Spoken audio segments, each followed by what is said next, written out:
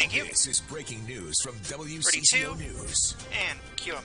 Breaking news this morning, we are about to learn more about two that's lawmakers who apparently were not shot. a short open. Police say they are looking for a white man with brown hair. He is wearing black body armor over a blue shirt and blue pants. They add he may misrepresent himself as law enforcement. That press conference will be coming here in just a moment. But that shelter in place has been going on since early this morning in Brooklyn Park. Police say they are continuing to search for that suspect, and we're joined here, luckily, by Jennifer Merrily. Thank you for coming in. You've been talking to legislators all day just about what's happening. What can you tell us? Well, what I can tell you right now is I've been talking to a few other lawmakers who say they are safe. They've told me that they have law enforcement on their street as a precaution. I see you're getting 9 over there. And what they said is they are physically safe, but they are worried and scared for their colleagues. Yeah. You know, what we know this morning is that lawmakers were targeted, we believe.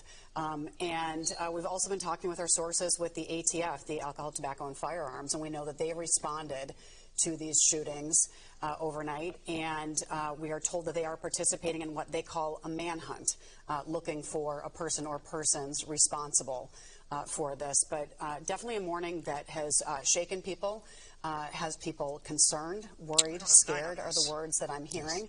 And while they say they are safe, that's a relative term this morning because they feel all of those emotions, and then, of course, the care and concern that they're feeling for their fellow lawmakers right now who we know, were potentially injured. Okay, let me know. We are about to learn more at this press conference about those injuries and what law enforcement knows at this hour about what took place and who they may be looking for and if anyone is in custody, Reg. That's right. Now, we are expecting to hear from Governor Tim Walz during this press conference, as well as the head of the BCA, Drew Evans. We're told the Director of Public Safety, Department of Public Safety, Bob Jacobson, will also be there. We also understand that the governor has activated his State Emergency Operations Center. Okay, here comes saying people. that law enforcement in Champlin, as well as in Brooklyn Park, where we believe these events have taken place, will have the full support of the state.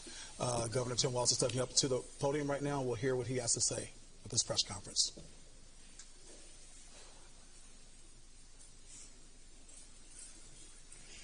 Thank you for being here. In a moment, you'll hear from law enforcement officials who will share with you what they can as up-to-minute update on the situation here in Minnesota. You're going to be joined by Commissioner Bob Jacobson, BCA Superintendent Drew Evans, State Patrol Colonel Christina Bogojevich. We didn't have that name. Chief Snyder, and Brooklyn Park's Police Chief Mark Bruley, as well as the Mayor of Brooklyn Park. We're here today because an unspeakable tragedy has unfolded in Minnesota. My good friend and colleague, Speaker Melissa Hortman, and her husband Mark were shot and killed early this morning in what appears to be a politically motivated assassination. Our state lost a great leader, and I lost the dearest of friends. Speaker Hortman was someone who served the people of Minnesota with grace, compassion, humor, and a sense of service. She was a formidable public servant, a fixture and a shadow in Minnesota. She woke up every day determined to make this state a better place. She is irreplaceable, and we've been missed by so many. Minnesota's thoughts and prayers are with her family, her loved ones, her children, and her parents. My prayers also go out to State Senator John Hoffman and his wife Yvette, who were each shot multiple times. The Hoffmans are out of surgery at this time and receiving care, and we are cautiously optimistic they will survive this assassination attempt. This was an act of targeted political violence. Peaceful discourse is the foundation of our democracy. We don't settle our differences with violence or at gunpoint. In the state of Minnesota, and as recently as last week, in the most closely divided state legislature in the country, we sat down. Can you adjust the gain down a little bit? See if that helps. We shook hands and compromised, and we served the state of Minnesota together. We proved that it's possible, even in these politically charged times, to find compromise and adhere to the principles of democracy and civil discourse. We must all, Minnesota and across the country, stand against all forms of political violence. At this precipice moment we're on, this tragic act here in Minnesota should serve as a reminder to all of us I need you to The click out of it. democracy and the debates in the halls of Congress, in state houses, in school boards, is a way to settle our differences peacefully and move society to a better place. We're collaborating with all local, state, and federal agencies on a full investigation. We're committed to keeping Minnesotans informed as the situation continues. I assure you that those responsible for this will be held accountable, and each and every one of us are committed to making sure that a tragedy like this never repeats itself in Minnesota or across this country. I'd now like to turn it over to my public safety team to fill you in on the specifics of this ongoing investigation. Thank you, Governor, and thank you, everyone, for being here Is today. this, My name is Drew Evans, and I'm the superintendent it's of the a Minnesota Drew. Bureau of Criminal Apprehension. I want to start by just expressing our deepest sympathies to the communities, the family, the friends, and everybody that cared about the individuals that were gunned down today. When we have individuals like this in our political leadership, they're not only political leaders, but they're members of the community, well-known members of the community, that the tragedy in a situation like this is not only for them, their friends and families, but us collectively, the communities they represent, us as a state of Minnesota as a whole. About 2 a.m. this morning, there was an original call in the city of Champlin where there was an individual that had shot Senator Hoffman and his wife. Police responded to that location. They were dealing with that and working through that process overnight. And then later on, at approximately 3:35, another call came in when it was officers proactively checking because they knew of the incident that occurred, and they were going to check on Speaker Hortman at that time, at which time Brooklyn Park police officers encountered an individual I think so. who immediately fired at them, and they exchanged gunfire, and then the individual was able to escape during that exchange of gunfire. At the residence in Champlin, there was life-saving measures that were provided there.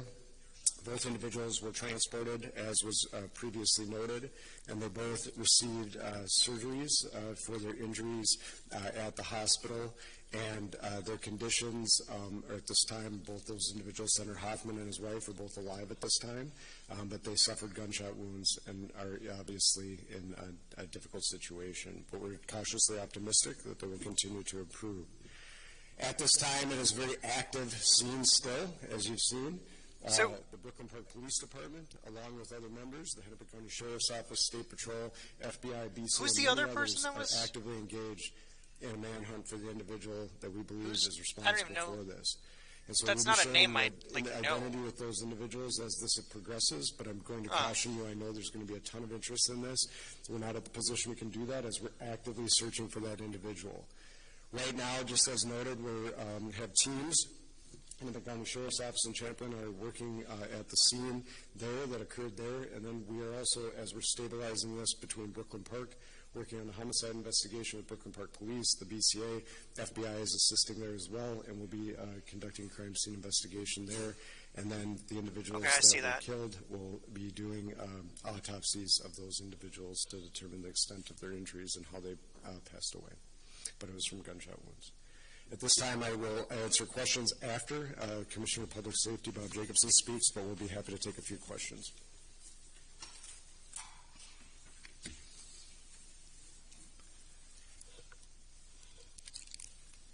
Thank you, Superintendent Evans. My name is Bob Jacobson. It's my honor to serve as the Commissioner of Public Safety for the state of Minnesota. This is a dark day today for Minnesota and for democracy, but we will not allow fear or violence to define who we are or how we move forward. We will stand together and we will stand strong. Our hearts Can you click out? I don't have to the it. victims, their families, their colleagues at the Capitol, and to the communities that they serve with dedication and with integrity. These are public servants, leaders who committed their lives to improving the lives of others, and they were targeted in a violent and Any questions so way. far? The suspect exploited the trust of our uniforms that our uniforms are meant to represent.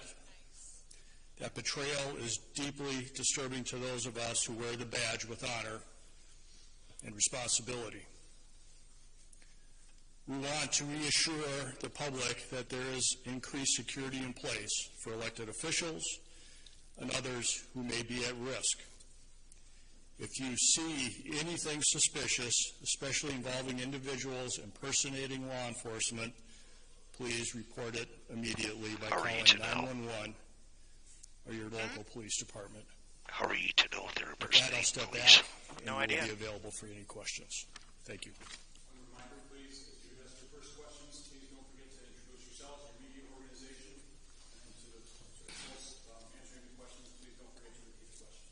Dr. Arstine, Sergeant Beaton. So, can you say one more time? So, you were just going to proactively check on Speaker Miller's apartment, and then in case there encountered the gunman or someone with a gun and exchanged gunfire. Can you just go over that one more time, please? I can. Good morning, Police Chief Mark Brewer, Brooklyn Park Police Department. The question I don't is, have this guy's title. How did we get to Representative Hortman's house, and it was proactively or not? The circumstances that unfolded in Brooklyn Park this morning is that we assisted the Champlin Police Department on a shooting. That shooting was made aware by one of our sergeants that it was at Senator Hoffman's home. In hearing that very intuitive sergeant asked our officers to go check on Melissa Hortman's home, a representative that lives in our community, just proactively as due diligence to swing by. That police officer and his partner pulled down the street when they arrived at Melissa's house. They noticed that there was a police vehicle in the driveway with the lights, emergency lights on, and what appeared to be a police officer at the door coming out of the house. When our officers confronted them, the individual immediately fired upon the officers, who exchanged gunfire, and the suspect retreated back into the home.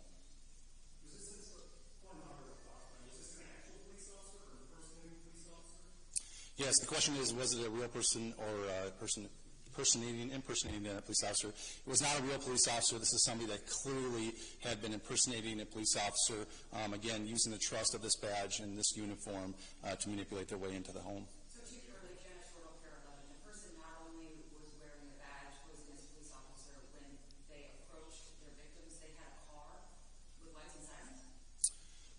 Yes, the question is, what kind of vehicle, how were they dressed? They did drive a vehicle that looked exactly like an SUV squad car.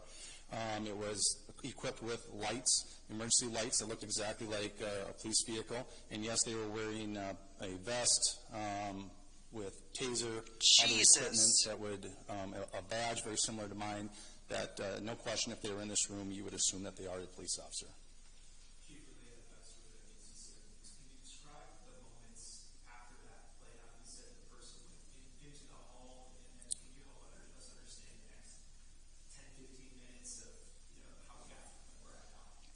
Yeah, briefly, although I'm just going to remind us that this is an absolutely active investigation. We have thousands of people sheltered in place in the city of Brooklyn Park right now. We are in an extensive manhunt involving hundreds and hundreds of police officers and SWAT teams searching, gridding off areas as we believe confidently the suspect had fled out the back of the house after being confronted by the police.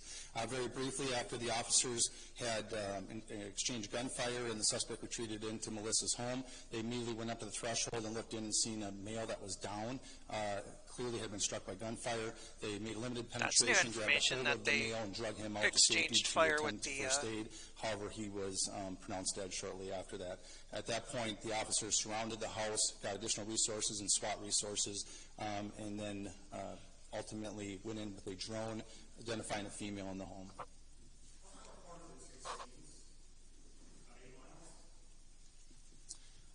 I would say, yeah, somewhere around 5 or 6 miles apart.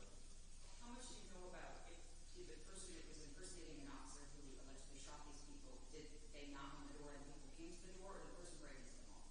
Yeah, it was knocking on the door and asking the person to come out, absolutely impersonating a police officer. Do you all have a suspect's car? We do have the suspect's car. The suspect is on foot. That is what the large-scale search is currently going on. I just remind residents of Brooklyn Park, I know it's been a long time, but those that are in the grid that we gave the alert out to continue to shelter in place. We're also reminding them that if somebody comes to the door and they knock on the door and is claiming to be a police officer, please do a couple of things. One, call 911 and confirm that the officer belongs there. If they are a police officer, dispatch will be able to confirm that that person is a police officer. Also, we've informed all our officers in Brooklyn Park that they are not to approach anybody by themselves. They're to approach in pairs, meaning 2 officers. So if there's only 1 officer outside the door, do not answer the door and call 911. If it's a Brooklyn Park police officer or any of our partners that are assisting, they will come in pairs of 2 or more. I'm sorry, one at a time.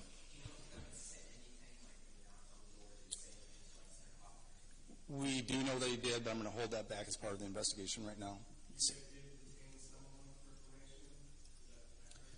This is a very large-scale search, so we have detained several people and questioned them, but we do not have anybody in custody at this time.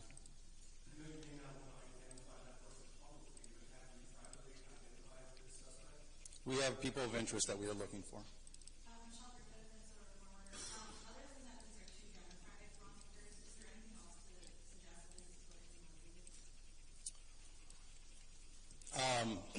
Again, I'm going to hold back most of the information. This is part of the investigation that we completed. This is rapidly evolving, just occurred a few hours ago, and we're trying to sort it out. We have partners from the FBI, the BCA, the Hennepin County Sheriff's Office, and almost every suburban agency in our community helping us with this. So it's very complex and working on it. But I will tell you, when we did a search of the vehicle, there wasn't a manifesto that identified many lawmakers and other officials. We immediately made alerts to the state who took action on alerting them and providing security where necessary. And that's about, I'll stop there. Chief, thank you very much. We're going to take one more question.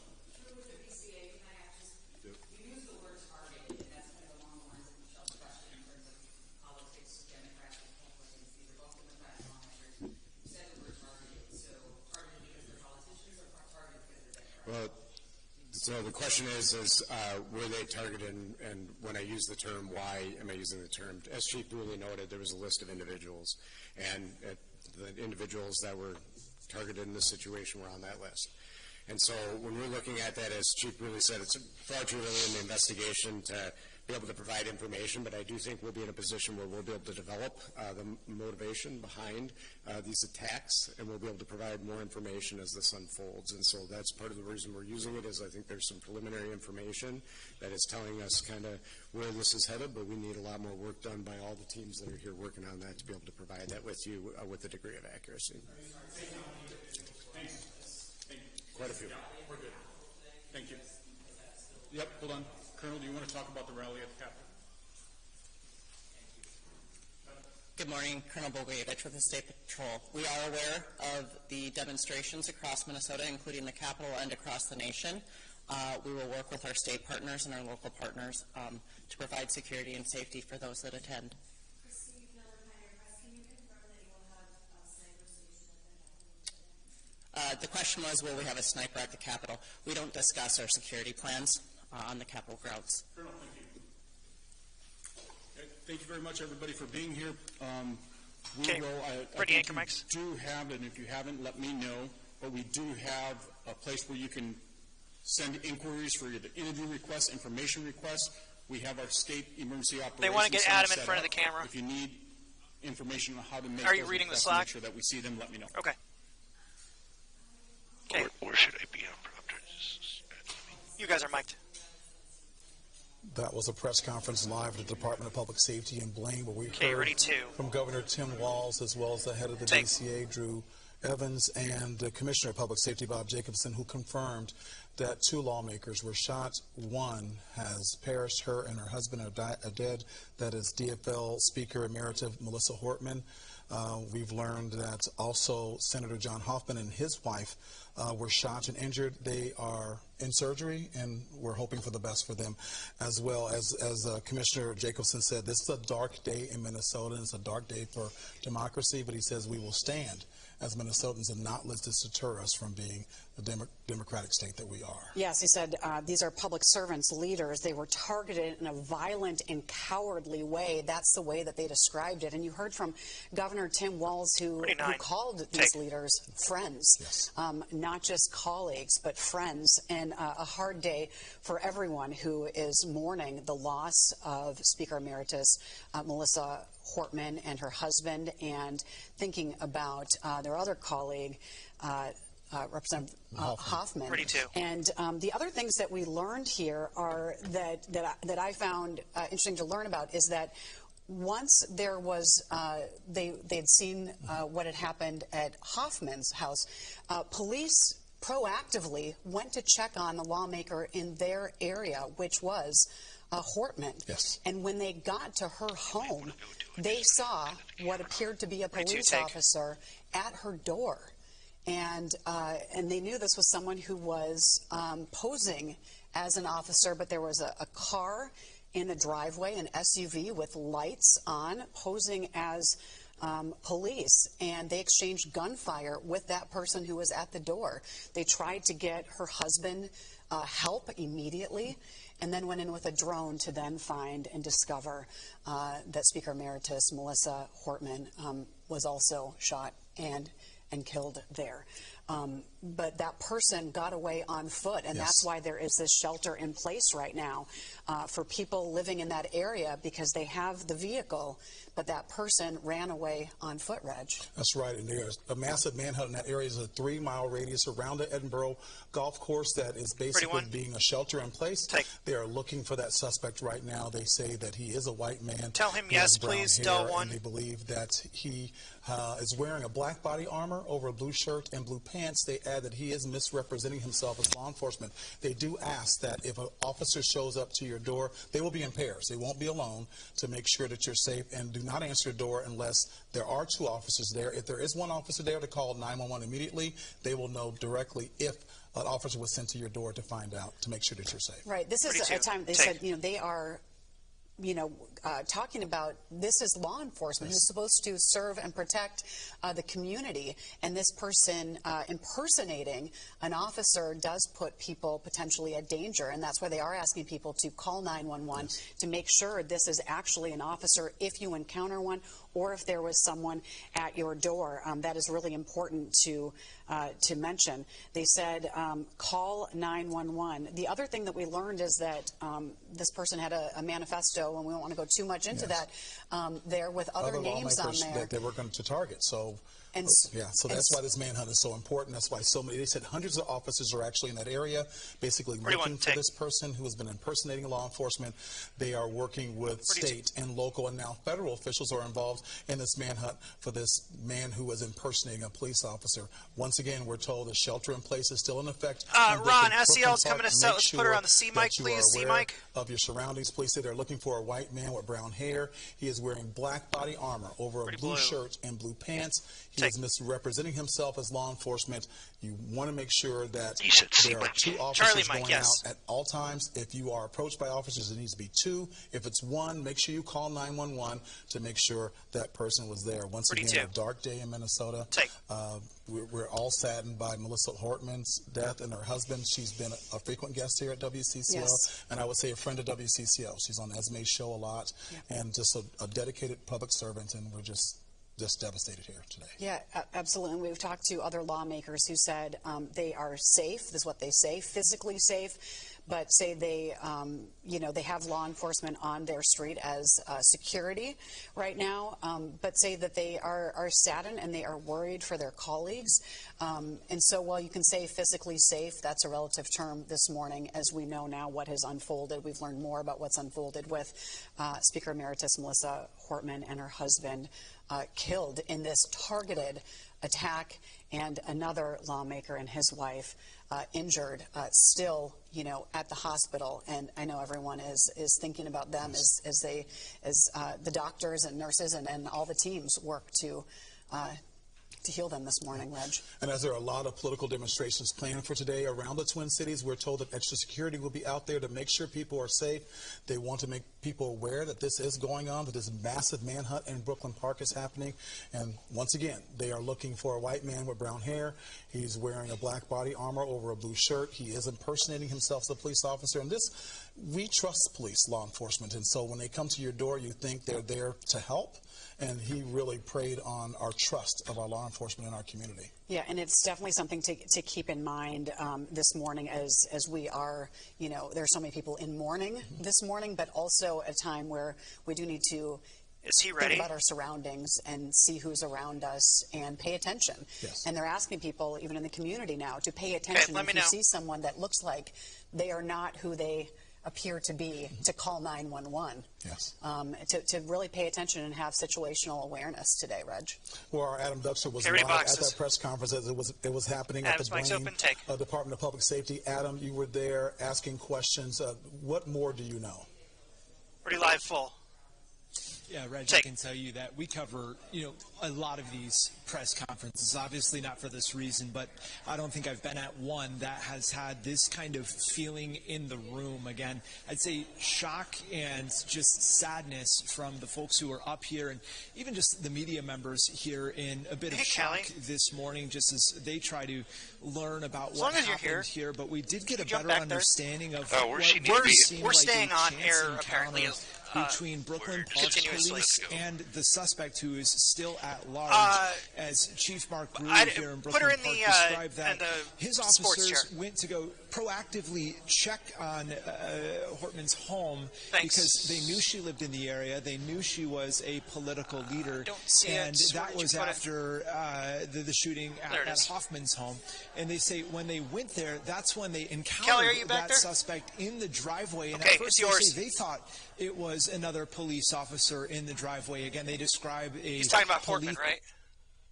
Whoa! sirens on, and they say they encountered that man, that suspect, outside of the home, and they say Thanks, that's when Callie. that suspect shot at them before going back into the home and eventually escaping out of the back of the home. But I would say Reg and Jennifer, everyone we just heard from, in a absolute state of shock and sadness now. Ready, Governor VO. Walz Take obviously VO. speaking and then not taking any questions, immediately going out of this room. And again, law enforcement really focusing and driving home the point that there is a manhunt going on right now. They are trying to find this person. They have state, local, and federal agents and law enforcement all working together to try and make that happen. But again, they're telling people, if you live in this area, in this 3 or so mile radius, if someone comes to your door, do not answer. Again, Okay, coming back especially full. they say this is a person who looks like a law enforcement officer, and they say unless there's 2 law enforcement officers, do not answer your door at this point. Again, they are really just trying to drive home that point that they are still searching for this person. But again, Governor Walz said the state lost a great leader, and he reiterated he lost a great friend today. Others saying, this is a dark day for democracy here in our state. Again, we're still working to piece all this together. Just a lot of information coming here in Blaine in the last half hour or so. But again, just a shocking day. I can't remember a day quite like this, as people are still working to kind of piece everything together themselves. But one thing about those rallies, we anticipated there would be 10,000 plus people at the state capitol today for that planned rally. We are told there will be extra security at that rally. We've already seen a number of the local rallies. There's dozens of them here in our state. We've seen a number of them already canceled. But the largest at the state capitol, we're told there will be extra security on hand. We're still working to see Walz and Lieutenant Governor Peggy Flanagan were scheduled to speak at that event, as well as Attorney General Keith Ellison. We're working to figure out if they're still planned to speak at that event. But guys, just a shocking and saddening moment here, I'd say, in Blaine. You rarely see folks who spoke up here just in the spirits that they were, just truly shocked by this. Mike the Anchors, take. Thank you, Adam Duxter, live there in Blaine. And once they said this is Ready targeted to. political violence. Take. And once again, there is a massive manhunt for this person. Police say they are looking for a white man with brown hair. He is wearing black body armor over a blue shirt and blue pants. Once again, he is misrepresenting himself as law enforcement, and that's probably why these lawmakers opened the door, because they trust law enforcement and thought someone was coming to their aid. Yeah, the idea today is to take precautions, call 911 if someone does Ready, come Red, to your take. door, verify who that person is before you answer the door or do anything. We'd also like Ready, to two. share Take. this remark from Senate Republican leader Mark Johnson. He released a statement on the shooting saying, quote, "My heart is broken over the events that Ready, Red, unfolded take. overnight and the loss of life, security, and peace that we are all feeling right now. The families of Speaker Emerita Melissa Hortman and Senator John Hoffman are in my prayers. Senate Republicans are unified in our condemnation of this brazen act of violence. We thank law enforcement and Capitol Security for their coordinated effort responding to that threat and delivering justice. And Reg, here's another statement. Yeah, House Speaker Elizabeth released a statement, quote, I am shocked and horrified by I don't the have evil that attack one. that took place overnight. Please lift up in prayers the victims, as well as the law enforcement personnel working to apprehend the perpetrator. And let's bring in Susan Elizabeth Littlefield. Pull out to a right three-shot, now, please, who Mike has Suze. learned more about Speaker Emeritus And then can you give me Melissa Suze on Portman. one? Can you tell us a little bit more Thank you. about her background? Yeah, I mean, you said the victim. No. That's the center I think of the we're just story here. I mean, there's so many elements to it. I tap think you're dancing here. shocked. Ready, one. People said this is like a movie. I can't Take. believe this happened. But at the core of this is the victims here. We want to keep them on the forefront of our coverage today. Now, we're learning as we go here. I know there's so many people at home going, what's going on? I'm scared. We are getting information as we can. We're going to try to answer your questions as we get information. We're pulling up pictures now. I know we're going to hear so many stories about these victims who are in many ways public servants. And they've shown that through the years. I want to tell you a little bit first about John Hoffman. We've been kind of reading through his biography this morning. He and his wife, as we are told, have been in surgery this morning. They did survive. They are hoping that they're going to continue to recover today.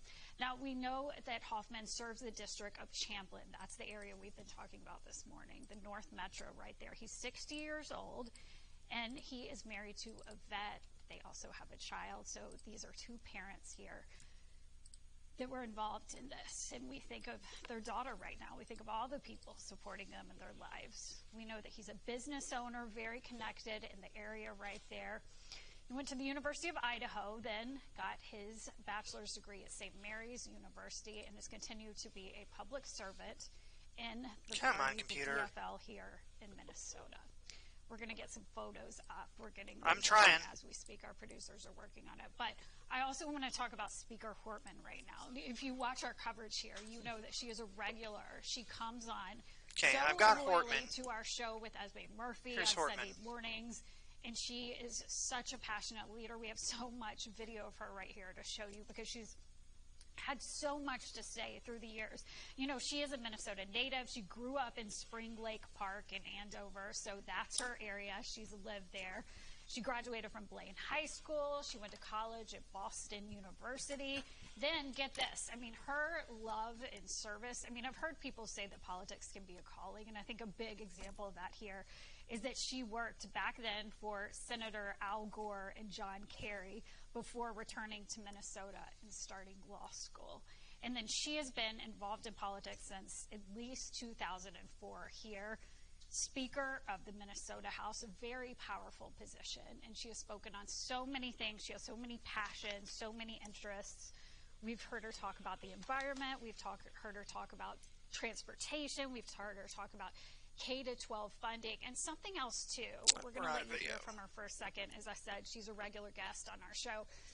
She actually has been a proponent of compromise, which is just kind of gives you a chance. This is where I should be Today. I don't know. She wants compromise in our law system, and we had her on our show a few weeks ago. Where? I think we've got some sound. I don't have any sound. I don't have it. Just get some perspective of the passion she had. Okay, we don't have it yet, but we're getting that together for you.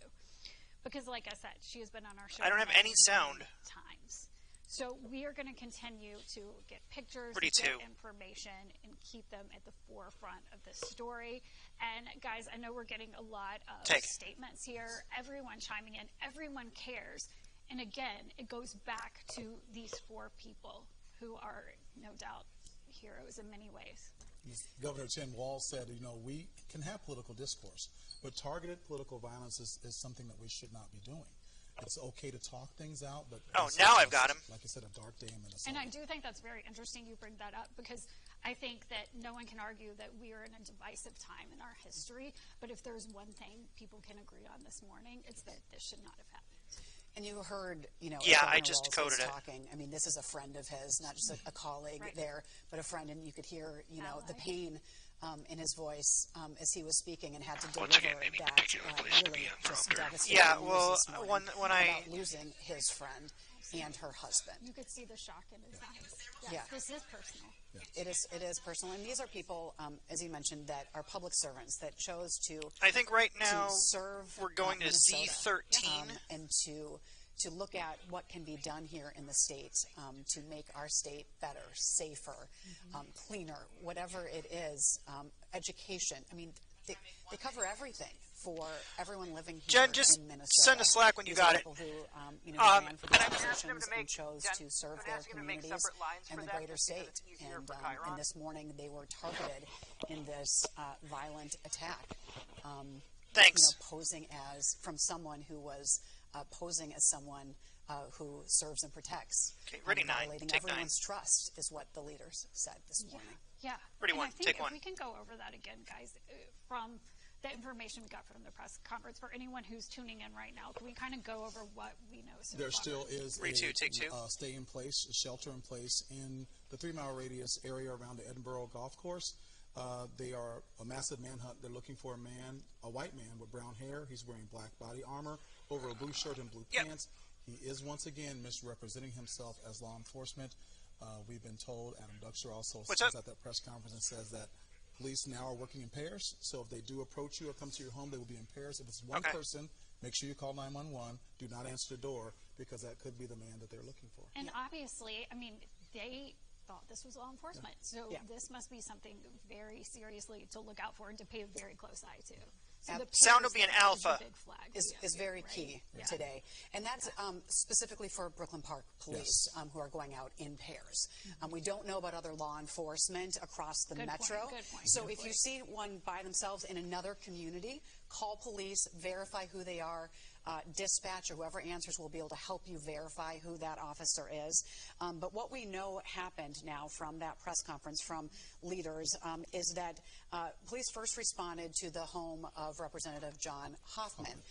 And when they discovered he and his wife, who had been shot several times, they got them help. And then a police officer who learned about this proactively said, we should go look at our lawmakers in our community. I have a friend who's watching saying you guys are doing a great job. And because of that, police responded to the home of Speaker Emeritus Melissa Hortman, where she was with her husband. And when they got there, what appeared to be a police officer was at their door with an SUV with lights, what looked like it could be a police vehicle. They exchanged gunfire with that person.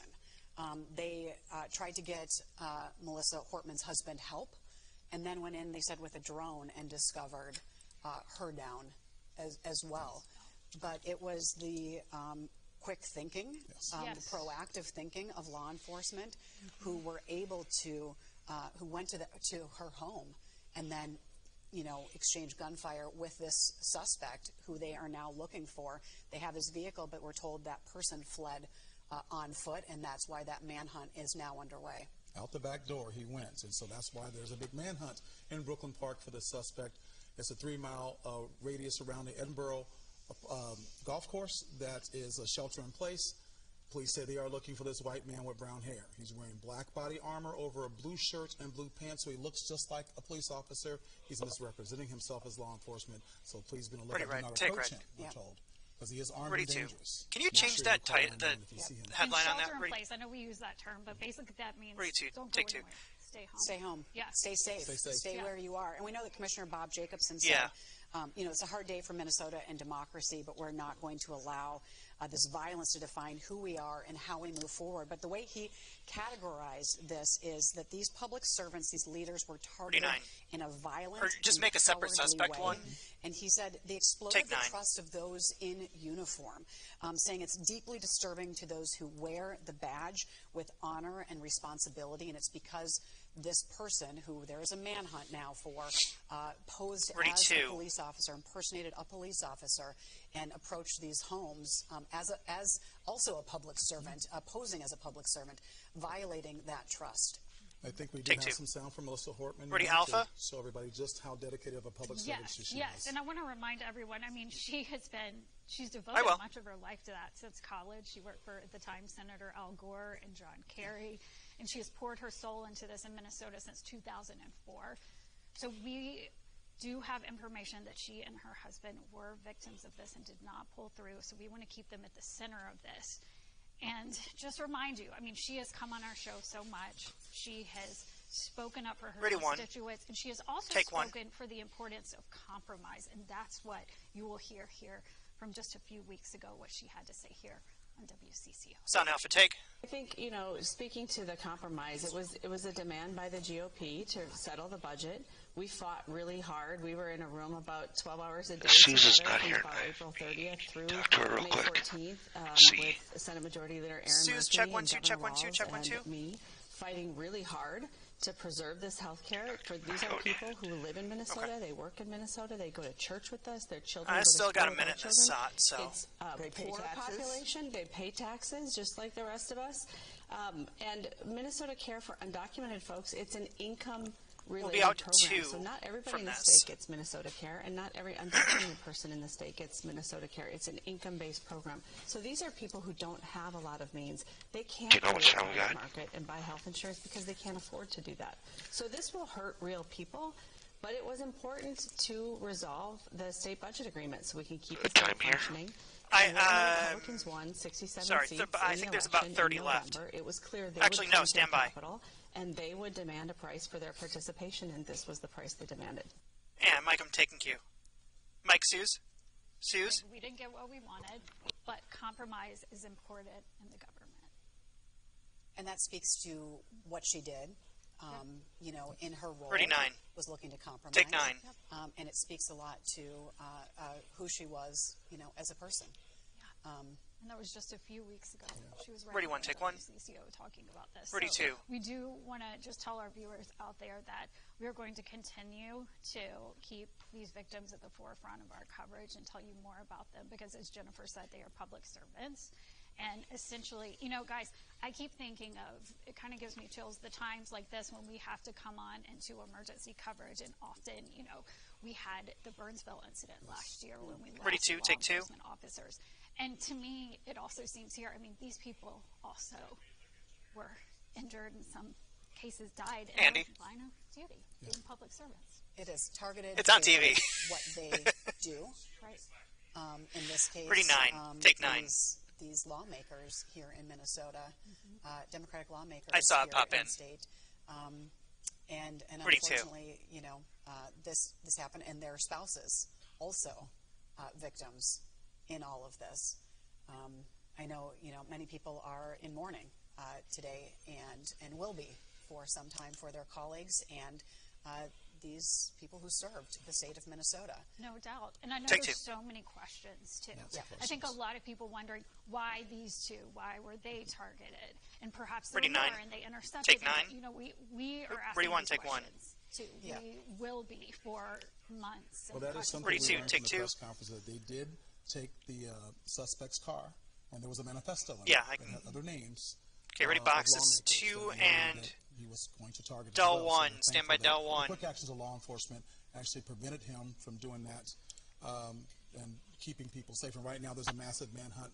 Hundreds of officers in Brooklyn Park looking for this suspect. He did go out the back door of Melissa Hortman's house, and so he is on foot. Okay, and 14 they're will be looking the for him. next He's thing. a white man with brown hair. He's wearing black body armor over a blue shirt and blue pants. Once again, he is misrepresenting himself as law enforcement, so please be careful. We're told that officers in the Brooklyn Park area are working in pairs, so that if they do approach you or your door, make sure there's 2 of them. If not, 1 person, make sure you call 911. And our Adam Dexter was at that Mike press Ducks, conference take. where state leaders spoke Del this 1. morning. Governor Tim Walz, Drew Evans with the BCA, and the Commissioner of Public Safety, Bob Jacobson. Let's go to Adam right now. Adam, so much news coming out there this morning, really devastating for the state. Take Del 1. Yeah, Jennifer, I can tell you that it's taken a number of people behind here, behind closed doors. They are also meeting with one another, trying to essentially figure out what information they can share at this point. But what we do know, again, is everything that you all have shared. And we're Can you try learning. talking to Hopefully we could Suze? have more She's not updates hearing. throughout the day, right here in Blaine. So we're going to stay here Just hoping for any more information that can come out throughout the day. But Reg, I heard you mention the quick thinking of law enforcement. You're good now, Susan Elizabeth? We heard from Brooklyn Park Police Chief Mark Bruley here, and he said it was a proactive measure by officers within their department to go check on Melissa Hortman's home because they knew she lived in their community, and they knew that Ron, your mic's at least still on. one other lawmaker had already been targeted. And again, that's when they say they were going there around 3:30 in the morning to check proactively when they came across that suspect. Okay. And they say at first they thought it was law enforcement because they said it was a police type SUV rather, with lights on top. And they said they encountered that suspect essentially face to face, and they said that's when he started shooting at them. Again, a chance encounter. And like you said, they do have that vehicle that he was using right now. And again, they did find what they're calling now a manifesto in that car with the names of other elected officials, which is again why they are confident to say this is a politically motivated and targeted attack that happened overnight here. But again, we heard from the governor first. He came out, he called, or he said rather that our state lost a great leader, but he also lost a great friend. And I do believe we have a little bit queued up of what Governor Walz had to say here this morning. Ready, 14. Alpha Sound take. We're here today because an unspeakable tragedy has unfolded in Minnesota. My good friend and colleague, Speaker Melissa Hortman, and her husband Mark were shot and killed early this morning in what appears to be a politically motivated assassination. Our state lost a great leader. We're back to Del 1 out of this. Friends. Speaker Hortman was someone who served the people of Minnesota with grace. This runs for a minute 19. And a sense of service. She was a formidable public servant, a fixture and a giant in Minnesota. She woke up every day determined to make this state a better place. She is irreplaceable, and we've been missed by so many. Minnesota's thoughts and prayers are with her family, her loved ones, her children, and her parents. My prayers also go out to State Senator John Hochman and his wife Yvette, who were each shot multiple times. The Hochmans are out of surgery at this time and receiving care, and we are cautiously optimistic they will survive this assassination attempt. This was an act of targeted political violence. Peaceful discourse is the foundation of our democracy. We don't settle our differences with violence or at gunpoint. Mike, taking cue. And Reg, Susan, Jennifer, I mean, you heard the governor there really emphasizing, and he reiterated once more that the way to settle our differences is through democracy, not through violence like this. And he urged Minnesotans to, again, take a stand against political violence. Again, we're just hours away now from what was planned to be a protest at the state capitol with an estimated 10,000 or more people there that Governor Walz was scheduled to speak at, along with Lieutenant Governor Peggy Flanagan and Attorney General Keith Ellison. We do not have any word now on if they will still even attend that planned rally at the Capitol. We know multiple of those rallies throughout the state have already started to be canceled, but we do know, and we did get confirmation that there will be extra security at the rally that's at the state capitol. Again, there's lots of folks on edge, especially given this news, but they did say they'll have extra security for anyone who plans to attend. And again, they are all hands on deck looking for this suspect. And one thing to reiterate too, I mean, you heard the emotion there in Governor Walz's voice saying, the state didn't lose just a great leader, but he also lost a great friend. I think this morning you're seeing a lot of folks just reiterate and remind that behind every elected official is a person. And there are family members and friends and loved ones and kids of these, elected officials that, don't look at them like a leader, but look at them like a parent or a cousin or a brother or sister. And I think you're seeing that play out across, political lines today, even just the amount of support and outpouring of support and, well wishes from all producer, can you hear Susan Elizabeth? Okay, thank you. This is a moment where folks are just reminded just how serious Kill her mic if it's on. and just how again you kill heard studio Governor mics. say that Yeah, studio political mics are dead.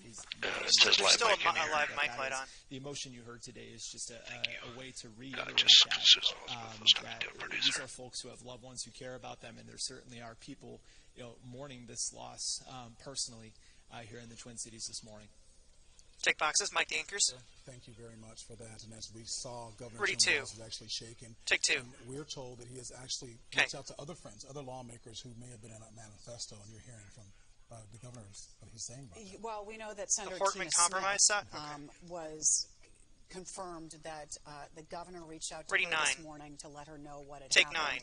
And that also that she was Ready, two. on that list. We heard about a list that officers found inside the suspect's vehicle, what they're calling a manifesto, with the names of other lawmakers on that list. And this one now we are confirming that Senator Tina Smith was on that list. The governor let her know that this morning, but she is safe at home with family. We are glad to hear that she is safe this morning.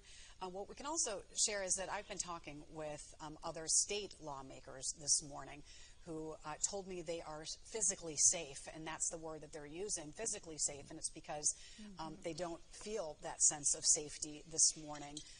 They have been worried about their other colleagues. Now, they are feeling much more, I'm sure, as they're learning, about the death of one of their colleagues. But they say that there is security on their street as a precaution. Hopefully, to like have it's it out there, state because this churches. is still Make evolving. it part There is if still they're a federal. manhunt for the person responsible. You're not who wrong. Targeted the homes of two Minnesota lawmakers. John Hoffman and his wife, who we know were injured, shot several times, but are out of surgery. And the governor, as you heard, mentioned just a few moments ago from that press conference earlier this morning, that they are hoping that they will recover from their injuries. And then the killing of Speaker Emeritus Melissa Hortman Ready, and Red. her husband. So chilling to know that other people, Take could red. have been targeted, Whoa. and that law enforcement proactively went to Portman's home and may have foiled the rest of any plans this person had. We don't know, but we know Ready, that two. this person at least was stopped from being in their vehicle and fled on foot. That manhunt underway right now. And at the heart Take of two. all this are the victims, are the people. Okay, we're at some talking point here, about. Ron, talking we're going to about pull Senator, Jen from the Hoffman desk. We'll slide and Suze Senator over into Speaker that chair. Portman. And you're here, Susan Elizabeth, to talk more about them because of the fact that One Governor over to Walz says he Suze, lost a please. friend. She was much more Ready, than one. a lawmaker, much more than a public servant, but someone that he deeply cared about. Yeah. I mean, Take this one. is no doubt grabbing headlines across the country. We want to keep at the center here the victims, the lives that were lost. And yes, Kill the the we'll A start with mic. John Hoffman, for incident. Yes, right now we're talking about him as a lawmaker, It's killed. but Thank this you. is also a 60-year-old man who lives in Minnesota, who lives in Champlin, who shops where you shop, a father, a husband. Now, we are told that Hannah's wife, of Trying, course, but it has doesn't been wanna in seem to surgery queue at up. HCMC, and as the governor said, they are cautiously optimistic that they will pull through this, no doubt, a life-changing experience. But he has been in public service for a while now. He went to the University of Idaho, then went to St. Mary's University, and again, he and his wife Okay, it's in met C, with a child if she where tosses they to are it. Parents there. So again, we just want to go back to the human component of this element. I think we have a photo too we can show you of Hoffman as we discuss his service right there. And Yep. again, it wasn't just him; Give me a it was second. his wife Take who was also a victim in this right now. Again, we are told that they did Ready, two. survive their injuries, but it was after that the police got to an even more grim scene, and that Ready, was one. the house of Speaker Take Melissa Horton. Now, we also want to talk about her as a person. now We it's- know she's a lawmaker, known as one of the top in our state, but we wanted to kind of walk you through her history. Also, a mother of two children, a wife. She and her husband, both victims in this. Honestly, incomprehensible unfolding this morning. Melissa was a Minnesota native, Spring Lake Park. So she grew up in the North Metro, the Andover Really? area, graduated from Blaine High School.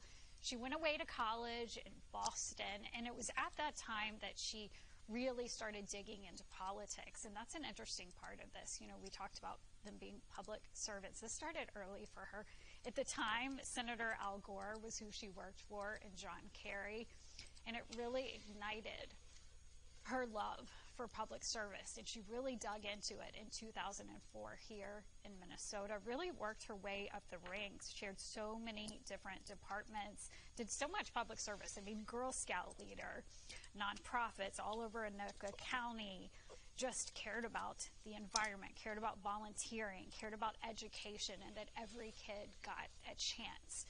Something recently she was really passionate about issues with immigrants in Minnesota. Alexa, we're trying to get Esme. Example. She was a regular here in this very room just a few weeks ago. She was in the studio. Nice having Esme on the phone graphic. And she would regularly come by. I don't think our phoner is Are we working. switching people out after Go we her get way this?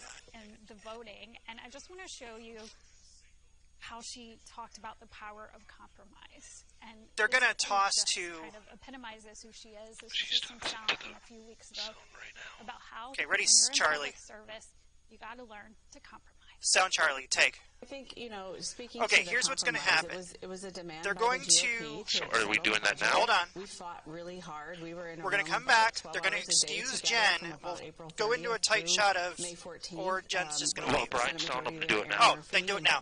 Move Suze to the A chair. Fighting really hard 202, to preserve please. this health care. These are people who live in Minnesota. They work in Minnesota. They go to church with us. Their children go to school with our children.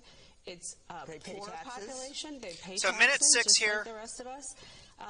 And Minnesota Care for Undocumented Folks, it's an income-related program. We'll be out So on not 2. everybody in the state gets Minnesota Care, and not every undocumented person in the state gets Minnesota Care. It's an income-based program. So these are people who don't have a lot of means. They can't go to the private market and buy health insurance because they can't afford to do that. So this will hurt real people. But it was important to resolve the state budget agreement so we can keep the state functioning.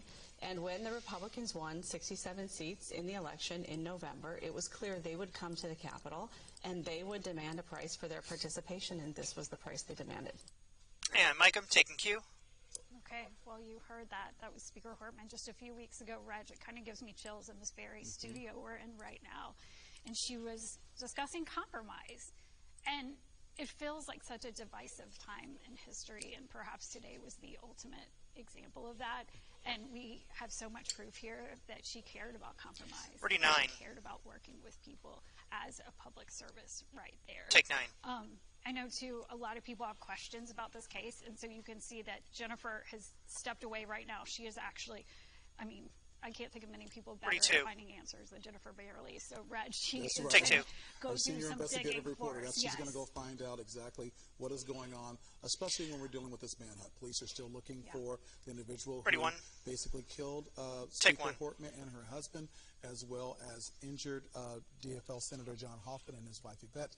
Police say they are looking for a white man with brown hair. He is wearing black body armor over a blue shirt and blue pants. Ready, red. He is misrepresenting himself as law enforcement. So make sure that you are aware of your situations around you, your area around you. Police officers will be working in pairs in 32. Brooklyn Park. So if they do come to your door, make sure there are 2. If one person comes to your door, make sure you call 911 to see if that person is supposed to be there. Once again, the Commissioner of the Department of Public Safety, Bob Jacobs, says this is a dark day in Minnesota and a dark day from democracy. We're hearing from lawmakers from across the country. People are expressing their sympathies and their support and their prayers for us here in Minnesota. I have Clobes. Yeah. I have no doubt people all over the country and honestly internationally right now are looking at our state.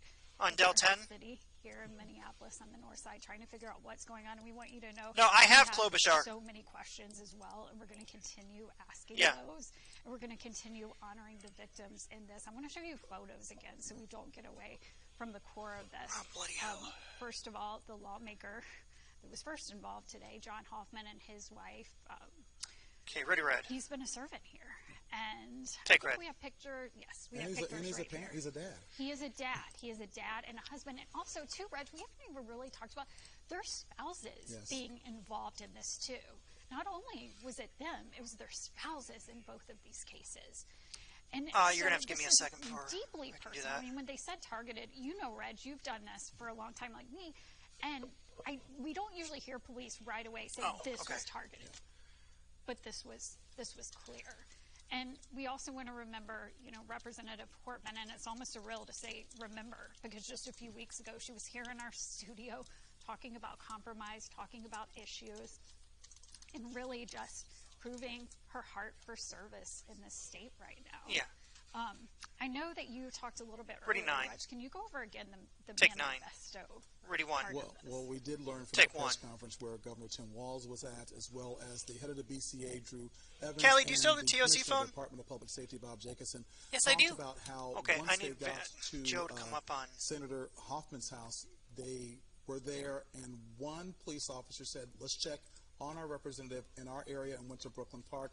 That's when they went to Speaker Hortman's house, and that's where they ran into a man who looked like a police officer. There was a vehicle in our driveway that had sirens, that had lights. This person had a taser, a badge like he was law enforcement. They exchanged gunfire with this man, and he ran back into the house. They were doing everything they could to keep Melissa Hortman's husband alive. They went in, they drug him out. Unfortunately, he died there at the scene. They sent a drone in to find our Speaker Hortman there in the house. That suspect, the man they are looking for, ran out the back door. He left his car there in the driveway, so they do have his car. That's where they found the manifesto that had other lawmakers on that list as well. We are told that this man is somewhere in Brooklyn Park, we believe. That's why hundreds of officers are on the ground looking for this man. He is a white man with brown hair, wearing black body armor over a blue shirt and blue pants. He is once again misrepresenting himself as law ready, enforcement. Red. Hundreds of officers are there right now. Take Red. Governor Tim Walz did activate the State Emergency Operations Center for law enforcement in Brooklyn Park. What's in Champlin Del will 4 have now? The full resources of the state. We also understand the FBI is involved in this search. They are also involved in this investigation, trying to make sure not only are our lawmakers safe, but people in the public are safe. Governor, we did hear from Governor Tim Walz. Jennifer Merrily said that he did reach out to others who were on that manifesto, other state lawmakers. Hey, assignment desk, what's in Del 4? Senator Tina Senator Smith. Tina Yeah, Smith. she was on that list. I don't know. It's nothing that I've wrote it. She is safe. She is with family, and she is safe. And so there are others on that list that we don't know those names right now. That's why Jennifer Merrily is out the door trying to uncover what she can. She's going to dig in on that. And something she mentioned earlier that I can't get over too. I mean, let's talk about our law enforcement's role in this, because after the shootings at the Hoffman's house, they proactively started thinking, we better look out for our lawmakers. And then that's when they went to Speaker Hortman's house, right? I mean, that is just excellent police work. It's excellent police work. Is actually chilling that they would have to think like that. Right, and it is. Thinking that there were more that could be involved in this. So we're grateful for that great police work, and we know that they're on the ground looking for the suspect actually in the Brooklyn Park area, a 3-mile radius of the Edinburgh Golf Course. If you are in that area, you are to shelter in place. You are not to open your door for any law enforcement unless they are in pairs. And if you have any questions, please call 911. They will know if an officer has been sent to your area or to your house. Make sure you keep yourself safe. Yeah, and I think that's important right now. Is there's Which so many one? different elements to this. I mean, I think there is grief. Yeah, I can go to trying it. to figure out, what happened exactly, but also too, this is. I'm doing active, manual so punching we on a just lot of still this, need to so. be on alert. So we don't know how far this person got. That their car was left behind. But sheltering in place means basically keep your doors locked. And again, go for that two-person sort of way that law enforcement, you're supposed to identify if it is in fact actually law Anything that's not video, I we can did just hear from manually Adam Duxter, punch. who was live at that press conference, who says that there is actually increased police presence around the state capitol and other areas where there are going to be demonstrations, political demonstrations today. The No King's Day that will be happening at State Capitol, and as well as other celebrations across the metro. A lot of Juneteenth celebrations are happening this weekend. So I'm hearing from people that are saying they are bringing their whole families there, or they're not bringing them there. They just want to make sure that this manhunt for the suspect is successful and law enforcement find him soon. Absolutely. Which So one? That is very active, and everyone. Okay, whenever they're ready for it. So we're going to stay on this, let you know what's happening as we also rehash what we already know has happened. And Reg, you said something that we actually have proof of, that this could have gone on. That's there right. could have been even more victims. There were literally. Is he going to be the one with Merrily? And we're also hearing from Senator Amy Klobuchar, who was actually sending statements out and says Melissa Hortman was a Is he going to be the one with Merrily? To the core, dedicated her life to serving Minnesota with integrity and compassion. as Speaker of the Minnesota Oh, okay. Is this in the prompter anywhere? efforts to protect women's rights, Ron, hang on. invest in clean Seriously, energy, like, and he's trying to secure read this and free he school can't read lunches it. for kids. She was beloved by her colleagues. And that's the thing, is that they were friends. Okay, sorry. Of course, they were allies. Craig, you were saying? Amy working on the federal level, Melissa working on the state, but we know they're friends. And she says, let's Yes, be that's absolutely clear. fine with me. This is an act of targeted When he political comes violence, back, let's put and him it's an in act on Dell everything 3. we stand for as a democracy. We must all condemn it, and we must reuse. And then we'll put refuse Mayor to Lee on be a Dell country 2. Where anyone is silenced by threats or violence. And that's something the governor reiterated too during that press conference, that we just have to make sure that we stand as a democracy during all this. I can't help but think, too, this is a day that people's worst fears came true. Well, to Melissa and Mark's family, 32. she also went on to Take. say that Melissa's colleagues in the Minnesota legislature and everyone mourning across the state, Senator Klobuchar Ready, Red. said this morning, I grieve with you and I will honor Take, their Red. legacy, not just in words, Ready, two. but through action, by protecting our democracy, by standing up to hate, and by continuing the work they so passionately believed in. So you can see right there, she's vowing to stand up for her friends. Take. And this morning, we know that Or people don't. all over Come the on. country are watching, eyes on Minneapolis. And people are mourning. People have questions. I'm sure people are outraged as well. Yes. A lot of emotions. Yeah, we can do the Zoom. The horrifying Yeah. news out of Minnesota this No morning. problem. Political violence takes the lives of Speaker Emerita Melissa Hortman and her husband Mark. A lot of people are holding them Jesus in reading their off the hearts, prompter and here prayers was- are being sent out to I need Senator some John direction here, Hoffman man. and his wife. Yvette, I need as some they from do recover in the producer. hospital. People are very What do you want them to optimistic that do? they will survive from their injuries, and so prayers are going up for them as well. And I know, I keep thinking this morning is one of the first things I thought. I mean, this is a sign of the divisiveness of our times.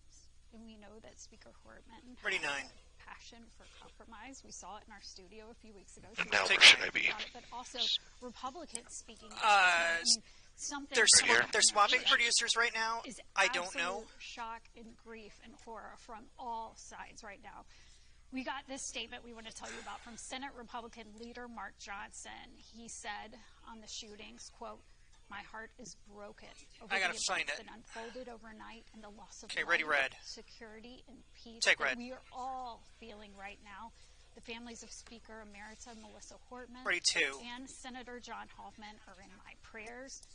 Senate Republicans are unified in our condemnation of this brazen act of violence. We thank law enforcement It's and iPad. security for iPad. their coordinated effort responding to the threat and delivering justice." And then we've got something from House Speaker as well, Lisa DeMuth, who actually is supposed to be on here with me tomorrow morning right. on Sunday morning. And, we were just going to talk about the end of session. Obviously, now the conversation has changed so much. I'm going to tell you what she is saying this morning. She is saying, "I am shocked and horrified by the evil attack that took place overnight.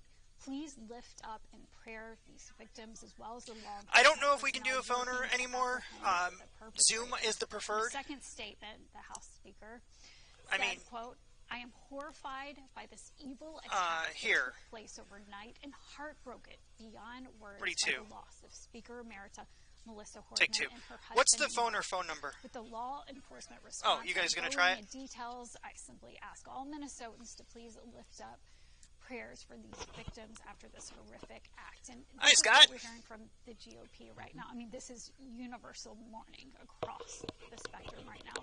And we have another DFL statement, too. And that's from We got as Minnesota. well. Minnesota DFL Chair Richard Carlbaum said in a statement. Scott, quote, I don't "Melissa think you're Hortman on the, represented the best of Minnesota. thing She was yet. a tireless, devoted I don't know if public you're logged servant in yet. who deeply loved Dux our state just said and there's devoted going to be an her update life in 10 to making it a 15 better minutes. place.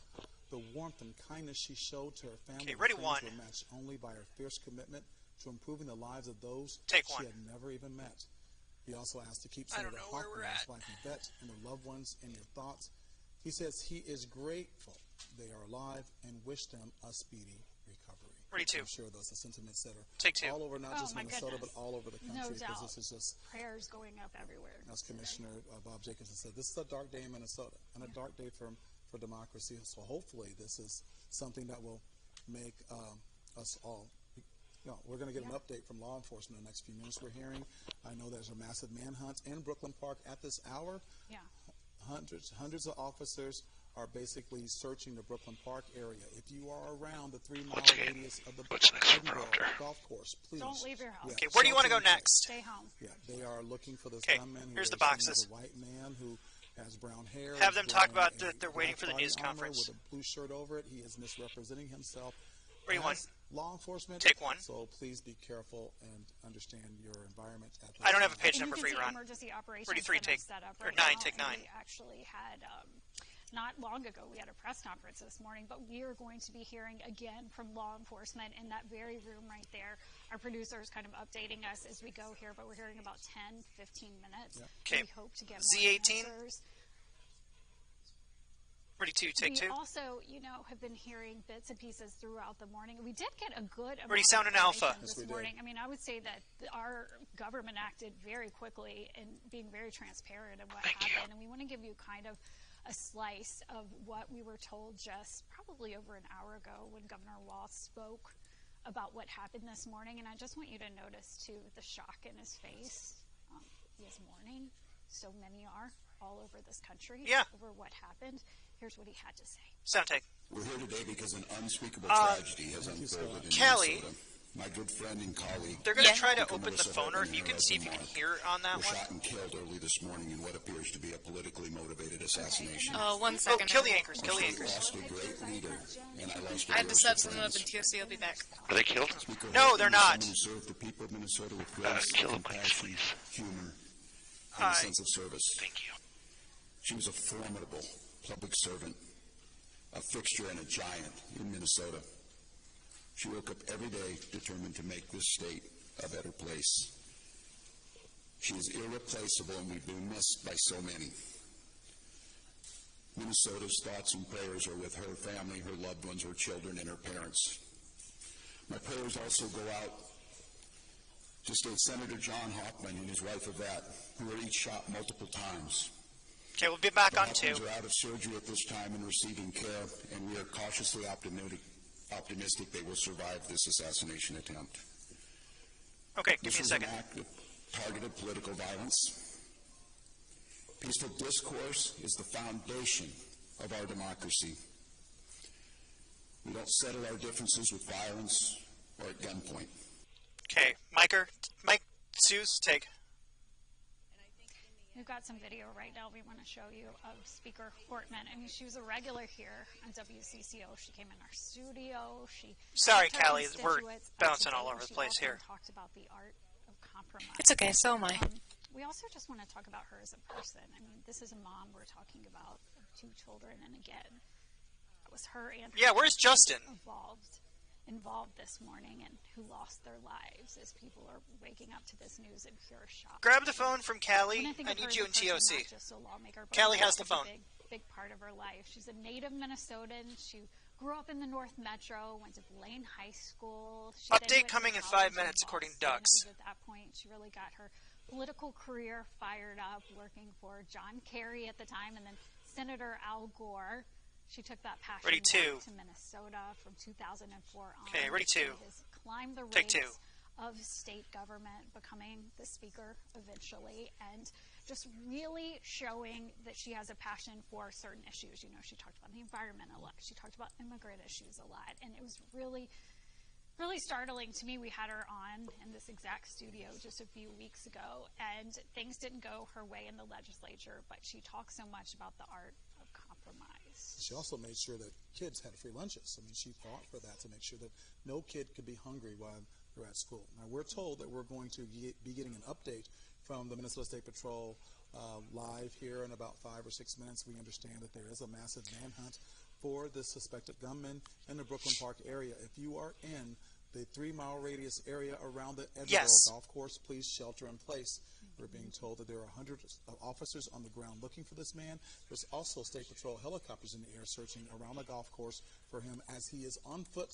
The vehicle that he was in when he pulled up to Speaker Hortman's house has been taken in control by police. I gotta wait for they the did find a manifesto. cart on And we were told that Governor Walz did reach out to some of the lawmakers that were on that list to make Pretty sure red. they were safe, and one of them was Take Senator red. Tina Smith. So we know that this could have We'll be involved back on even more 2. victims this morning before law enforcement intercepted right there. The suspect, here's what we know right now. I mean, the Brooklyn Park area is where they were looking. Again, the car isn't there, so we don't know how far this person got. Police are still actively searching. As of now, we're about to get an update in a few minutes. Hopefully there is an update there. We can find out more about this search. We're told it's a white man with brown hair. We're told that this person had body armor over blue shirt and blue pants. And as we heard this morning, misrepresenting himself as a police officer. Take 2. And Reg, I know that part of it is just adds to the shock of the morning, that it seems that they looked legitimate. Yes. They were gaining trust by posing as a law enforcement officer. Well, he pulled up to Speaker Hortman's house in a vehicle that looked like it was a police vehicle with flashing lights and sirens, and had a badge. And when police showed up there, they thought he was a police officer, but there was an exchange of gunfire. He went back into the house, and that's when police were trying to get Speaker Hortman's husband out. They sent a drone in to find her there. Del 2. He was out the back door. Okay, ready, Del 2. That's why there's a massive manhunt for him in Brooklyn Park at this hour. We're told hundreds of officers and deputies, local, state, and now federal officials are all looking for this man. That's not We gave you the description earlier, but once again, we Ready, can't Del 2. repeat it enough. He is a white man Take Del 2. with brown hair. He's wearing black body armor over a blue shirt and blue pants. Once We've again, got some video here from the scene coming on. he's misrepresenting himself as law enforcement. So right now you're looking at what the scene in Brooklyn Park.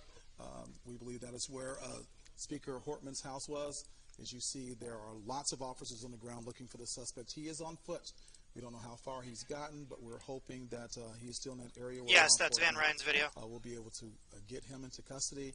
We're looking for an update here from the Minnesota State Patrol here in minutes. Okay, ready, about 2. the search. We understand from different Take 2. viewers are calling, saying the State Patrol helicopter is in the air over that golf course, so they are using all the resources to find this guy.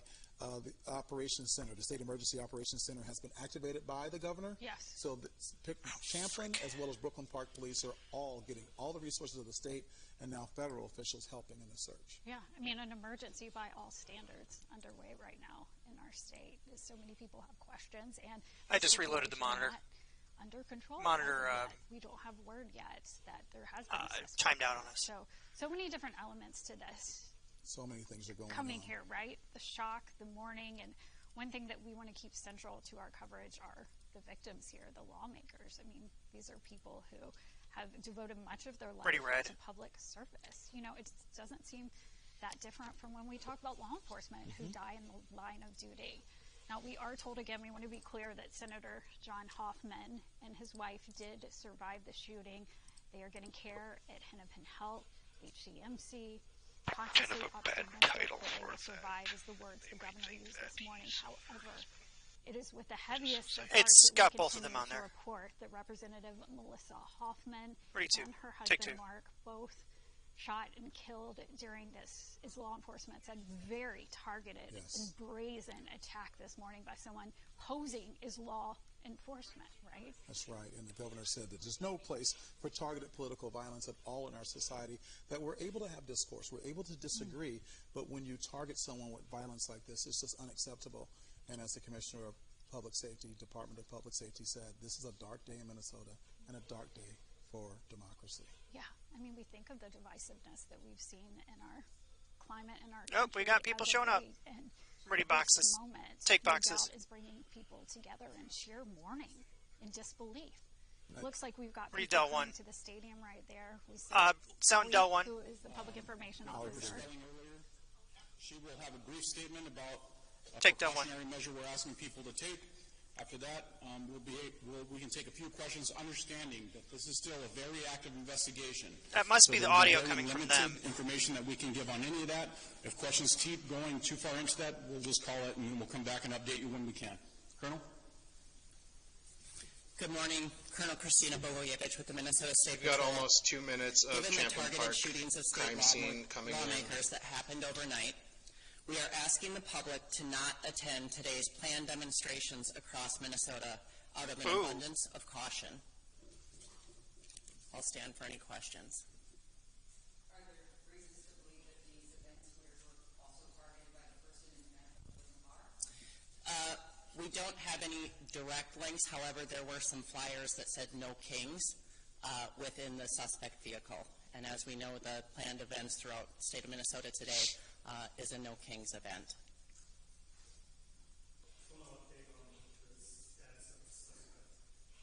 I don't have any information on the ongoing investigation right now.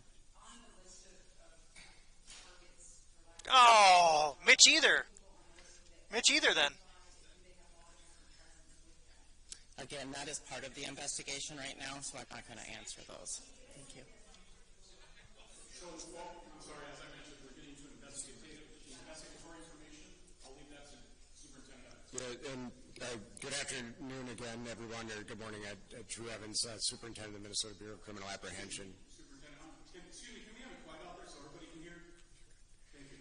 What I wanted to note, though, as part of this, the references, the individual that is a person of interest that we've talked about, or individuals, are not in custody at this time. And so the reference materials that were inside of the vehicle that we saw, I am honestly shocked that CBS and National is not taking this. Events would be targeted, but we also find it of interest to the public that these would be in there, and we want to alert everybody until we do that. Because this is such an active investigation with information not knowing right now, we feel it's an obligation to all of you and the public across the state of Minnesota to alert you of it, and that's why the Colonel made the notation of recommending people don't go today. But the individuals are not in custody yet, and so we want to make sure as that very active manhunt is underway and continues, that we make sure that we're sharing that, and that's part of why we're making the recommendation. As to the investigation and the list, we are working through that now and talking to individuals, and will continue to. What I would say with the list is there's a large number of people. That's all I can say about it. We will work through all of that, what the motivations of this are, and we'll provide that as you can. This is really a public safety announcement for everybody so that we can make sure people are informed and make safe decisions throughout the day. Mike the Anchors, 30 boxes, take. Mike the Anchors. Looks like they're answering a few questions right there, but you 42. heard that was big ask of Yes. people today, not to go out to Take planned two. protests. Well, there was a big planned protest, the No Kings protest at the state capitol that was supposed to happen today. Scheduled to speak there was our governor, as well as Lieutenant Governor and our Attorney General, but they are asking the public not to show up, not to be a part of this protest, as in the car of the person of interest they're looking for, the manhunt is for, they found in his car not only a manifesto, but a flyer of the No Kings protest that was planned for today. They were expecting that they possibly were going to show up there. And we want to tell people a little bit about that protest. Maybe you heard about it, maybe you didn't, but this is a nationwide thing. There's supposed to be protests across the country, essentially protesting much of what's going on in President Trump's administration right now. A lot of it has to do with immigration enforcement in the raids clouds. that began last week, and this kind of came about and word has spread all over social media. No King's Day. We were expecting big crowds here. Yes, we were planning to cover this on WCCO, and now Dougster next? making Okay. the decision. It sounds like within the hour they kind of switched over to, hey, just don't go. Don't go right they're now. They're asking the public not. They're recommending. For They're saying safety. don't go for safety.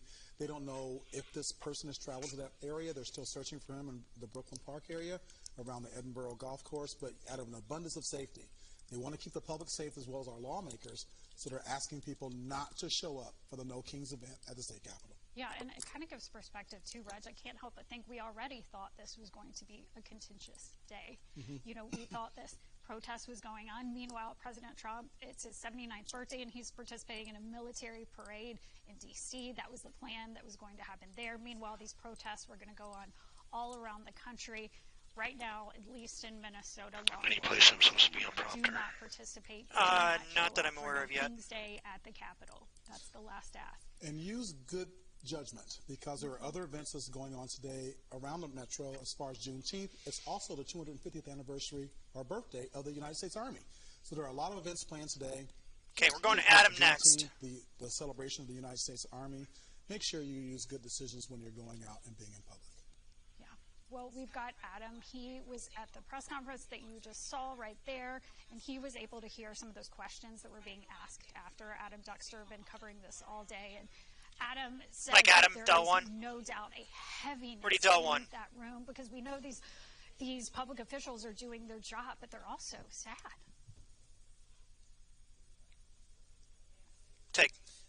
Suze, just a moment ago we heard from the State Patrol, and they actually shared, and I'm not sure if we have this photo quite yet ready to share with our audience, but they shared it up on social media. The big reason they're asking people not to go to this No Kings rally today is because of what they found in the backseat of that suspect's vehicle, papers with No Kings written on it in big black letters, and again, they say with this person still at large, they do not want people attending. And this is something where time is of the essence here, because we know that folks were supposed to start gathering for that planned protest at the state capitol right around now, with the march coming up in the next hour or so. Again, St. Paul police had told us they expected at least 10,000 people or more would be at that rally today, as well as, you know, speakers from high-profile elected officials. Governor Walz was originally expected to speak there. Lieutenant Governor Flanagan was expected to speak there. Attorney General Keith Ellison was expected to speak there as well at that largest No Kings protest in St. Paul. Again, people were supposed to start gathering for that right about now, but again, because of what they found in the backseat of that suspect's car, again, a list of names of Democratic lawmakers, as well as that No Kings. Caroline's about to jump on Zoom. People do not go out. I am good for caution. They had said Del that 10. They would have Okay, ready, Del 10. Take Del 10. At that No Kings protest in St. Paul, just about an hour ago when we heard from folks last. But again, you can see these flyers here, and this is why they're just straight up saying to people, don't go. Do not go at this point. And they said they have been in contact with the organizers of that event. We know that some of the largest organizers in the state were behind today's event. Okay, ready, Del 1. Like the Women's March and Take other Del 1. big, large-scale events were the ones planning today. We do not yet. And again, State Patrol Schwab. a moment ago saying they have been in contact with those organizers who had reiterated to folks within the last hour that they were still on for today. They say they've been in contact, and again, now their big ask is if you're planning to go to that event, do not go. Again, they do not know where this person is that conducted these killings overnight, and they are just saying out of an abundance of caution, please do not go, do not show up, and stay home at this point if you can. Again, it's those photos that are really giving them pause now. And again, Suze, Reg, we were anticipating 4,000 people plus to be at the state capitol today for peaceful protests. And again, folks probably there now, or at least on their way. And again, the big message is, so if you have someone that you know, you're watching this now, and you have someone that you know, a loved one that was on their way there, I guess the ask is to call them and to say, hey, the message is this thing is off, and just go home. Again, that is the message that we're getting from State Patrol today, is that they'd rather folks do not go, again, out of an abundance of caution. They still don't know where this person is. And again, with that targeted messaging, they're just saying do not go if you had plans to go. And if you know someone who's going, now's a good time. Give them a call, give them a text, and say, hey, this thing is off. And again, they said they've been in contact with organizers, and that's the message this morning. And Mike Dankers, take boxes. Thank you so much, Adam. Ready, 2. And I think that, Reg, we Take should 2. talk about safety here, because people may be tuning in and they want to know what. You can hear her on Del 10.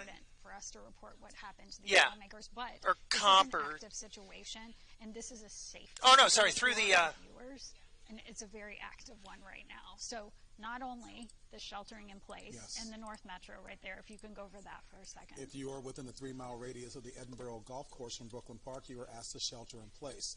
There are hundreds of officers on the ground right now looking for a gunman.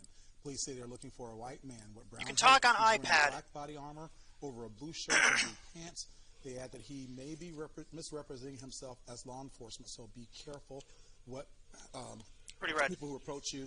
Officers are now working in pairs. 2 is next. Come to your house, they'll be in pairs. If one person comes to your house looking like law enforcement, make sure you call 911 to make sure that that they are supposed to be there. We understand that there are hundreds of officers on the ground. There's a thing that says full screen. A helicopter in the air, and if you are Ready, 2. just out and about, please use good judgment.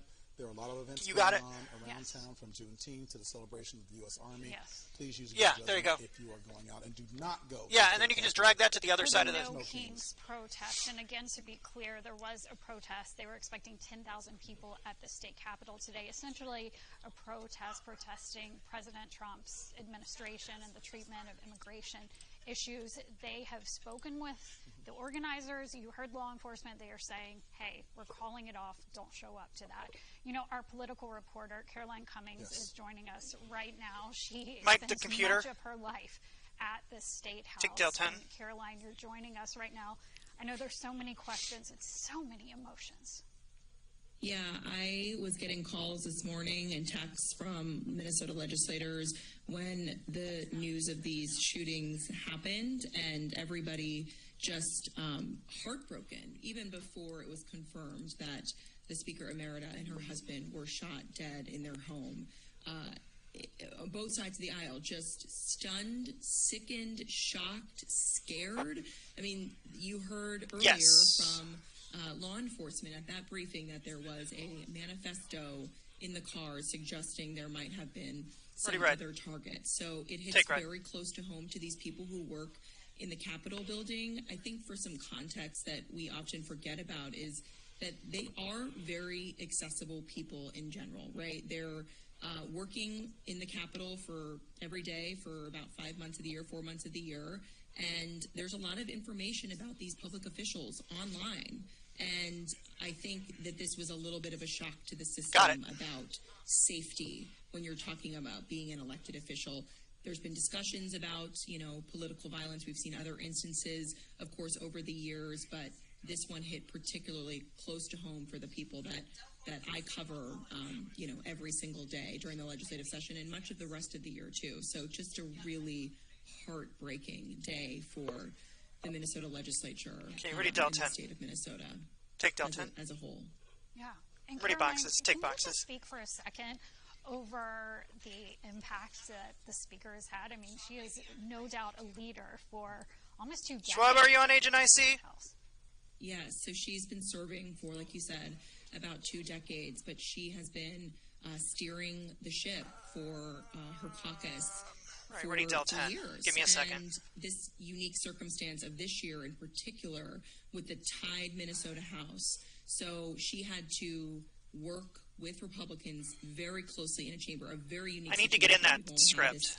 Dynamic one other time in state history, and had to broker a deal. She was spending many hours with Governor Walz and GOP House Speaker Lisa Damuth and DFL Senate Majority Leader Aaron Murphy. Yeah, I'm trying to get in there, but it says it's covered a special session of the legislature to finish the budget on Monday. I just spoke with her that many days ago, and you know, she was very adept at finding that compromise. She had navigated through a divided legislature for several sessions as a leader. I've been covering the Minnesota legislature for 5 sessions. This was my 5th session. And in all of that time, she has led her House caucus, whether she was Speaker, House Speaker Emerita. I'm locked out of that script. I can't do anything right now. That's a unique gift and talent to be able to get the respect Maybe it's going to work now. of your caucus and the Democrats, you know, who aren't, of course, always happy with deals that are made with Republicans, right? No side is happy. I don't know why it's queuing up bipartisan walls. Solely because they have to give something up. But she was doing managed this earlier. to get the votes, take her caucus along for the ride. She had the respect of them. She had the respect of Republicans, and okay, ready the box with the VO. The greatest achievements of her career were. Where did? Yeah. Kill the C audio. That's really important too, Caroline. And we also talked about Senator Hoffman too, and he had leadership at the State House as well. Yeah, he did. He, as the chair of the Human Services Committee, it's a very complex issue to be steering in the legislature. You're dealing with Medicaid and disability services for people across Minnesota. And so he, you know, was known to be very impassioned about things that he cared about. Likewise, the Speaker Emerita, too, put a lot of their heart and soul into this and had the respect of their colleagues on both sides of the aisle. And that's what it takes. You know, that's what it takes in the Minnesota legislature to get anything done, is to be a true leader. And I think Republicans and Democrats across the political divide would say that Speaker Emerita Hortman was one of the most adept leaders Minnesota has ever seen, and the way she was able to, during the trifecta years, get some huge progressive policy wins that Democrats have been fighting for years, including her. And she finally saw that realized, but also navigating this unique bipartisan makeup. Likewise, Senator Hoffman working with Republicans in the state Senate. The Democrats just got the majority back in 2022 and really kind of steering the ship on some really complex issues. Both are deeply respected by their colleagues for sure. And it is just a shocking day. When you cover somebody and these people, but particularly Speaker Emerita Hortman, who I have covered so closely for so many years now, it's very shocking. I won't lie to you. As a human person first, right? You get chills down your spine, and you've got goosebumps. It just doesn't seem real. It feels like you're living in a simulation. Get ready, boxes. Take boxes. It was just shocking, and that's what people who, whether they knew her as a colleague, they knew her from covering her like me and members of my colleagues in the press, or they just knew her from the headlines because she was a leader. It is shocking to everybody in Minnesota, and I think you always have this thinking that it doesn't happen here, and then it does, and it's a Mike, the anchors. We have no doubt that the entire nation is looking at us this morning and mourning with us. Yeah. And one more thing, Caroline, I want to ask you about. You said, no question, people across the aisles this morning just universally pouring out so much sorrow. Mm-hmm. Yeah. Yeah, it's right. It's no matter where you stand on politics. This is not about politics. We should say that leaders and law enforcement and the governor, they said that this is a politically motivated assassination, and for the Hoffmans, for whom we wish the speediest recovery, was an assassination attempt. So while that might be politically motivated, the sense I am getting from lawmakers in this state, the elected officials who, to be sure, have had some bitter partisan battles over the years, over deeply held beliefs that are different, they are all coming together to say, this is abhorrent, this is wrong, and she will be deeply missed by not only people in her caucus and her community, her constituents, but by Republicans too. They recognize the leader she was. Few leaders have accomplished what she has in her over the course of her career, and so I think I'm really getting that sense of we're not making this about politics today. Even if the person who did this made it about politics, we're not going to make it about politics, and I think that's what Minnesotans really want to hear right now. I think that's beautiful, Caroline, that at the end of the day, this is not about politics, this is about Kelly, people. can you jump down here a second? Yeah. Thank you. Since you know the layout. They're people too, and I think that's something that's lost on people sometimes, right? You get political caricatures of people, politicians who are elected, but at the end of the day, they're people in our communities. They live. Speaker Emerita Hortman living in Brooklyn Park. She spent her entire life in the North Metro. And Senator Hoffman living in his community in Champlin. Like, these are people, and I think... Yeah, JT, could you kill anchor mics? A moment like No, this, they're actually talking about that. Oh, no? If for some reason you forgot and you thought they weren't, this really hits home. That these are people just Take like you thoughts? and me. And that's where you can leave your politics at the door and mourn and pray for the families and the loved ones that they have Do you want lost. Because I the know, pictures yet? The Hortman family has two children who are mourning their parents. So. We know this is personal for you, too. You put your heart into covering these people and honoring these stories. Caroline, we're going to come back to you. Thank you so much for that heartfelt update. And we have to remember they are someone's daughter, Yes. someone's aunt, someone's sister, someone's brother. We have this photo right here. I mean, that kind of says it all. That was John Hoffman and his wife, Yvette, and their daughter right there. And again, to update anyone who's just tuning in, we are told that they did survive being shot in a very targeted way. They've been treated at HDMC right down the street in downtown Minneapolis in the trauma center. We know they have top care there that they will get. And the last update from the governor was they were cautiously optimistic that they will survive their injuries, but no doubt devastating. And then on the other side, we also want to remember who we know are the victims who lost their lives here. The speaker, who you just saw Caroline honoring, really, with her track record. We have a photo that we're going to show you of Speaker Hortman. Photo Hortman? Representative Hortman. And, you know, we want Photo to of stay Hortman? focused. Hortman? Who Hortman, yeah, she they're was, talking about a leader, but like you said, also a mom to 2 kids. You know that she and her husband, Mark, were both killed this morning in a way that universally sickens people. Yes. Right? 42. In a targeted way.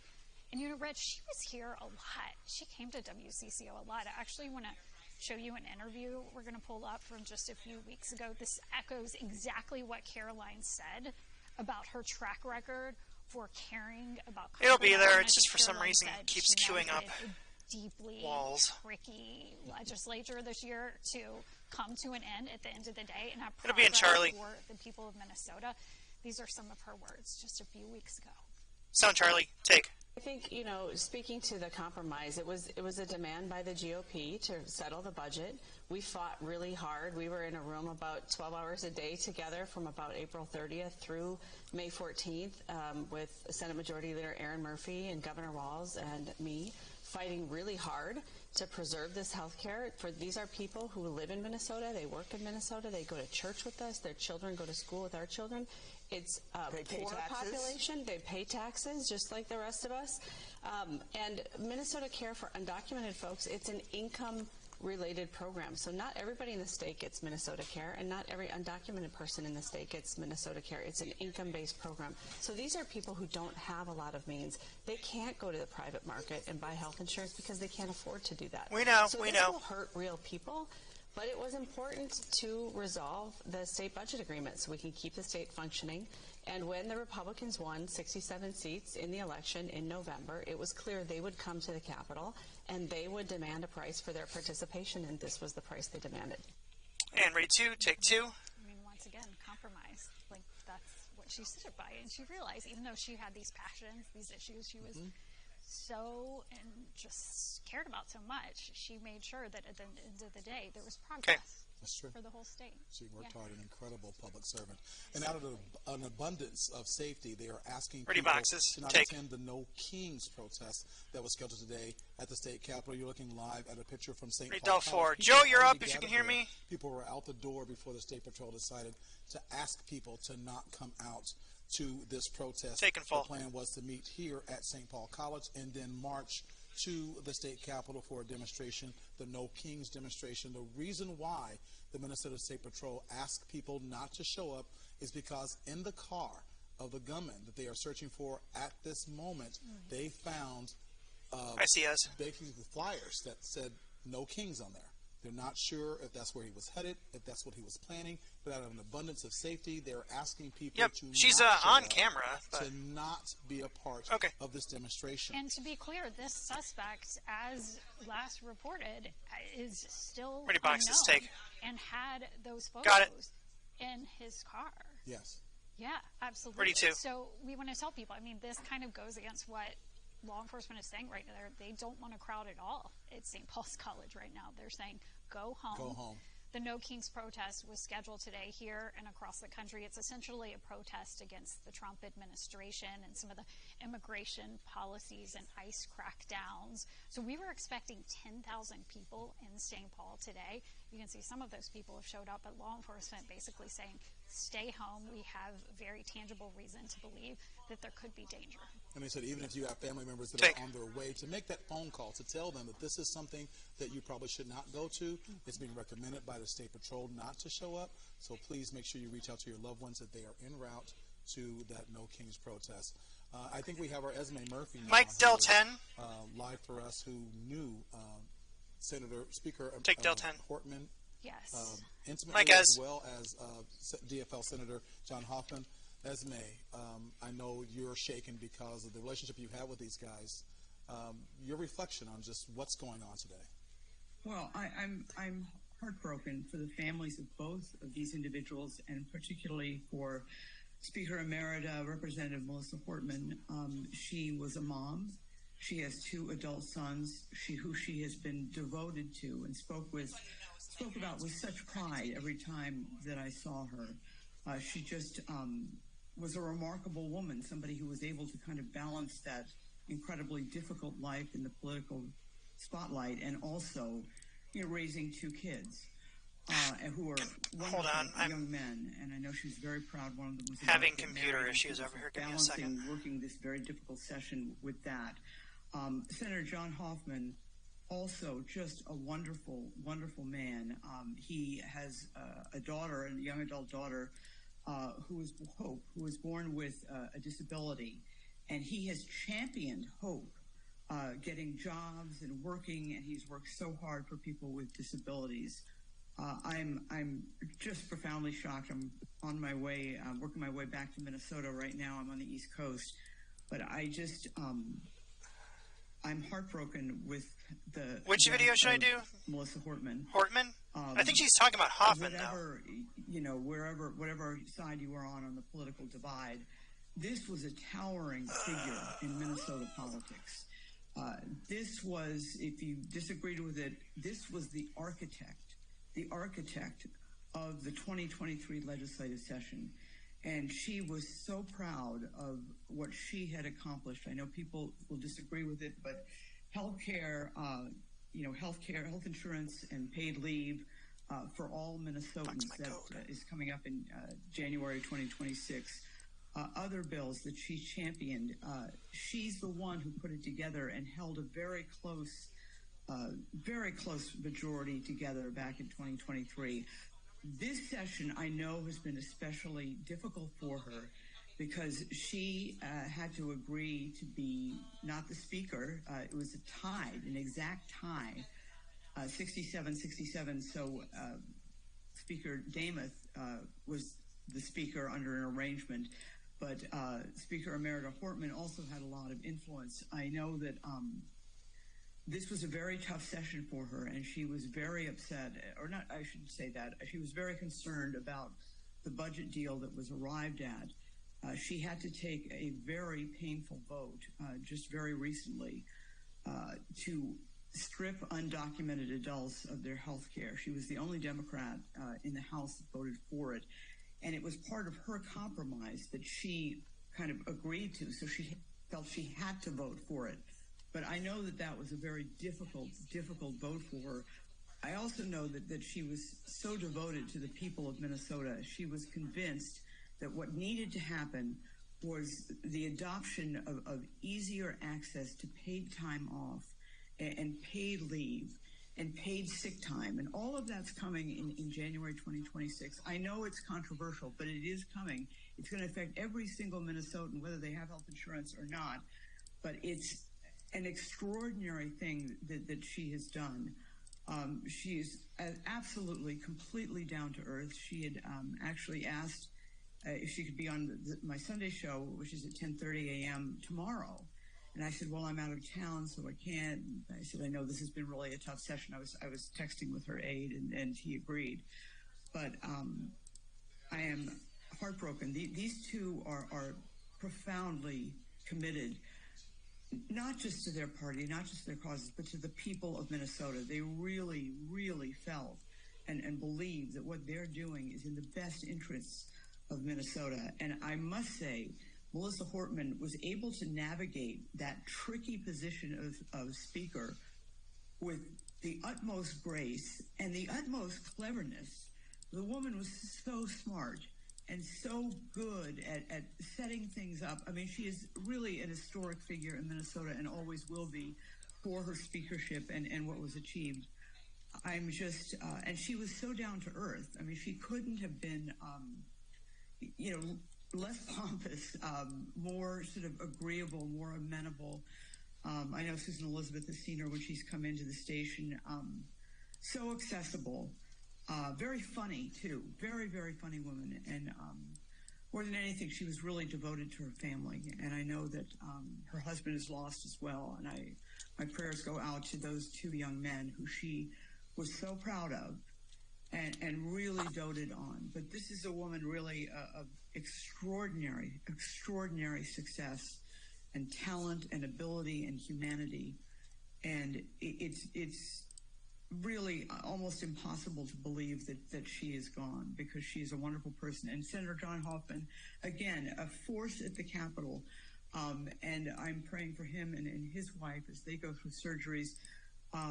I really knew him best. I did a number of stories with him and his daughter, Hope, who's a wonderful young woman, overcoming disabilities, making sure that people with disabilities get, complete equal access to all kinds of jobs. He's a wonderful, wonderful man and very concerned about that. But these are two great ones, and this is a terrible act of terror on the people of Minnesota, because these were public servants. And this is just, I know that everybody in Minnesota is profoundly shocked, and I just really think there was a feeling that this couldn't happen here. I know that they've looked at security at the Capitol and that kind of thing, and I know there have been expressions also, concerns about the ramping up of rhetoric on both sides. One thing that you didn't see in our coverage, of the legislature this session, other sessions, but especially this session, the protests that were going on were constant. Loud protests. These lawmakers took a lot of flack, and that the protests, the negative language, the lack of comedy, C-O-M-I-T-Y, not comedy, but was something that was of great concern to Speaker Hortman. She was very worried about that and very concerned. And it was, obviously a concern of the governors and the Republican leadership as well. I am, heartbroken for her family and her constituents. This is really a wonderful woman, and Senator John Hoffman is a fighter, and I know his wife is a fighter, and I'm heartbroken for the Hortman family and the loss of Representative Hortman and her husband. Mike Dankers. For so many hours, so many years into covering the State House, into covering these lawmakers. We know that this is personal as you absorb the news of this morning as well. Me too. Take two. On vacation and hear about this, but well, that wasn't supposed to happen. I don't know if you can still hear me, but keep as Mike. Yes. When you heard about how targeted this was and that there was a list, how did that land with you? I was just shocked. I saw a message that come on, computer. Two legislators have been targeted. I went to the TV. I'm in Connecticut. I'm on my way back to Minnesota right now, but I was just so shocked. And then to hear the governor say that Senator Hoffman, Representative Hortman had passed away, my heart just sank. And it's almost unbelievable, because this is a turning point for the state of Minnesota. This really is, and this is going to be a very difficult time going forward. Security, all these issues like security and polarization are going to be examined, but this is a very, very momentous day in the history of Minnesota, a very sad day. And I am still shocked, because I did not think that this could happen. And Susan Elizabeth, I've heard you mention these people live among us. They are our neighbors. They are our friends. They do, the Brownie troops. They do. Yeah. They're fighting for their kids. They're just like us. They are us. They are citizen legislators. This is not a full-time legislature. These people work just part-time on that. And again, yeah, and can you talk for a second about that, just the sacrifice that comes with public service like this? It's not a full-time job for them. Right. And Senator Hortman, Representative Hortman, she was just on, I know you played a clip a couple of weeks ago, as with Speaker Dameth, talking about the compromise that had been reached. And I had actually tried to get her on a couple of weeks before, but her aide told me that she was busy working on her son's wedding. And I get it. And I always tried to express my profound gratitude to these people who would come in on their day off to downtown Minneapolis to talk and share with the public. They're not sharing it with me. They're sharing it with the public on the show that I do at 10:30 a.m. And she really wanted to do that. She really wanted to express that, and she was devoted to her community. It's so shocking, and I'm sure that this is a horrendous day for the state of Minnesota. It's a horrendous day, and the fact that these were targeted is just appalling and beyond the pale. And it's a wake-up call for how far oh, hey, we're on national. Gone down this mountain of slings and just insults and threats and shouts and email barbs and comments on news stories. It's a real moment that I think all of us are going to have to stand back and reflect. And certainly I'm praying for law enforcement because they're darn good in Minnesota. I'm sure they are way on top of this. But you want to this mic is up? just horrendous. Can you mic the anchors, please? Horrendous. I think horrendous is the word. Thank you so much, Esme. We're going to Ready continue to to check in with you, and we want you to safely get back here so Take you two. can bring our viewers the information that you know best. And again, it's kind of like law enforcement for us as journalists. We know these people too, and it's our job to provide this information, but we care, and you could see it in Walls's face. I mean, that's his friend. That's true. He lost his dear, dear friend. And there's also a safety element we need to keep talking about too as we cover this. They're worried about public safety right now, and there's a big demonstration that's planned at the state capitol today, the No Kings protest. People were scheduled to meet at St. Paul College in St. Paul to gather there and then march to the state capitol to protest some of the policies of President Trump's administration. 10,000 people are expected, and people are already there at St. Paul College right now. The State Patrol is asking people to call your relatives, tell them that this is not a good idea to be out there. But we did hear from one of the organizers of the event who says the event is still on, although it is recommended by the State Patrol that people not show up because of what was found in the gunman's car. They're still looking for this gunman, but inside of his car, not only did they find a manifesto with names on it of legislatures. Yeah, they found flyers with No Kings written on it in big black ink. Not sure if that was his target, but out of an abundance of safety for public safety, the Minnesota State Patrol is asking people not to show up to that event, although organizers say it is still going on. There is a juxtaposition there too. People are getting different information. I don't know if do we still have a live picture, guys? Hello? Anybody? We actually just got some sound from the organizer because Scott, I'm working on that sound. The organizer's saying, "Hey, this is still going on." Pretty sound in Alpha. Sound take. It's been really emotional and terrible to witness and hear about, and this kind of political act of assassination against one of our duly elected people is unacceptable, and we'll continue to be marching on today. Right now, we've been in contact with a lot of security and other officials and the team has concluded that they will continue the march and the rally. And Mike, I'm taking cue. You can hear that, and that is, to be clear, going directly against what law enforcement are advising this morning. Exactly. And Governor Walz calls this targeted political violence. There was a manifesto in the gunman's car. We know one lawmaker, national lawmaker, who was on that list that he reached out to make sure that she was safe, and that was Senator Tina Smith. Yeah, I mean, that is what was found in the suspect's car. The suspect got away, but his car still there at the scene. And they are using this photo. I mean, honestly, Raj, they don't usually get this show out this us quickly. Evidence like this, but I think that shows how much they want to say, hey, this person has eyes on No Kings. This person is not under arrest. From the last bit of information we got, this person is out there and has that protest right there listed as other names were. Correct. And we saw what happened with that. They're expecting 10,000 people to show up there at St. Paul College to march to the state capitol. Once again, the State Patrol is recommending people not show up out of an abundance of safety because of what we just showed you before, the flyers with the No Kings on there.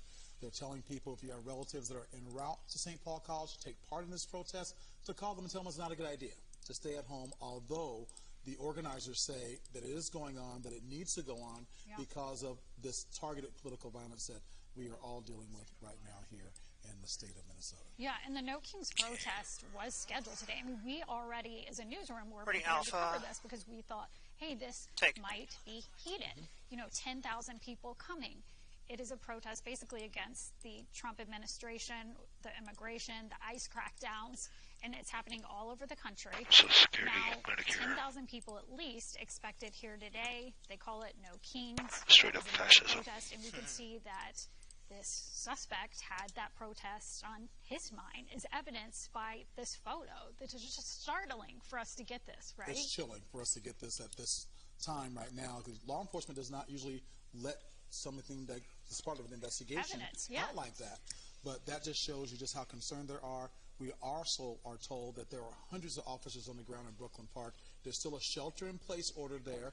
If you are within a 3-mile radius of the Edinburgh golf course, just stay at home. Stay in place because they are looking for that suspect. Once again, that suspect they are looking for is out there. You can see this is video of Brooklyn Park, I believe. You can see all the officers on the ground looking, doing what they can to find this man.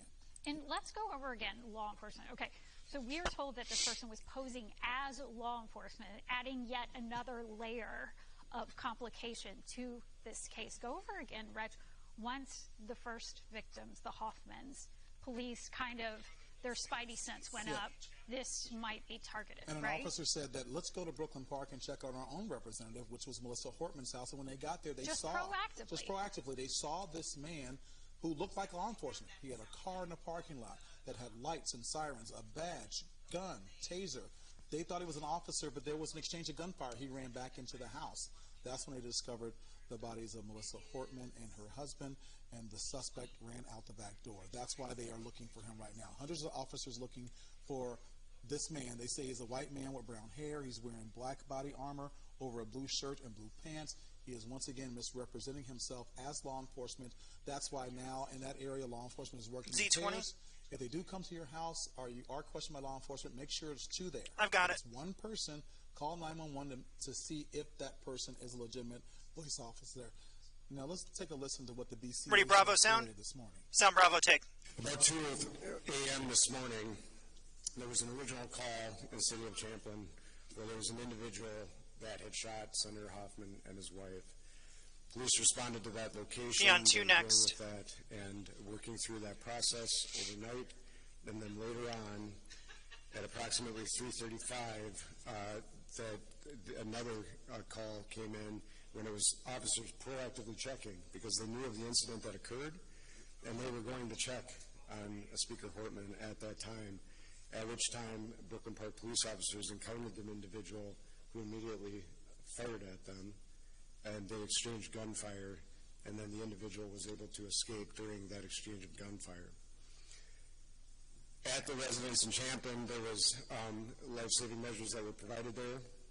Both individuals were transported, as was previously noted, and they both received surgeries for their injuries at the hospital, and their conditions are at this time, both those individuals, Senator Hoffman and his wife, are both alive at this time, but they suffered gunshot wounds and are obviously in a difficult situation. But we're cautiously optimistic that they will continue to improve.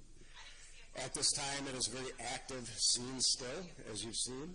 The Brooklyn Park Police Department, along with other members, the Hennepin County Sheriff's Office, State Patrol, FBI, BC, and many others are actively engaged in a manhunt for the individual that we believe is responsible for this. And so we'll be sharing the identity with those individuals Okay, as this progresses. stand by. I'm going to caution you, I know there's going to be a ton of interest in this. We're not at the position we can do that as we're actively searching for that individual. Mike, the anchor's taking cue. Anchors? Word we've gotten. So we want to tell people that this suspect is at large. That's what we continue to hear right now. I mean, they were in the North Metro last. Who knows where they are right now? We know that their car was left behind. And they're on foot. And they're on foot. And the governor did activate the State Emergency Operations Center. So the Champlin Police Department as well as Brooklyn Park have the full resources of the state. And now we're told federal officials are on the ground as well looking for this suspect. Federal officials as well. Yeah, we know that this is what's a targeted crime. The feds were going to come step in on this. There's all eyes. People around the country are looking at this. Again, this is an active situation. The two safety messages right now don't open your door, shelter in place. If you're in the North Metro, the Brooklyn Center, Champlin area, that is the ask right there. And then the other ask from law enforcement is stay home from a big scheduled protest, which was at the state capitol today. That's right. 10,000 people are expected to go to St. Paul College and then march to the state capitol. The State Patrol is asking people not to show up out of an abundance of safety because of what was found in the suspect's car. Actually, flyers that said "No Kings" printed in big, bold black ink, saying that he had his eyes on this. This demonstration. I don't know if it matters to you or not. The Lynx game is at home. It is a home Lynx game in St. Paul. What we can today. only assume are his intentions of doing. If he And was it's not on our air. intercepted by law enforcement, still on the run, but after the last incident, took off from the scene. Yeah. So again, the suspect's still at large here, and law enforcement saying do not go to the No Kings protest. What that was a large-scale protest. They're having them across the Do we country want to today. acknowledge that It's kind of a we're going to stay on juxtaposition over the to Lynx what's game? happening in Washington. There's a military parade. It's President Trump's birthday. This was basically a protest against his administration, ICE policies, telling people stay home because the suspect here is still at large. We can see SWAT vehicles out in the North Metro right there. And like you said, law enforcement, no doubt, it's all hands on deck. All hands on deck. And complicating it, the suspect posed as law enforcement. We're asking people to use good judgment today. There's a lot going on in the metro area for celebrations for Juneteenth as well as the 250th birthday of the United States Army. Please use good judgment when you're traveling, especially if you're in the North Metro. Okay, ready because to there is an take two. active scene there in that area looking for this man. Yeah, and we want to talk about the victims here. We know two of them are fighting for survival right now down the street at HCMC. We know we have an excellent level 1 trauma center, and that's where, yeah, absolutely. And I know when law enforcement and people associated with the government are injured, they are taken to HCMC. We saw that with the Burnsville incident. So they're getting care now. The last update on the Hoffmans came to us from the governor, and it was that they were cautiously optimistic that John Hoffman and his wife both injured in this targeted attack. Okay, I want to talk about this for a second, Reg. I haven't even told you this yet, but you see his daughter Hope right there. John is a lawmaker who has a passion that I share of covering the disability community. And I just was at Disability Advocacy Day a couple of months ago, and Hope was there, and she came up to me and she talked to me about federal law and access to buildings and how important it was for people who use wheelchairs to have rights. And I just, saw, that father took his passion, and his daughter has mobility challenges and uses a device to get around. He took that into public service. So again, I want to go back to, yes, these are lawmakers, but these are people. I mean, these are Hope's parents right there. And you see that in the photo. Her dad, who went into public we service, can put it on and 3 Del 10. advocating for other people who have disabilities. So keeping the humanity in this, and then I know just words of support are pouring in for Representative Portman and her husband too. I think it's still logged in as Andy. A little while ago, and she said that Senator Hoffman and his wife are fighters. Yeah. And she knows him personally. She knows that he is someone who is dedicated to his daughter and making sure that that is out there as far as disability, and making sure she's okay, and other people in our state. And so she says they're fighters, and so our prayers and thoughts are with them. We know they're fighting right now, and our prayers are that they recover fully. And Reg, too, we keep saying that this was targeted, and police made it clear from the start this was targeted. But it wasn't just targeting these, as people would say, politicians. They targeted their spouses, too. And that's the sad part. Melissa Hortman's husband is now gone because of this. And because of her public service. Because of her public service. And she's been a dedicated public servant for decades. And you've covered her a lot. You've talked to her just like our Jennifer Merrily has, and our Esme Murphy, and our Caroline Cummings, who actually got a little choked up when talking about that because she's someone that she's covered for the last 5 sessions there at the legislature. So it's tough for us to cover this as well. It is. And she was someone who, that's one of the things as we talk about accessibility to lawmakers, she was so good at this. She had already reached out to Esme for tomorrow's show and said, hey, I want to come in and talk about the end of the session. She really made it clear. And like Esme said, for people to come in at the crack of dawn on Sunday morning, they're not paid to come into WCCO. Let's make that Just clear. give me a page number. But she wanted to keep people up to date, not just the people who voted for her, but the people on both sides. She actually had this beautiful statement, I don't know if we can pull it up here in the next couple of minutes, where she had just talked about the art of people working together across the aisles, and this was in this very studio just a few weeks ago. Just talking about the sod dove. Yeah, right. Yeah, I don't have it at the moment. You know what? You don't always get what you want, but you've got to move forward, and she spoke so eloquently about the power of compromise. She was skilled in the art of compromise, and she proved that over and over again. Yeah. And that will be missed as far as our lawmakers here in the state of Minnesota. Yeah. And she said that on TV here. I think we have some sound on. Oh my God! I don't. Hang on. But in the meantime, we just want to tell people again that this is an active situation. This is not resolved. Okay, I've got it now. So much information to. Sorry, Jen. It was not at you. It was at. You know, a lot of people. What happened? Who was hurt? Yeah, I'm doing that right now. We're going to tell you that, and we will continue to. We're trying that, to. But we Z10A right there. As well to let you know when things are active, and we want to give you a statement right now, just some impact too of what we're hearing. I mean, the president is chiming in on this right now. We just got the statement from the social platform X of the president. Today is 79th birthday. He is talking about this right now. This is what President Trump says. I have been briefed on the terrible shooting that took place in Minnesota, which appears to be a targeted attack against state lawmakers. Our Attorney General, Pam Bondi, and the FBI are investigating the situation, and they will be prosecuting anyone involved to the fullest extent of the law in such a horrific violence. It will not be tolerated in the United States of America. God bless the great people of Minnesota, a truly great place. So you're seeing major solidarity here from the President of the United States. That's right. So it doesn't matter what political party you support, Republican, Democrat, this happened to real people. Yeah. And that's what we're seeing, the outcry from people across the country about how wrong this targeted political violence is and how we need to stand together as just human beings. Yeah, and Esme kind of spoke about that a few minutes ago. She said something really powerful to me that I wrote down. She said, today is a turning point in the state of Minnesota. Atlanta, Minneapolis. And, gosh, I mean, I know people hoping everywhere across the country that it's a turning point. That's right. And we are staying on the air because of the ongoing public safety. FYI, we are staying on over the basketball game for now. Not go to public demonstrations that are planned today, especially the one at the state capitol. Can you give me a number? Talking about what a time we're living in, there was a large-scale That's 16 Bravo?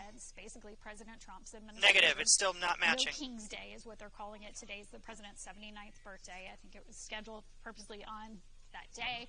And 49. Take 9. 10,000 people 42. basically saying we're showing up there. Now law enforcement saying don't show up. The organizers saying the show will go on there. Yeah, 10,000 people are expected to go to St. Paul College and then march to the state capitol. The Minnesota State Patrol is asking people not to show up. They're saying out of an abundance of safety, 42. They think people should stay at home until they find the gunman that has been involved in these two shootings here to claim the lives of our lawmaker and her husband. Right now, the organizers say the event is still going on. They did tell us earlier that they feel that it is necessary to continue this protest to deal with the divisiveness because of the Trump administration. But the Minnesota State Patrol says out of an abundance of safety, you need to be careful. Think about where you're going. They're even asking people, if you have relatives that are on their way to this demonstration, to give them a call and say, hey, the State Patrol is asking you not to show up out of an abundance of safety because a manhunt for this gunman is still underway. It is still underway. Yeah. I mean, this is still 32. an Take active 2. safety risk. And we know we have eyes all over the country watching us right now. You know, I got an Justin, Apple Del alert 2 the for entire Marilee when she comes saying up, please. What happened right here, just a few miles north of us in Minnesota. All eyes on ready, Minnesota VO? right now. And as important as it is Here's VO. to talk about what happened, we also want to say there's a safety risk. We've got some pictures right here of the area, the scene. You know, we only can get so close in these cases, Reg. You and me so many times have been build sort of a barricade around the center of the Brooklyn Park. homes. You can see how protected it is. Reg, let's kind of walk through for anyone who's tuning in right now going, what are the details, what happened this morning? Is there any script for this? In the Champlin area where Senator Hoffman and his wife lived, where they were shot and are actually hopefully recovering at HCMC at this hour. The shelter in place came out in Brooklyn Park. They were told that there was a gunman in the area. Okay, review. Who was Here's the Champlin misrepresenting video. himself as law enforcement.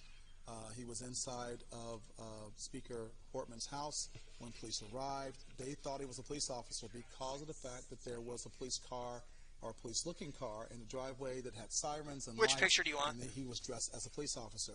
But once he realized he was not a police officer, there was an exchange of gunfire, he ran back into the house. It is believed that he 11A? ran out the back door. They do have his car and a manifesto that had other lawmakers on there.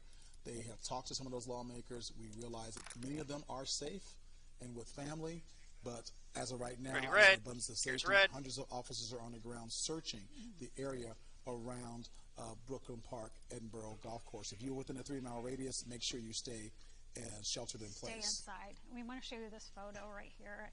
I pulled this photo up this morning when I went to Melissa Hortman's website from her campaign, and this was at the top of it, Reg. This was her focus. You can see her husband who lost their lives this morning, and their children right there. Esme Murphy said she was so proud of her children. So proud of her Was she children. planning a wedding for? Getting ready for her son's wedding. So we know there are people across the country just pouring out tears and prayers for these children as they try to swallow the news that is shocking. And as Carolyn Cummings, I think, used the word sickening. Sickening. I think that was an excellent way to describe it this morning. But you also heard Esme Murphy say that, you know, this was someone so devoted to service. I mean, Melissa Hortman right there. I grew up in the North Metro, went to Blaine High School. She went away, excellent student, went away to Boston for college.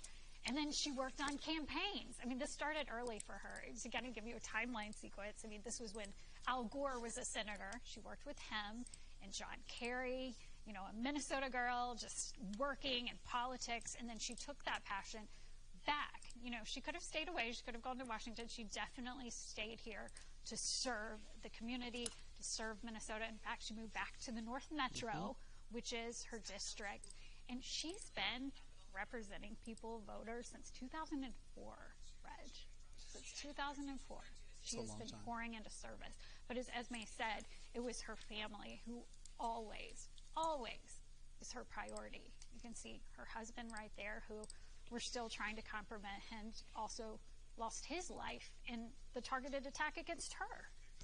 That's right. Ready We're to also hearing from take the two. No Kings Coalition that is saying they are counseling all events out of an abundance of safety. So Okay. we're just hearing from That's them. a big, so there big are events, update. that have been scheduled all across the country. I mean, almost every community in this country has scheduled one of these protests, the No Kings protests. But we're being told now, out of an abundance of safety, they're counseling all of these events. Okay, this is new information we got, because you heard just minutes ago, we went out to the No Kings protest, originally expecting 10,000 people, and the organizers saying the show will go on.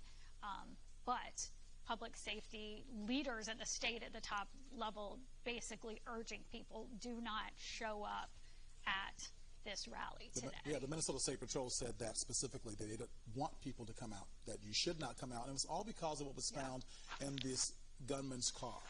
There were flyers with No Kings written on it in big black ink, basically saying that he had his Okay, sights here's VO and Alpha. on these It's probably demonstrations, silent. especially the one at the state capitol here in the state of Minnesota. There's that photo that There's gets right me, there. Reg. Because let's tell our viewers a little bit of you and me reporting, you know, for several decades, each of us. We usually, evidence, stuff like this is kept until trial. Exactly. Right? But it just leads me to believe there's a serious public safety element to the moment we're in right now. Who's she they're with? showing us this type of information. They want to let people know just how dangerous the situation is right now at this hour, because this gunman is still not in custody. Although there are hundreds of officers from state, local, and federal law enforcement agencies on the ground looking for this guy, he's not in custody. And to find this in his car that says No Kings may lead us to believe Will, that he can you had hear his me? sights on these protests, the one at the state capitol, and maybe, you know, those across the country. So we are hearing from organizers of the No Kings Coalition saying that these events across the country have been canceled out of an abundance of safety. They want to make sure there's lawmakers are not in the target of these people, or our public, you know, people in the public. They're making sure that people are safe. And if you have someone that's going out to St. Paul College where they are meeting and going to walk to the state capitol, give them a call and let them know this all has been canceled. Yeah, Go home I and mean, be safe. this photo says it all right there. And, you know, what do we know about the suspect?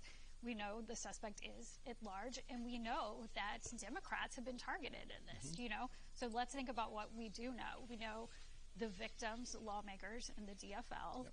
And then we know that another Democrat listed on the manifesto. And then we see this right here. Take two. And what does that tell us? I mean, that can you make sure you have Jen Merrily Dell 2? Jen Merrily Dell 2. Protest that was basically just protesting the Trump administration and immigration policies. So we see a big theme. Yeah, we do. In this. And it wasn't just state lawmakers who were targeted. We learned through Governor Walz that Senator Tina Smith was also on that manifesto, and he was able to reach out to her, and that she is safe and with family at this hour. Well, we want people to stay safe at home, so I don't think we can do it enough. But let's go over again what people need to look out for. I mean, this is where you come in, the public. I mean, when someone is on we're going to go to Merrily Dell 2 next.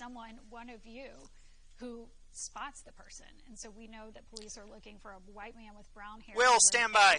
Body armor over blue shirt and blue pants. So keep an eye out for that. And again, we want to tell you this person misrepresented themselves as law enforcement. That's true. And I think our general for Merrily... Mike Jen, take Dell 2. Take boxes. Ready Dell 2. She's learning there. It looks like there are people behind you. Jennifer, what's going on? Yeah, Reg and Susan, there are a lot of people here. I would say at least 500 people, so in the hundreds that have gathered here at the state capitol for what they are calling a No Kings event. There is a group who is at St. Paul College who will be marching here, we understand, shortly. There will be speeches here, we understand, in the next hour. We heard from organizers just a moment ago who got on the microphone and talked to people and said they are still holding this event. They do plan for it to be shorter than what was originally scheduled, and they said it will be a non-violent event. They said they want to show people how that can be done. But we have seen just so many people here with signs. And this is an event really in opposition to President Donald Trump and what has been going on in this country. There are signs about immigration, standing with community, standing with immigrants. That's a theme of many of our the signs that we have been seeing. Oh, so there is. Standing with our country is another sign I'm seeing right now. It says "For the People" is another sign. Guys, I'm cutting to you. So people said, they feel called. Sorry, there was a sign that said F-ICE on there. To be here to show Dell their 2. Opposition. Take Dell 2. To what is happening. But again, hundreds here. Thanks, guys. I had nowhere else to go. At the state capitol, and you can see on the steps of the capitol, I don't know if you can see all the way up there, but there are people holding up signs with different letters, and it spells out "No Kings." This is a gathering where people have still decided... We'll watch it. There's an F-ICE sign on the right-hand side that has been in frame a couple times. Tragic events this morning where Speaker Emerita Melissa Hortman and her husband were targeted, shot, and killed in their home this morning, and Senator Hoffman and his wife also shot, recovering in the hospital at this hour. But people have decided they want to be here.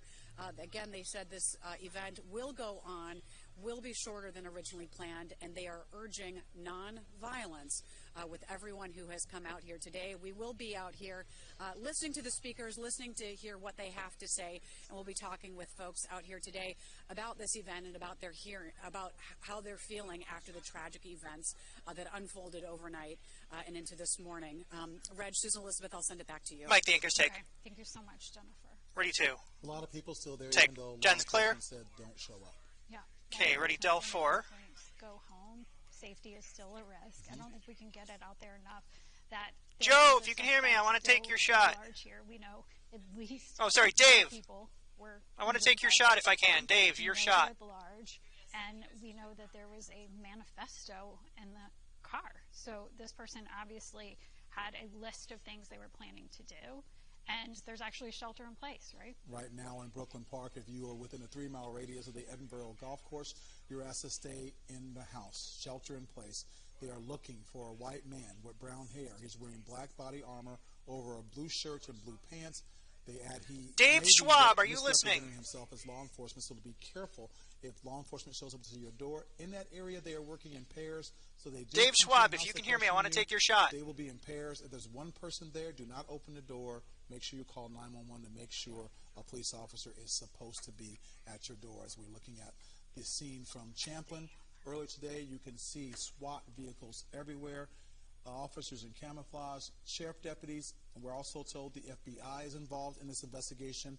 Hundreds of officers are on the ground searching for this gunman. And it started in Champlin, right? It It's started a in Champlin, Hoffman's at home. the Hoffman's Let's house. go over that. And so it started there. They responded to the gunshots there, and when they got there, it was one law enforcement officer said, hey, let's go check on our representative in our town. So they went to Brooklyn Park, and that's where they ran into the suspect, the man who was dressed like law enforcement, who had At the Hortman's house, who was in the driveway with a car that looked like a law enforcement vehicle. When police realized he was not truly law enforcement, there was an exchange of gunfire. They went. He went in the house and out the back door. That's why there's this massive manhunt for him in the Brooklyn Park area. We're told that State Patrol helicopters are in and around the area, around the Edinburgh Golf Course. If you live there, within a 3-mile radius, maybe even extending that to 5 miles or so, you need to shelter in place until they find the person they are looking for. Yeah, I mean, this is still an active situation, and we know that 4 people were shot. We know that this person had body armor. It sounded like there was a very tense exchange with police, yet still got away. So we want to just give some context by letting you hear from law enforcement. Okay. Ready, sound, and bravo. Sound bravo. The circumstances unfolded in Brooklyn Park this morning is that we Kill the anchor mics. Champlin Police Department on a shooting. That shooting was made aware by one of our sergeants that it was at Senator. Good time here by any chance? In hearing that, I very do intuitive sergeant asked our officers to 45 check seconds on this, so Hortman's about 30 home, left. Representative that lives in our community, just proactively as due diligence to swing by. Will is Del Officer and his 2. partner, pulled down the street when they Schwab arrived is at Del 4. His house. They noticed that there was a police vehicle in the driveway with the lights, emergency lights on, and what appeared to be a police officer at the door coming out of the house. When our officers confronted them, the individual immediately fired upon the officers, who exchanged gunfire, and the suspect retreated back. He wants to Ridge. Let's go to Trump's statement. Okay. And there is still a manhunt for the Back on suspect. 2. He is still 10A. at large, and there are hundreds of officers on the ground, state, local, and federal, looking for this gunman. Yeah, Ready, Emergency Operations Center, you know, Shit. obviously for emergency situations, and this, by all accounts, It did not do qualifies what I wanted it for to do. that, is it is still an active situation. And people all over the country, Reg, you know, I got an alert from Apple News on my phone saying, basically telling people across the country, look at what's happening in Minnesota right now. We probably have people from different parts of the country watching us live right now, as we know all eyes are on us. And we are trying to get answers. We do have the basics here. We have more information than we normally have at this point, and I think that's because officers really want people to know how dire of a situation this is, and that the suspect is still out there. I have that full and screen. They don't know what could happen next. I mean, they're really saying, what's Del 9? We do have a statement from the White House. President Trump has sent out a statement to us about this, and he says, I have been briefed on the terrible shooting that took place in Minnesota, which appears to be a targeted attack against state lawmakers. Our Attorney General, Pam Bondi, and the FBI are investigating the situation, and they're going to be prosecuting anyone involved to the fullest extent of the law.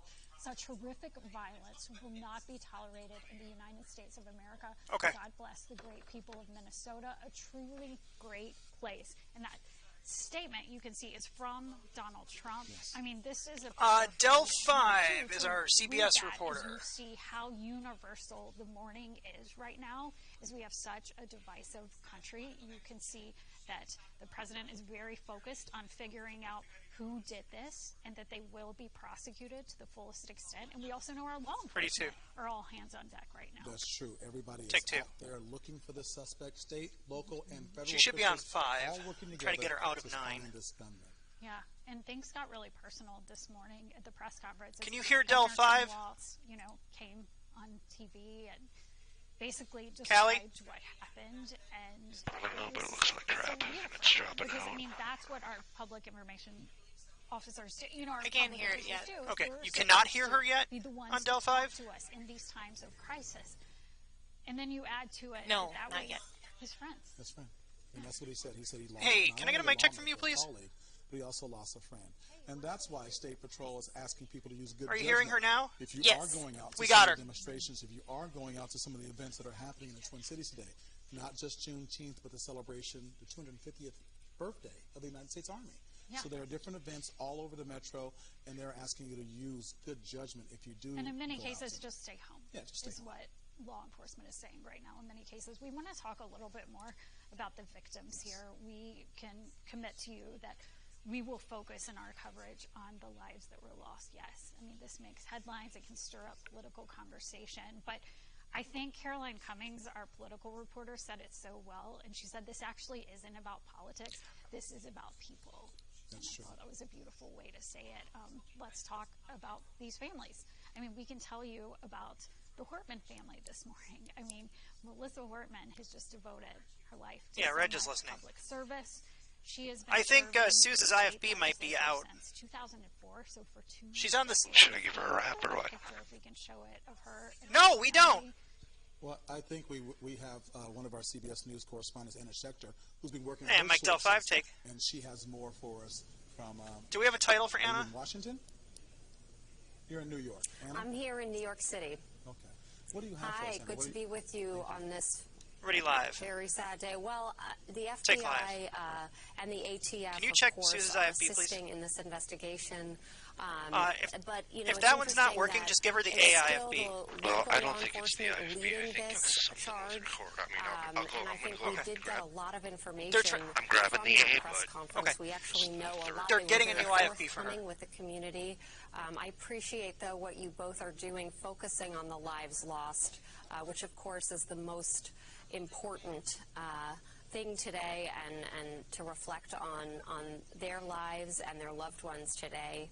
I do think it's interesting the details about Is he not talking how to this her? occurred She's on on this C. day, somewhat of a charged political day. Hold on, Ron. What did you say? Just She's how on the CIV. police She took Ron, hears hang on. the I'm trying to initiative listen to my actually producer. go to, 16D, you said? to State Representative Okay. Portman's Here's the home video. of their Now, own initiative to he's go been and trying to check talk on to her. and I think that She was is on evidence C. of We what know. She law hears enforcement and everything. not just the So happenstance of is he not coming pressing upon C the or suspect, what's Okay, hang on. who then went back inside her home and fled out the back of her home, which is how he evaded law enforcement. Give her a Just test those now. details, I mean, you can imagine what was going on in the chaos in those moments. So we did learn a lot, but we haven't learned much since we did get that last briefing, guys. Anna, can you give us Okay, ready perspective? boxes. Because obviously here in Minnesota, Take boxes. I mean, everyone is tuned into this moment, but this is very much a national story. Ready live. Absolutely. Take live. Absolutely. This is a national story that has Americans from both coasts all over the country paying attention because, one, the lives lost, but also the fact that these were two representatives of the people of the state of Minnesota who were targeted, as Governor Walz said, in a political attack, a targeted political attack. 2 lives lost, 2 people thankfully, hopefully will recover, but who are probably in critical condition at this point. So all eyes are on this. And, you know, it comes at a time when we just have been reporting on, in my team in the crime and public safety beat, we turned towards the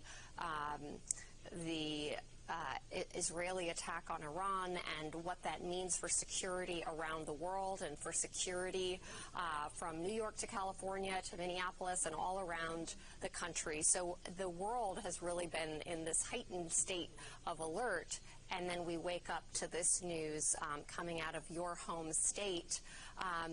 You were noting earlier that Minnesota is no different from the other states that are seeing a lot of protests today, people going and peacefully voicing their opinions. We're expecting the military parade later on today in Washington, D.C. So this is a moment where people are attuned to the news, aware that there's so much going on politically in this country, geopolitics. We're in a heightened threat state around the world. And now in your backyards, you've had this horrific attack.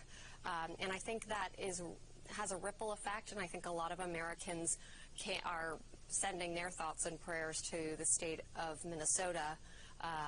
because they too are feeling kind of a little bit vulnerable. There's really been so much going on. And just let's not forget, we've had a series of attacks from the Palm Springs bombing to the Jewish Museum in Washington, D.C., the Boulder attack on the group that was walking to raise awareness about hostages in Israel. We've had a slew of attacks, and then this one today in your home state is the latest one that has captured national headlines. I mean, the New York Times and the Washington Post, this is the lead story right now in all the major newspapers in the United States.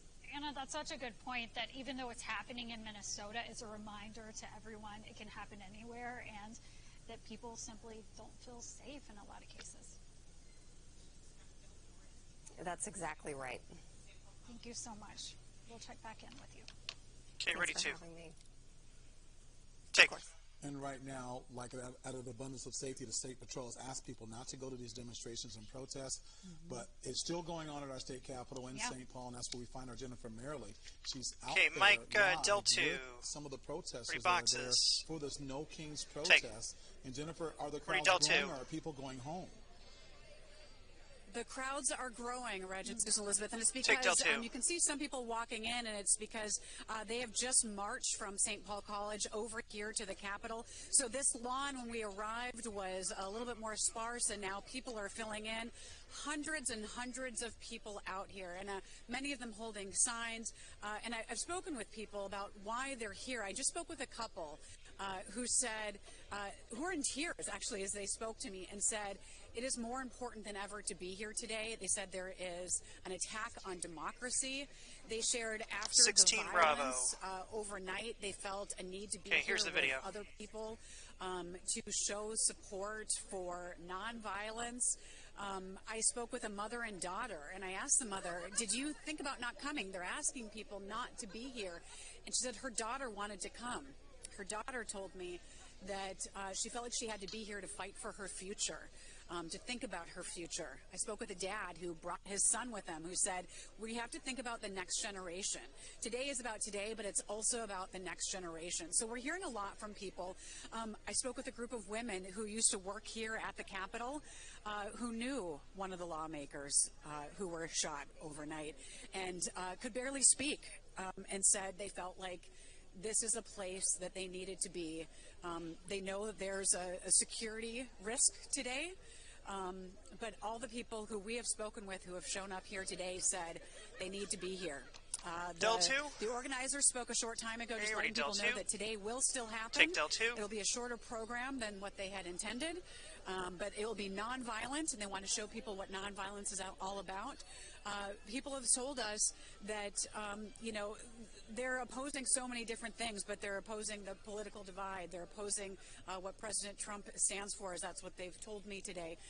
And when I asked one person, they just said, I'm here because no kings, and that is the name of today's rally. Again, hundreds here filling the state capitol. You can see there up on the steps. That's where the speakers will be talking. People still filling in here. I can see people coming down the street, still marching this way. So more and more people joining this rally here today. Again, many of them knowing what happened overnight and saying we needed to be here even more because of that. And many very emotional. As they're speaking to us, having trouble getting out the words. The feeling here today is somber, but resolute. Nope, can't take that one. People wanting to stand here in solidarity is what they say, and people who are maybe like-minded. We will continue to keep an eye on this. We expect the speeches to start here shortly when most of the marchers have gotten here. And we'll be sure to share what those messages are today as we stand, here just on the green outside the state capitol where those public servants worked. I just finished up the legislative session here just a short time ago with that special session, even more recent. They're standing here outside the state capitol where they had planned to stand, but now even more poignant knowing that 2 of those public servants were shot overnight in a targeted attack. One of them shot and killed, the other shot and wounded, along with his wife. Reg and Susan Elizabeth, I will send it back to you in the studio as we watch and continue to watch what's going on out here at the state capitol. Jennifer, one quick question if you got a second. Are you seeing an increased police presence there at the state capitol? I was trying to read what that sign said that just went behind her. They wanted people to stay at home, but I know they had originally planned to increase their police presence. Are you seeing more officers out and about mingling with these demonstrators? Sure. You know, we've definitely seen officers here. We've seen them at points where they are blocking traffic or guiding traffic around some of the closures in the streets here. But, you know, it's hard to say with how many they were planning to have for a big event like this versus how many there are now as a result of, you know, the violence that happened overnight. But we do see a police presence out here, and we will continue to, you know, monitor all of the events out here, as I'm sure they will as well. And then, Jennifer, one thing you touched on a moment ago is you said, I thought it was very interesting, you described it as a somber environment, because I think we can think of these rallies as kind of hot and fiery, but that doesn't sound like it's what you're seeing.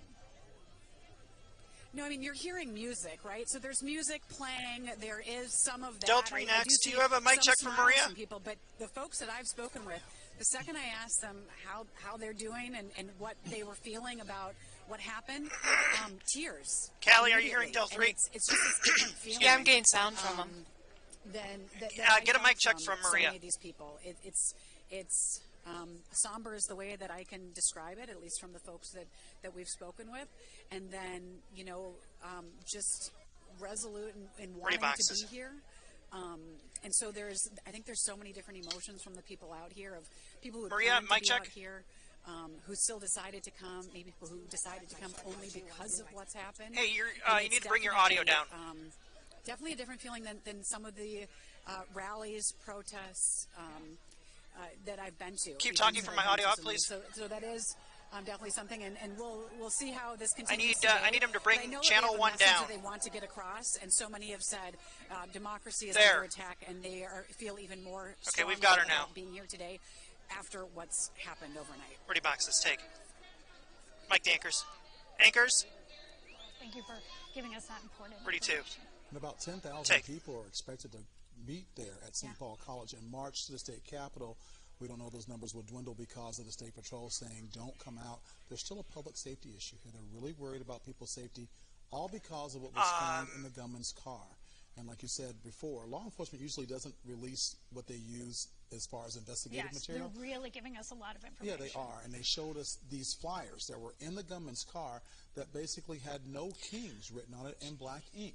This concerned them, that he must have his eyes on this protest. And this manhunt. And this manhunt is still going on. We actually have Maria Lizignoli. Mike, Maria, ready, Del 3? In the North Take. Metro. Maria, I ready, know Del you're 3. out there in the area. Describe the environment. Well, right Take now Del we are 3. in the Edinburgh Golf Course neighborhood, where just behind me, beyond this small pond, is the home of Speaker Emerita Melissa Hortman and her family. As you can see, there's caution tape surrounding what is the driveway. You're not able to see the actual home. It's beyond the trees, but you can see an SUV, and we're not quite sure, we have not confirmed this, but authorities were around that SUV just minutes ago, opening up the trunk, searching through it, what could be the suspected shooter's vehicle that he left at the scene. Now, we know that first responders came to this home around 2 a.m. with Brooklyn Park Police assisting. And we know that Hoffman and his wife were shot multiple times and did pass away from their injuries. So the Brooklyn Park Police actually decided to proactively check in on lawmakers in this city. And when officers arrived at the home about 3:30, they say they saw what appeared to be a police SUV with emergency lights on. The suspect then exited Hortman's home, exchanged gunfire with officers, and then ran. And right beyond the home is the Edinburgh Golf Course, where miles of land uninterrupted by homes. So again, this suspect is still at large. Right now, this neighborhood, as well as all of Hennepin County, is under a shelter in place after law enforcement are searching for this suspect. At the beginning of this neighborhood, we saw multiple cars lined up just waiting to exit the neighborhood, and police officers checking every single one of those cars. So a long line to get out of the neighborhood as police diligently look through every single car. Here in the neighborhood, it's quiet. Not a lot of people out right now. Cars in driveways. Yeah, can't take shut, that one. And we have not come in contact with many people at all here in this very quiet neighborhood. A lot to still uncover. We're going to continue checking in here at the scene, but we'll keep you updated with anything that we come into contact with. Standby boxes. Mike the Anchor's take. Thank you, Maria. So powerful to see that quiet neighborhood. 42. People are sheltering in place just like they've been asked to do until they find this gunman. And there's also a public safety element. They're really worried about people showing up at demonstrations, all because of what was found in that gunman's vehicle that Maria showed us that was in the driveway there. And we were already preparing to have serious coverage today because of the rally taking Ready, VO? place, Take VO. the Kings rally. And you can see Which one? Still going on right there. Trump Law full screen? enforcement definitely saying they do not want people there. They want them home. They do not want them there. Now, the source of this was basically a protest against President Trump's administration. Yes. Specifically immigration policies, ICE crackdowns. It was all planned for today, these protests around the country. No Kings is what they were called on the president's 79th birthday. Meanwhile, he was going to be in a military parade in Washington, D.C. The protest, though, supposed to take place all over the country. So about 10,000 people expected to show up there. Now, again, we talk about the divisiveness of the country. In this moment, there seems to be a strong unity of people just sickened by what unfolded with our state legislatures. And the president actually speaking out, saying that he has been briefed on this matter. In fact, we have a statement from him right there. We got this from X. He said, "I've been briefed on the terrible shooting that took place in Minnesota, which appears to be a targeted attack against state lawmakers. Our Attorney General Pam Bondi and the FBI are investigating the situation, and they will be prosecuting anyone involved to the fullest extent of the law." Some strong words here. Caroline's next. Okay. Saying such horrific violence will not be tolerated in the United States of America. God bless the great people of Minnesota, a truly great place. And we are hearing from Republicans as well as Democrats all around the country. 32. Everybody's sending their Take thoughts two. and prayers our way here in Minnesota as we lost an incredible lawmaker and her husband, and we have another lawmaker and his wife fighting for their lives. I think we have our political reporter, Caroline Cummings, who is joining us live via Zoom. Okay, Mike Del 10, take. Working her sources all morning long. I was here at 4 o'clock this morning. She has been on this since then, and you're hearing from your sources. And what are you hearing now, Caroline? Well, hi there, Reg. I've been messaging with lawmakers all morning. In fact, it was a lawmaker who sent me a message early this morning to say that we are hearing of this incident, and we are all told that we need to take extra precautions, metro area lawmakers in particular. And so, of course, immediately my heart sank at the thought of, desperately hoping that this was not true. But as I continue to work the phones, and as you heard from Governor Walz in that briefing earlier, it was true, and it was the worst possible outcome with losing the life of Speaker Emerita Melissa Hortman and her husband, leaving behind 2 children, which, we talked earlier about keeping their humanity at the center of this. Like, these are elected officials that made decisions that impacted your life and mine, but at the end of the day, they are human beings with families and friends, and honestly, they're colleagues in the legislature who are just gutted, Republicans and Democrats alike, over this news. It has been a whirlwind of a day.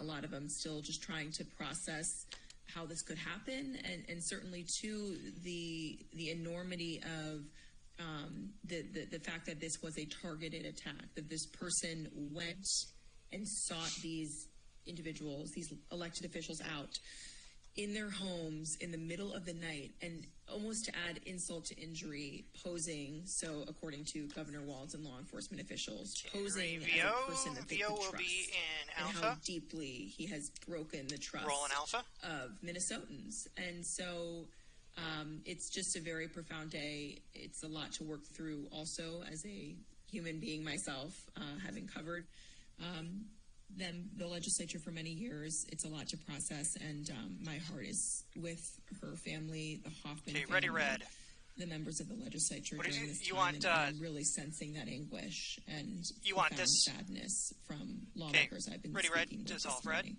You know, there's so many elements to this, Caroline. I mean, obviously, people in shock, enraged, and then we'll have boxes some next. Other lawmakers were apparently on this manifesto. Could have been them. Take it has boxes. To be incredibly personal. Yeah, and you know, we're still we're working to learn more, I should say, about the scope of this purported manifesto and what he. The suspect had written and what his motivation was and what he was seeking by having such a thing. But it's shocking. I mean, think for a moment about the loss that the legislature has already had this year with the loss of former DFL Senate Majority Leader Carrie Dietzick, who died late December. And that was a shock. She was, in her own way, a titan in Minnesota politics. Lawmakers mourned her loss.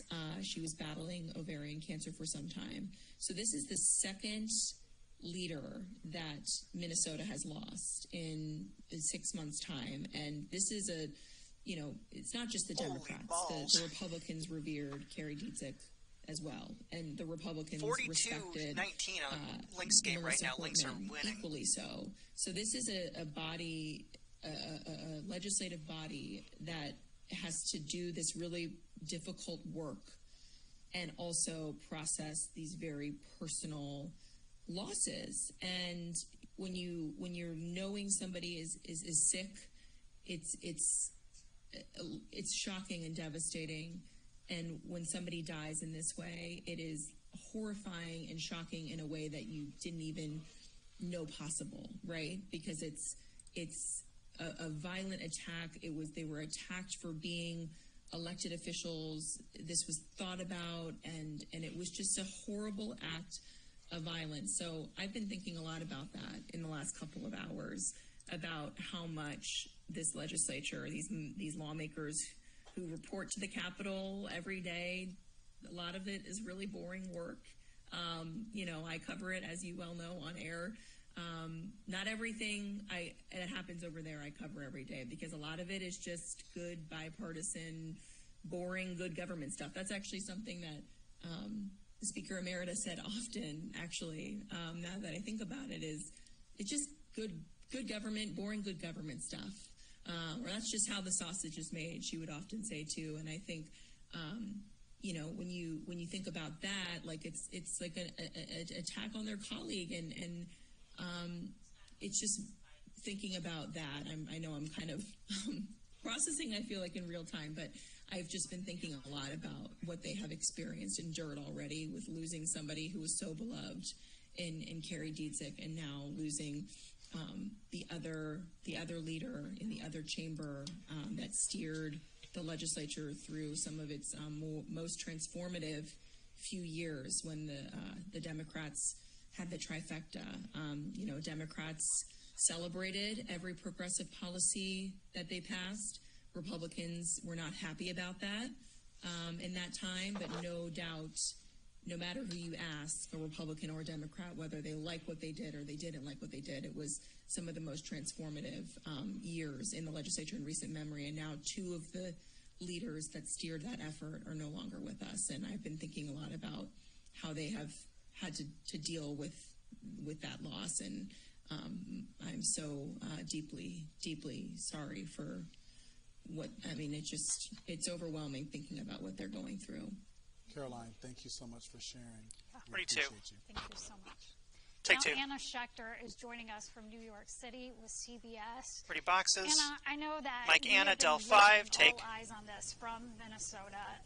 everyone's just glued to this information, but this is very much being looked at from a national perspective. Absolutely. As we were talking about earlier today, I mean, this is the first story on every major newspaper. You know, the headline is about this, Governor Walz's statements. We are starting to learn a little bit more about the investigation.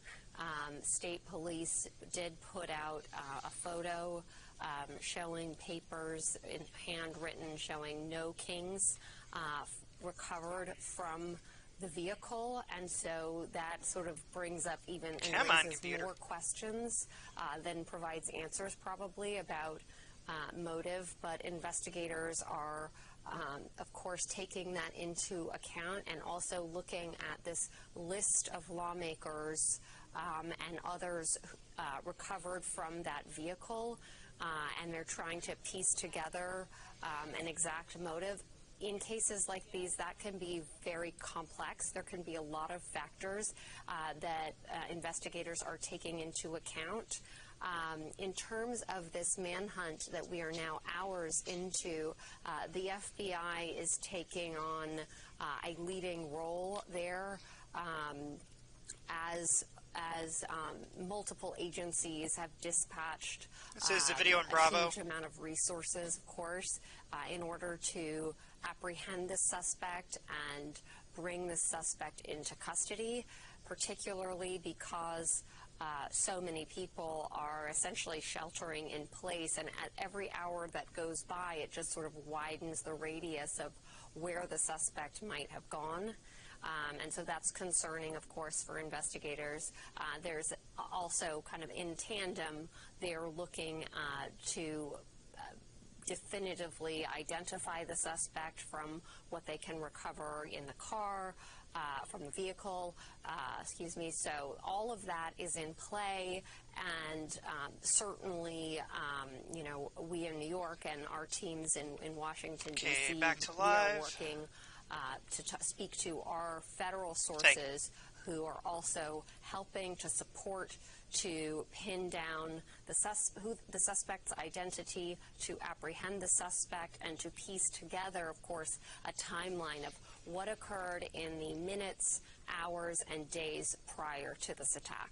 Take boxes. I know you've spent so much time covering crime, covering safety. You know, what we've learned so far, those details you just kind of walked us through. You know, we know this was targeted. We're told there was a manifesto. We saw the No Kings paper. What kind of pops out to you about this? I mean, does it seem like this was a very premeditated event?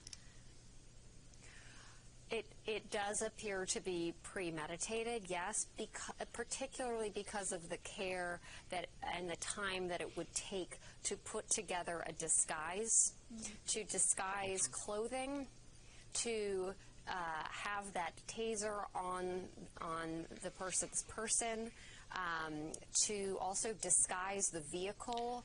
Justin Lauritsen like a siren to make it appear and his to photog be Blake law will be enforcement, coming up at some point, I think. To have the Let's put them into go Del inside 6, a home, Delegate and 6. to know where that location was, and then to go to, presumably, that it was one individual, to go to a second home around 5 miles away. All of that kind of takes intelligence gathering on the part of the suspect. So that does speak to premeditation, time planning to carry this out.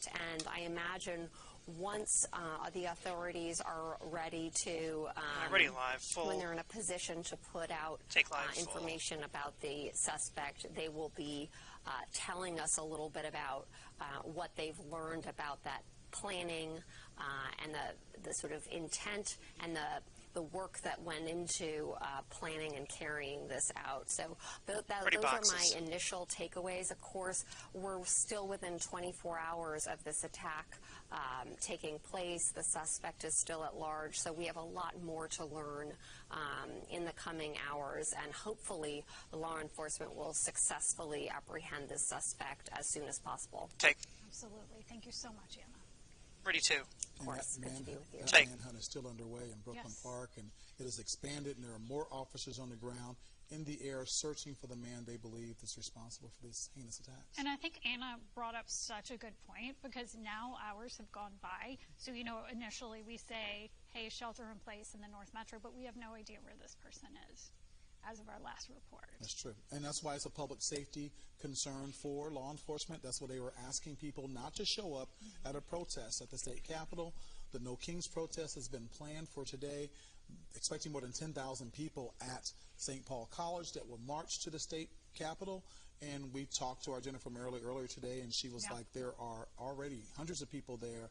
They're saying that they want to be there. They need to be there because democracy is under attack. They're saying they want to prove a point by that. Law enforcement, on the other hand, saying don't prove a point today.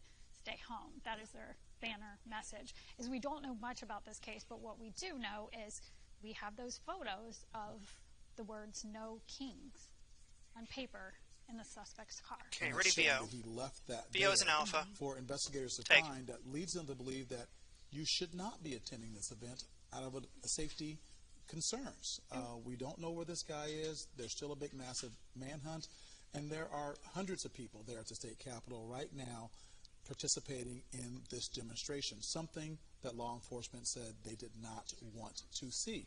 Organizers are there Okay, ready, saying VO? that they want a safe Dissolve, VO. event. But VO here is in we Charlie. don't know what's going to happen, but we do know there's an increased presence of law enforcement there at the state capitol, where people are carrying their signs and chanting. They're going to hear from speakers. Jennifer Merrily said that it will not last as long as they had intended it to because of that safety issue. But there are still hundreds of people there, as you can see, making sure their voices are being heard, saying democracy is under attack, and this is why they're there. So there's two issues here for public safety that we want you to hear as our viewers. This is what we're doing right now. We're really ready, raising two. the red flag here. They're asking people, do Take not two. join in on this. That is a clear message from law enforcement. They're saying stay home from St. Paul, stay home from the Capitol, the No Kings protest. The other part of this is really be careful wherever you are right now, because they are looking for a suspect. And what do we know about the suspect? Well, we do know that police are looking for a white man with brown hair. He's wearing 16D. black body armor over a blue shirt and blue that what you pants. said? They add he Okay, ready, VO? Take VO. represents himself as law enforcement. As you're looking now here at the scene where they say that he Oh, was thank you. driving a I see vehicle that that looked like a police vehicle. I see when that he it says a pulled low up battery. into Clip Speaker Mike C, America please, for a Melissa second. Portman's driveway. When police arrived, Ron, you can there, go ahead and they switch figured that out it was battery. Not law enforcement. There was an exchange of gunfire. They acted fast. They acted very fast, and it was one law enforcement official who Hey, we gotta change your battery. alerted and went to Speaker Emeritus Hortman's house, and that's where they found them there. He walked out the back door, ran out the back door, and they're still searching that area around the Edinburgh golf course. We're told by law enforcement that a 3-mile radius there, you're asked to shelter in place. And if you see the suspect, do not approach him. Make sure you call 911. They are working in pairs, Suze. Yeah. They are working in pairs, so if police officers do approach your house or come knock on the door, make sure Ready, there are VO? two there. VO If it's one person there, make sure Charlie? you call 911 to make sure you should open the door for that person. Yeah, and I just want to give some compassion right now, because we know there's many who are living in that neighborhood, probably watching our broadcast right now, and they're literally scared right now. I need a SOT or something. They are all over this. The battery level is at 3. What can we It's do? not Our that part. crucial. They're saying When it comes stay out, I will home, go in there. be inside, doors locked, be on the lookout, and if you do say anything, even if you don't think, call the tips. I mean, we see this. This is how they find these people. It's always someone from the public It's always who someone from gives the public. law enforcement a tip that leads them to getting the suspect they're looking for. If you see something, say something. It may seem very small and insignificant to you. Bravo but to 20, investigators, it or could sorry, be a big deal and can lead them to the 20. person they're looking for. Say, let's listen to what the BCA said. Ready, earlier sound? tonight. Sound in Alpha? Sound Alpha, take. About 2 a.m. this morning, there was an original call in the city of Champlin where there was an individual that had shot Thank you, Senator Ron. Hoffman and Thank his you. wife. Police responded to that This location. is They're a dealing with that and working through minute that 44 process second soundbite. overnight. And then later on, at approximately 3:35, another call came in when it was officers proactively checking because they knew of the incident that occurred, and they were going to check on Speaker Hortman at that time, at which time Brooklyn Park police officers encountered an individual who immediately fired at them and they exchanged gunfire, and then the individual was able to escape during that exchange of gunfire. At the residence in Champlin, there was life-saving measures that were provided there. Both individuals were transported, as was previously noted, and they both received surgeries for their injuries at the hospital, and their conditions are at this time, both those individuals, Senator Hoffman and his wife, are both alive at this time, but they suffered gunshot wounds. AP just and are named the guy. obviously in a difficult situation, but we're cautiously optimistic that they will continue to improve. At this time, it is a very active scene still, as you've seen. About 20 left. The Brooklyn Park Police Department, along with other members, the Hennepin County Sheriff's Office, State Patrol, FBI, BC, and many others are actively engaged in a manhunt for the individual Okay, back on that we two. believe is responsible for 10 this. seconds, stand by. And so we'll be sharing the identity with those individuals as this progresses, but I'm going to caution you, I know there's going to be a ton of interest in this. We're not at the position we can do that as we're actively searching for that individual. Taking cue. And once again, police say they are looking for a white man with brown hair. He is wearing black body armor over a blue shirt and blue pants. They add, once again, he may be misrepresenting himself as law enforcement. People in that area are still asked to shelter in place, but we don't want to not talk about the victims. Yeah, absolutely. I mean, this is the core of it. I think our reporter Caroline Cummings earlier said it so beautifully, that at the end of the day, this is not about politics. This is Okay, about ready, people. red. And we Take want to red. pause for a moment and talk about those people. You can see Melissa Hortman right there. I won't even say representative right now, because that's a mom you're looking at. Mom. Her husband, her 2 children. This is from her campaign website. You can just see the smile on her face, the pride she had. She's a regular visitor to this very room that Reg and I are sitting in right now, WCCO studio. She came in here often. She did that on her off time, the very little off time she had, because she wanted to keep people up to date of what was happening in the legislature. This is a true public servant. You can see her husband over there on the side. Both of them lost their lives in this targeted attack this morning.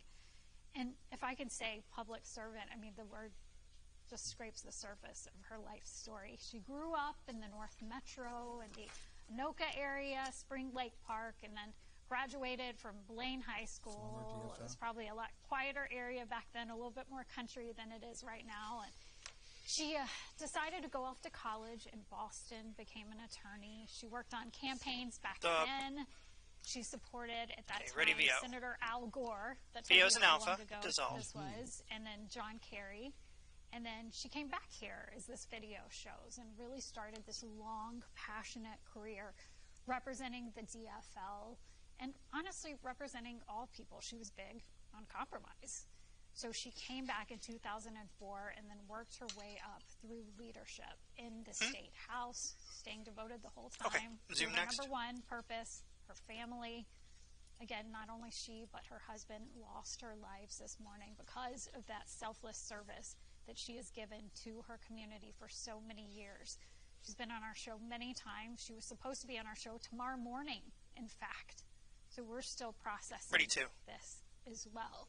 That is what a communicative legislator she was. She wanted people to know what was going on. And we also want to talk too about the other victims here. John Hoffman, you know, we talked about he and his wife. Leader as well. Right, absolutely. And very respected, doing tons of work in the disability advocacy community. And at last check, we're told that they have been in surgery, and the governor said they are cautiously optimistic for them to heal. And we've been hearing from lawmakers all across the country, and now we have former DFL Majority Leader Ryan Winkler, who's joining us via Zoom. Ryan, our hearts go out to you, and I know you worked with Speaker Emeritus Hortman, as well as Senator Hoffman, and your words that you have today. Can you find words to talk about how you're feeling today? It's devastating. You know, Melissa and I have been friends for a long time, and when you serve together closely in the House like we did through very challenging circumstances, you get to know people like they become family. It becomes, you know, Mark and Melissa, we got to know them, their kids, their family, their lives. We shared family gatherings at times, and it's devastating. Fundamentally, Melissa was a warm, decent, generous, determined, hardworking person. And I can't think of anybody less deserving of such a tragedy than Melissa Hortman. Ready boxes. Especially she reached across the aisle a lot, Mr. Winkler. She did a lot for compromise, and you just, this comes from a special place. She's a special person that will be truly missed. Yeah, I mean, Melissa was a Ready, powerful live, person in state government. Take live. She is not a person who was trying to get attention or seeking the limelight. She was impatient with all of the theatrics and nonsense that goes into legislative debate and political posturing. She wanted to get the job done, and she was very determined and focused on always trying to make the right thing happen as best she could. And I think, to me, what's most poignant about this in some ways is that when she became Speaker and was her number 2 as Majority Leader, she was determined to put the safety of legislators and staff and the public first. So she stopped the practice of overnight debates because she was worried about people driving home. She led us through COVID and made sure that nobody was made sick or unsafe while keeping the government functioning. We worked together through the George Floyd protest. Del 7 will be a wide shot at the Capitol. Tom Aviles. This year, her final vote was something she did not want to do, but felt she had to for the greater good. And she was selfless in a way that just makes this the most unwarranted, unfair, tragic end to a remarkable person's life. Your message to lawmakers, the other state lawmakers here in Minnesota, about your message about what's going on and what you hope for them at this time. Well, I mean, we're all sharing grief. We've all been on the phones all morning, communicating with each other since the early hours. As I said, it becomes like a family, and everybody's in shock and horror-stricken by this. And, of course, many people are very concerned about their own safety in this emerging situation. So I guess my message would be more to the public. These are people. These are people, whether you agree with them or disagree with them, if you think they're horrible people, you can think that. But everybody who goes to the state legislature does so because in their mind, according to their point of view, they are trying to do the right thing for the people of the state. And their friends and neighbors who sacrifice a lot, their families sacrifice a lot for them to serve. And certainly Mark Hortman sacrificed, and the Hortman family has sacrificed more than anybody should. Take boxes. Thank you a lot for sharing your feelings with us today. And we appreciate you joining Ready, 2. us. Thank you so much, Ryan. We are hearing from the Associated Press about who the gunman may be and who they're looking for. Yeah, we have a name. We are citing the Associated Press. They are publishing a name right now for a suspect. This is brand new. We just got this information, and we're told it's a 57-year-old man named Vance Belter. And we hear a name now. We had already been getting that description, right? We've been getting that description. Police say they are looking for a white man with brown hair. He's wearing a black body armor over a blue shirt and blue pants. He is misrepresenting himself as law enforcement, but now the Associated Press is reporting that they are looking for a 57-year-old man, and he happens to be named Vance Belter. That's according to the Associated Press. I got Del Press, 7, and too. They are reporting that name right now, which adds another level into this investigation. If you do have information, if this name sounds familiar to you, that's what we are hearing as right now from the Associated Press, the name Vance Belter, 57 years old, and again, we are told that he misrepresented himself as law enforcement.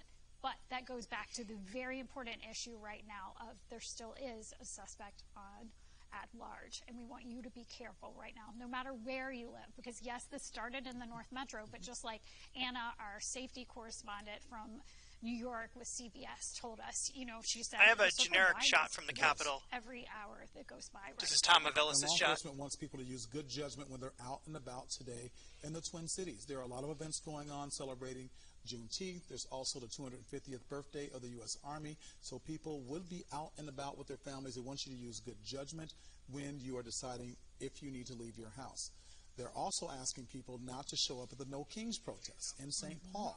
That's where hundreds of people taking Aviles' shot, Del 7. Del 7's up. State Capitol, where they are hoping to hear from speakers there. I know Governor Tim Walz, Lieutenant Governor Peggy Flanagan were scheduled to speak. Yeah, it's a big crowd. And that's the opposite, to be crystal clear, of what law enforcement are asking. They're saying stay home, don't prove a point. We believe that the suspect had very strong intentions to have some reason for that protest. I mean, there's paperwork we saw in his car, but look at that crowd, Reg. Well, yeah, they expected 10,000 people to participate in this demonstration. I don't know how many they have right there, but as Jennifer Merrily said, she was watching people march from St. Paul College to the state capitol grounds. They say they need to do this because democracy is under attack. And once again, this is what investigators found in the car of the suspect they're looking for. No Kings written in black ink over flyers. Maybe he had his sights on this. It's literally in black and white right there for them. And that's what led them to ask people not to show up at the state capitol grounds out of an abundance of safety. But now the AP is reporting they are looking for a 57-year-old man. Oh, shit. I hit the wrong button. Vance Belter. That is what we're getting from the Associated Press. We're also getting new information right now on the manhunt, the urgency of it. The U.S. Marshals are now in on this. So this is a full-out manhunt. And again, as Reg said earlier, one of the key components in these manhunts is often tips from the public. And President Trump said that we would have the full resources of the FBI, as well as Governor Tim Walz basically putting back and activating the State Emergency Operations Center. So there are and we're actually, that's a point, we're hearing unity from the governor and the president and today. The president working together, both sides, Republican, Democrat, because this is not a political issue. This is a human being issue. We lost a mom, a sister, an aunt, a father, a brother, an uncle. They had people who loved them dearly, and we're all grieving for them right now. And the most important thing we can do right now is get behind law enforcement as they say. Okay, ready two. And just beyond personal, Take two. The targeted attacks there, because we know that the lawmakers were targeted, but also their spouses. Yeah, that's what's crazy. And we were talking to Esme Murphy earlier today, who said that Melissa Hortman had talked to her about her concerns about how her shot's not usable. The political divide was getting. Yeah. That we didn't realize that when she and Caroline Cummings are reporting at the Capitol, that there were a lot of demonstrations, there were a lot of protests. We didn't hear about those. But obviously lawmakers were concerned and expressed those concerns, and now we have what we have today. And Ryan Winkler just speaking about her too, and saying that her last vote was something she didn't want to do, having to do with immigration policy, but she wanted to work with Republicans because she wanted to move forward in the session and ultimately serve her constituents and serve the whole state. And that was just really selfless. And once again, the president did release a statement, and he says he has been briefed on this terrible shooting that took place in Minnesota, which appears to be a targeted attack against state lawmakers. Our Attorney General, Pam Bondi, and the FBI are investigating the situation, and they will be prosecuting anyone involved to the fullest extent of the law. Such horrific violence will not be tolerated in the United States of America. God bless the great people of Minnesota. I don't know why it took it, and he is backing it up with the resources, as you said, U.S. Marshals now are on the ground. Yeah, U.S. Marshals are now on it. So this I was trying to go to the Trump one. Manhunt at this point right now. And you can hear the president not mincing words. He is all in on figuring out who did this, and as he said, prosecuting them to the extent of the law right there. And how you can help is by being aware and making sure that you are safe. They're asking people to shelter in place around the Edinburgh golf course, but they're also asking people to use common sense, good judgment, if they are going out today, because we don't know how far he has gotten away from where he was originally found. Yes. As we were told by Anna Schechter, CBS correspondent, the search area just expands and expands. So you may think you're far enough away where, hey, I think I saw, but I didn't. It's worth calling police. And it is community tips that usually lead law enforcement to find the person they're looking for. If you see something, say something. You may think it's very small, what you see. It could be top of the hour ID. Piece of evidence that Here's law what I was trying to queue up. needs to track down the person. Eddie, Dell 2 is bumping up to a 10-second delay. Okay. Around the Edinburgh golf They're going to be a course. 10-second delay in that area, make Dell sure 2. you continue to shelter in place until they give an all clear. We believe, talking to Anna Schechter, that this area has spread even wider. Use good judgment. If you are going out today with your family, make sure that you are aware of your surroundings.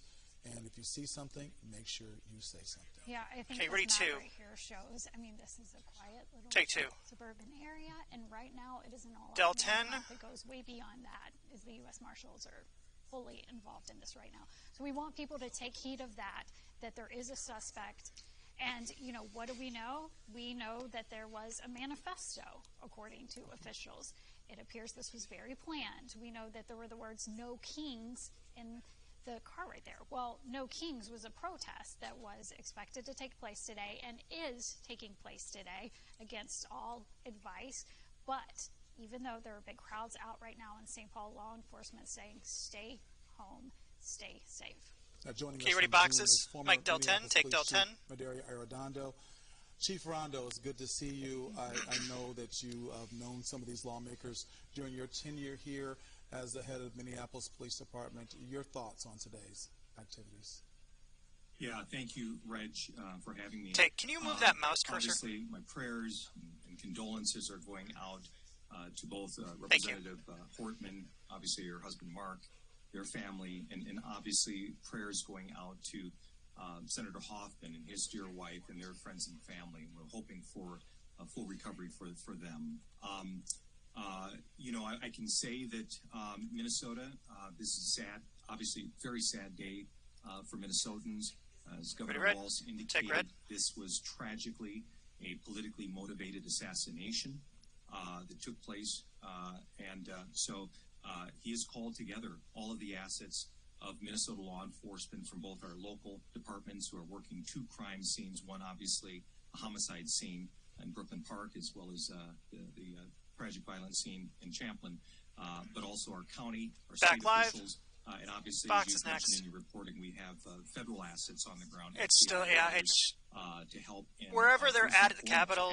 There's like no cell signal. Individual who committed these killings, as well as anyone associated with him who might have been aiding and abetting him. And so Governor Walz called the Emergency Operations Center, the EOC, early in the morning hours once he was briefed and received intelligence on this. And as our Minnesota law enforcement partners do, they come together quickly. They're going to be very determined, very methodical in how they're approaching this ongoing investigation and manhunt. And so they want to also obviously right now make sure that those residents in those communities and businesses in those communities you outlined in your mapping area, that they stay safe, that they shelter in place. If they see something suspicious, to say something, call 911.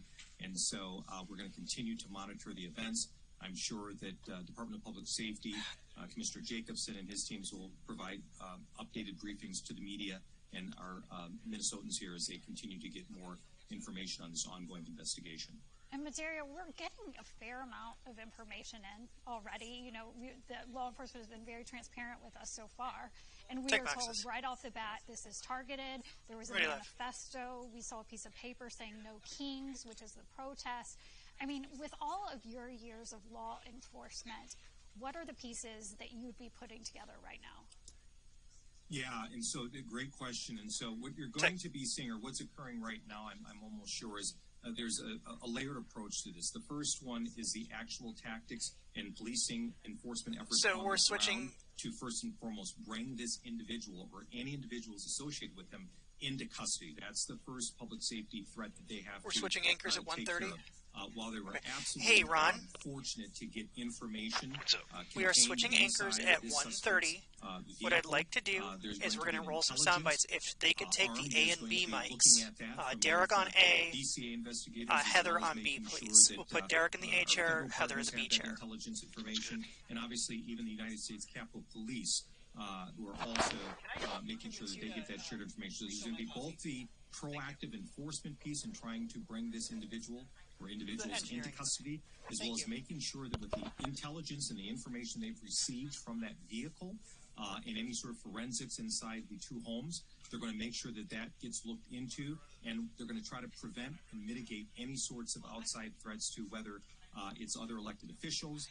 It was also indicated through the information that this individual may have targeted Planned Parenthood or other sorts of organizations like that. So that is going to be the approach right now, and most importantly, the Department of Public Safety coming forward as they will continue to do as they have more information that will keep our community safe here in Minnesota. The good part about this is that local, state, and federal law enforcement here in Minnesota are used to working together. Del 3. Used to lead coalitions like that. How does that work Del for 3. here in finding this gunman quickly? Yeah, Reg, and you're very familiar. What Minnesota Public Safety does so well is from both the local, county, and state level. They train and train and train all the time. You train in the capacity that you want to make sure that you have the most professionalized training in a response if it's needed. And so as Minnesota is facing this obviously tragic situation this early morning hours, all of that training that our Minnesota State Public Safety are involved in every year, it's coming to bear now, and it's helpful. And so all of these different agencies have worked together. They know how to communicate together, whether it's from radio channels, whether it's from using canines to search those geographical areas, and even from the technology standpoint, from drones and camera systems. So this is helpful for our Minnesota Public Safety. They do it all the time. They're some of the best in the country, and so very confident in their abilities to carry out both of these layered approaches. Seek and apprehend the suspect and any individuals associated with it, and get both the forensic and digital information and evidence that they can to make sure that they're doing all they can to prevent any further threats. Z17 is the one I think she's looking for. Yeah, I know that we have a lot of viewers right now, just on guard. But Reg and I have talked over and over in covering this for a few decades ourselves. Tips from the public are really key here. And now we have a name. According to the Associated Press, we're told this man's name is Vance Belter, the suspect, 57 years old. For people who might know who that is or that kind of thing. How can the public in this moment really support law enforcement? Ready live. Well, I think it's very important that, again, our Minnesota public safety officials are releasing this information as they get it to our public for their help and their collaboration. So having this individual's name, there's certainly going to be people who are familiar with him, whether it's family members, whether it's co-workers, whether it's neighbors. Any individuals that might have had contact with them, if they, received text messages, we don't know, and I certainly don't know, but if this individual has a cell phone on him, any members who might have had last-minute calls with him, that's going to be very important to make sure that law enforcement gets that information, gets it in a timely manner, and so they want to follow up, and they will follow up on those leads. That is one of the big keys of having Governor Walz activated the Emergency Operations Center. There are going to be investigators ready and available to take that information. So, again, as you both have mentioned, you've covered these for a couple of decades. The community's participation and awareness in making sure that law enforcement, no tip is too small. Making sure that law enforcement gets that can hopefully help to lead to the Reg is on B, Suze is on... take. Law enforcement asking people not to go to the No Kings rally, but I don't know if you were able to see, we showed video that there are major crowds out there right now. What would be your message to people who are considering, there's a lot of people out there already, I'll just go jump in? Well, Del 7. I think law enforcement and certainly Del 7. Event organizers made that decision that, this is not the time to have that particular rally based on, obviously, the tragic killings that occurred today. Anytime you have large crowds assembling, Del 4, take Del 4. Minnesota law enforcement does not have this individual in custody.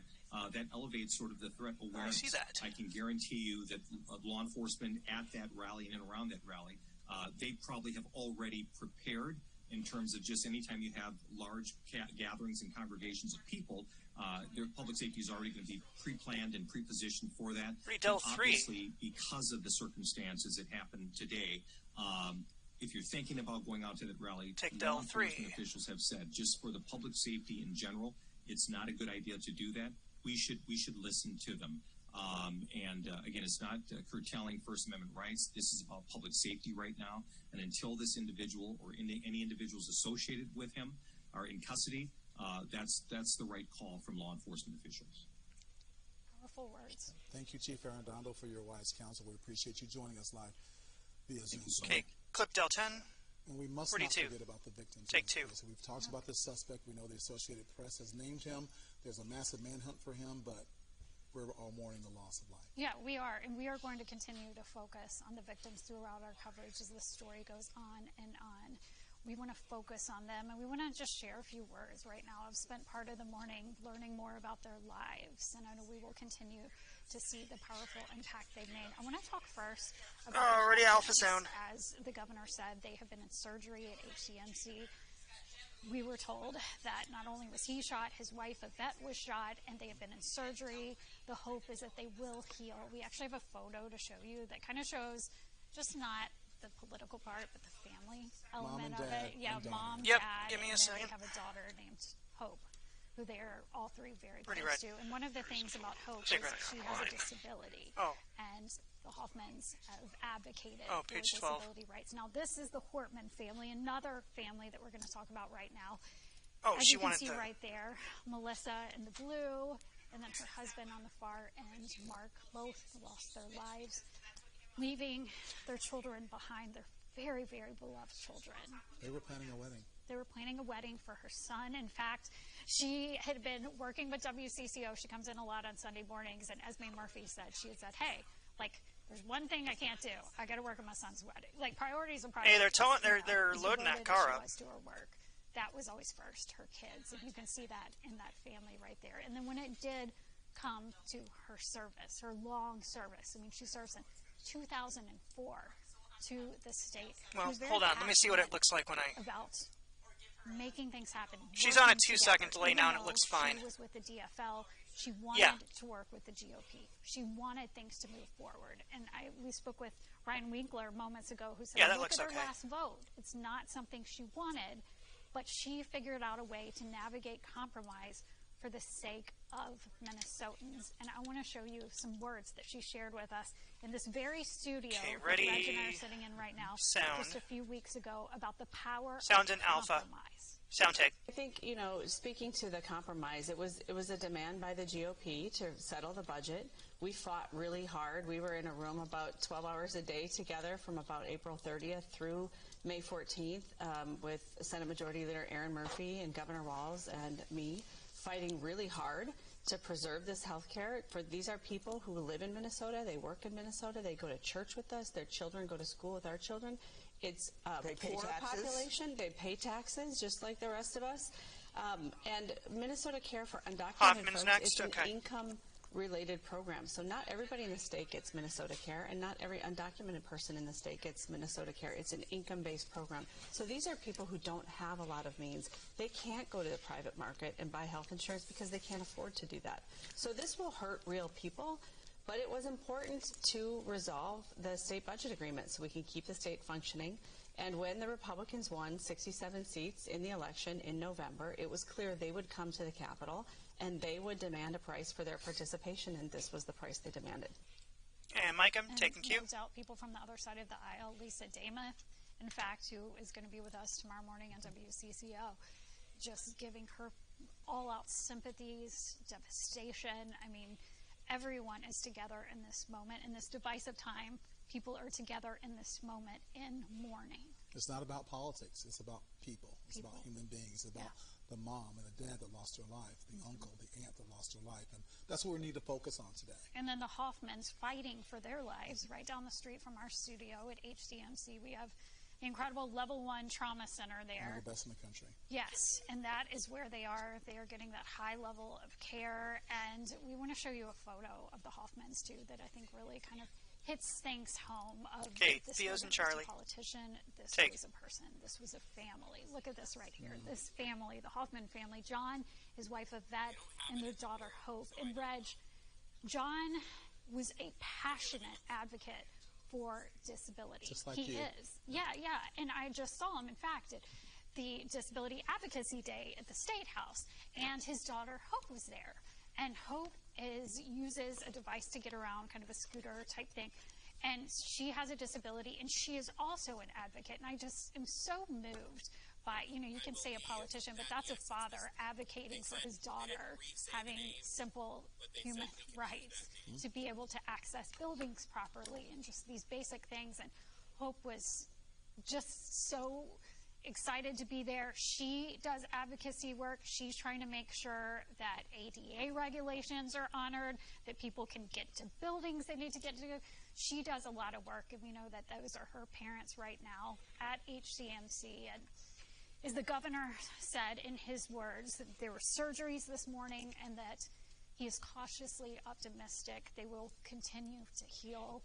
And I know that is a huge prayer for people all over the country right now, that they will pull through after an absolutely devastating occurrence. Or Esme Murphy says that John and his wife are very strong and knows they are fighting with all that they have. And we know and we pray that they recover fully from their injuries. And we're just touching the surface of these 4 victims, and we're going to continue to over the next days, weeks, year, and honor their lives. There's also a safety element to this that we want to talk about, and we really have to hit this home in 2 different ways for our viewers right now. Yes. There's 2 big reasons for safety. Number 1 is that a suspect is at large. We have newer information we got from the Associated Press saying that that suspect is 2-second delay, so Vance Belter, and you have a description.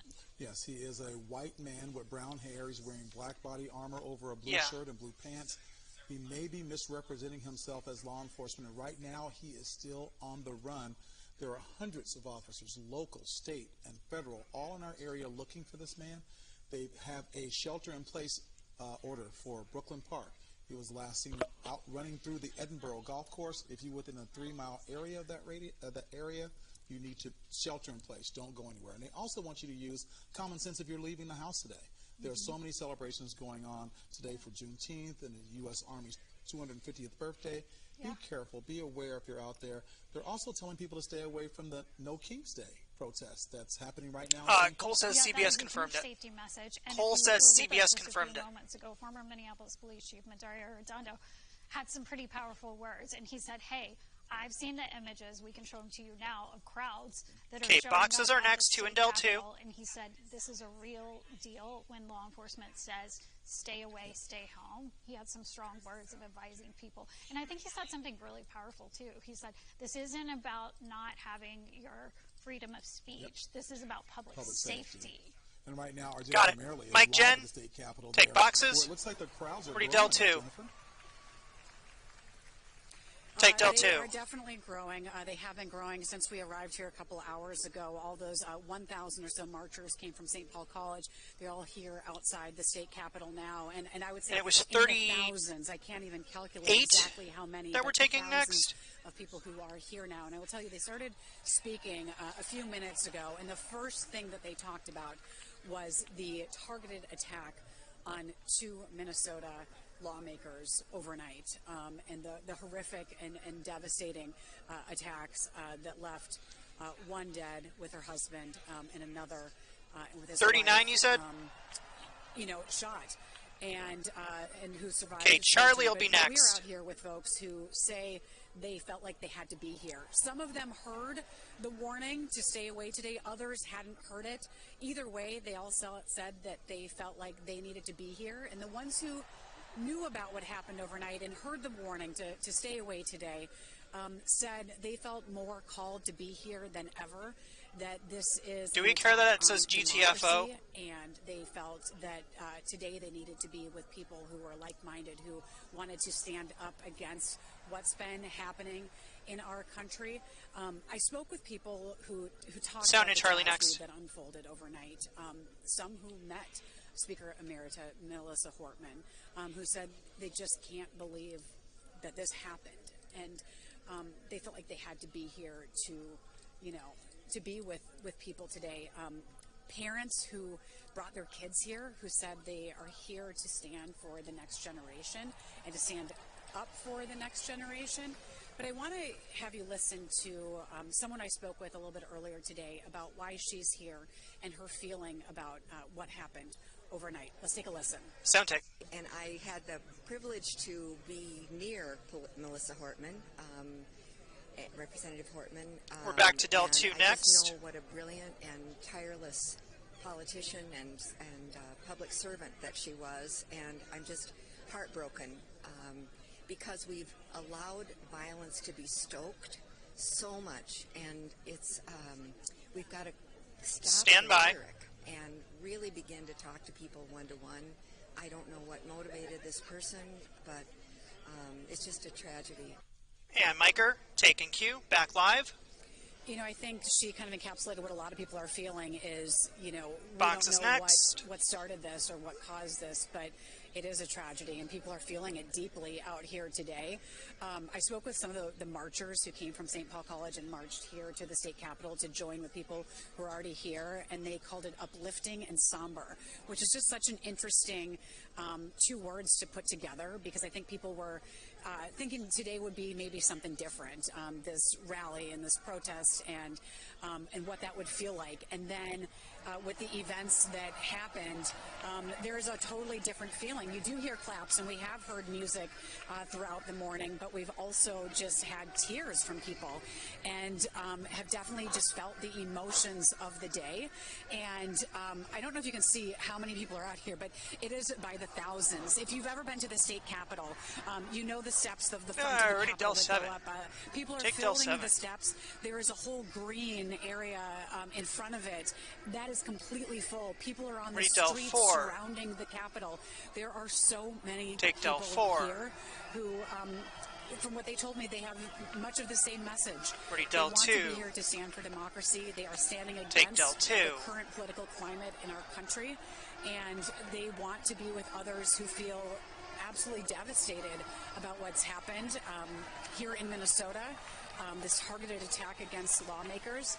And you hear the claps now. It's actually hard to hear some of the messages that they're sending, but again, the first thing that they talked about today was the tragedy that unfolded and the desire and the need to be here in the midst of that and to remain nonviolent, to use their words, to show them on banners and to hold signs and to show them that way and to show this in solidarity by showing up and showing their presence, but to remain nonviolent and to show people that this is the way that it's done. This is what the message has been to us today, and we will continue to follow, what they're talking about now. They have the speeches.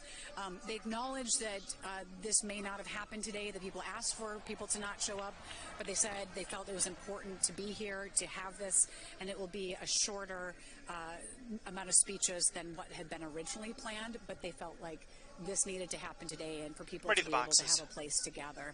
I'll send it back to you. Mike the Anchors, take. Thank you, Jennifer. And we know Jennifer is watching Ready, 2. safety out there right now. Take 2. We want to remind people that is in defiance to what law enforcement is asking. They're saying do not come out there for safety. That is their plea right now. And we have learned that CBS News has confirmed the name of the gunman they are looking for and some new details about the fact that he had a long list of targets. Yeah, we are getting some good information from our partners at CBS News right now. Here's what they found out for us. They did confirm this name, 57-year-old Vance Belter, as the suspect in this case for these multiple shootings. They also told us that there was an extensive list. We've been talking about the manifesto that was taken from the suspect's car, and police say this was Aram just said that, now, we have one. I want to express to you how extensive it was. This goes beyond the state of Minnesota. They say there were at least 50 individuals named on this manifesto, essentially what appears to be a hit list. They say that there were people from all over the country.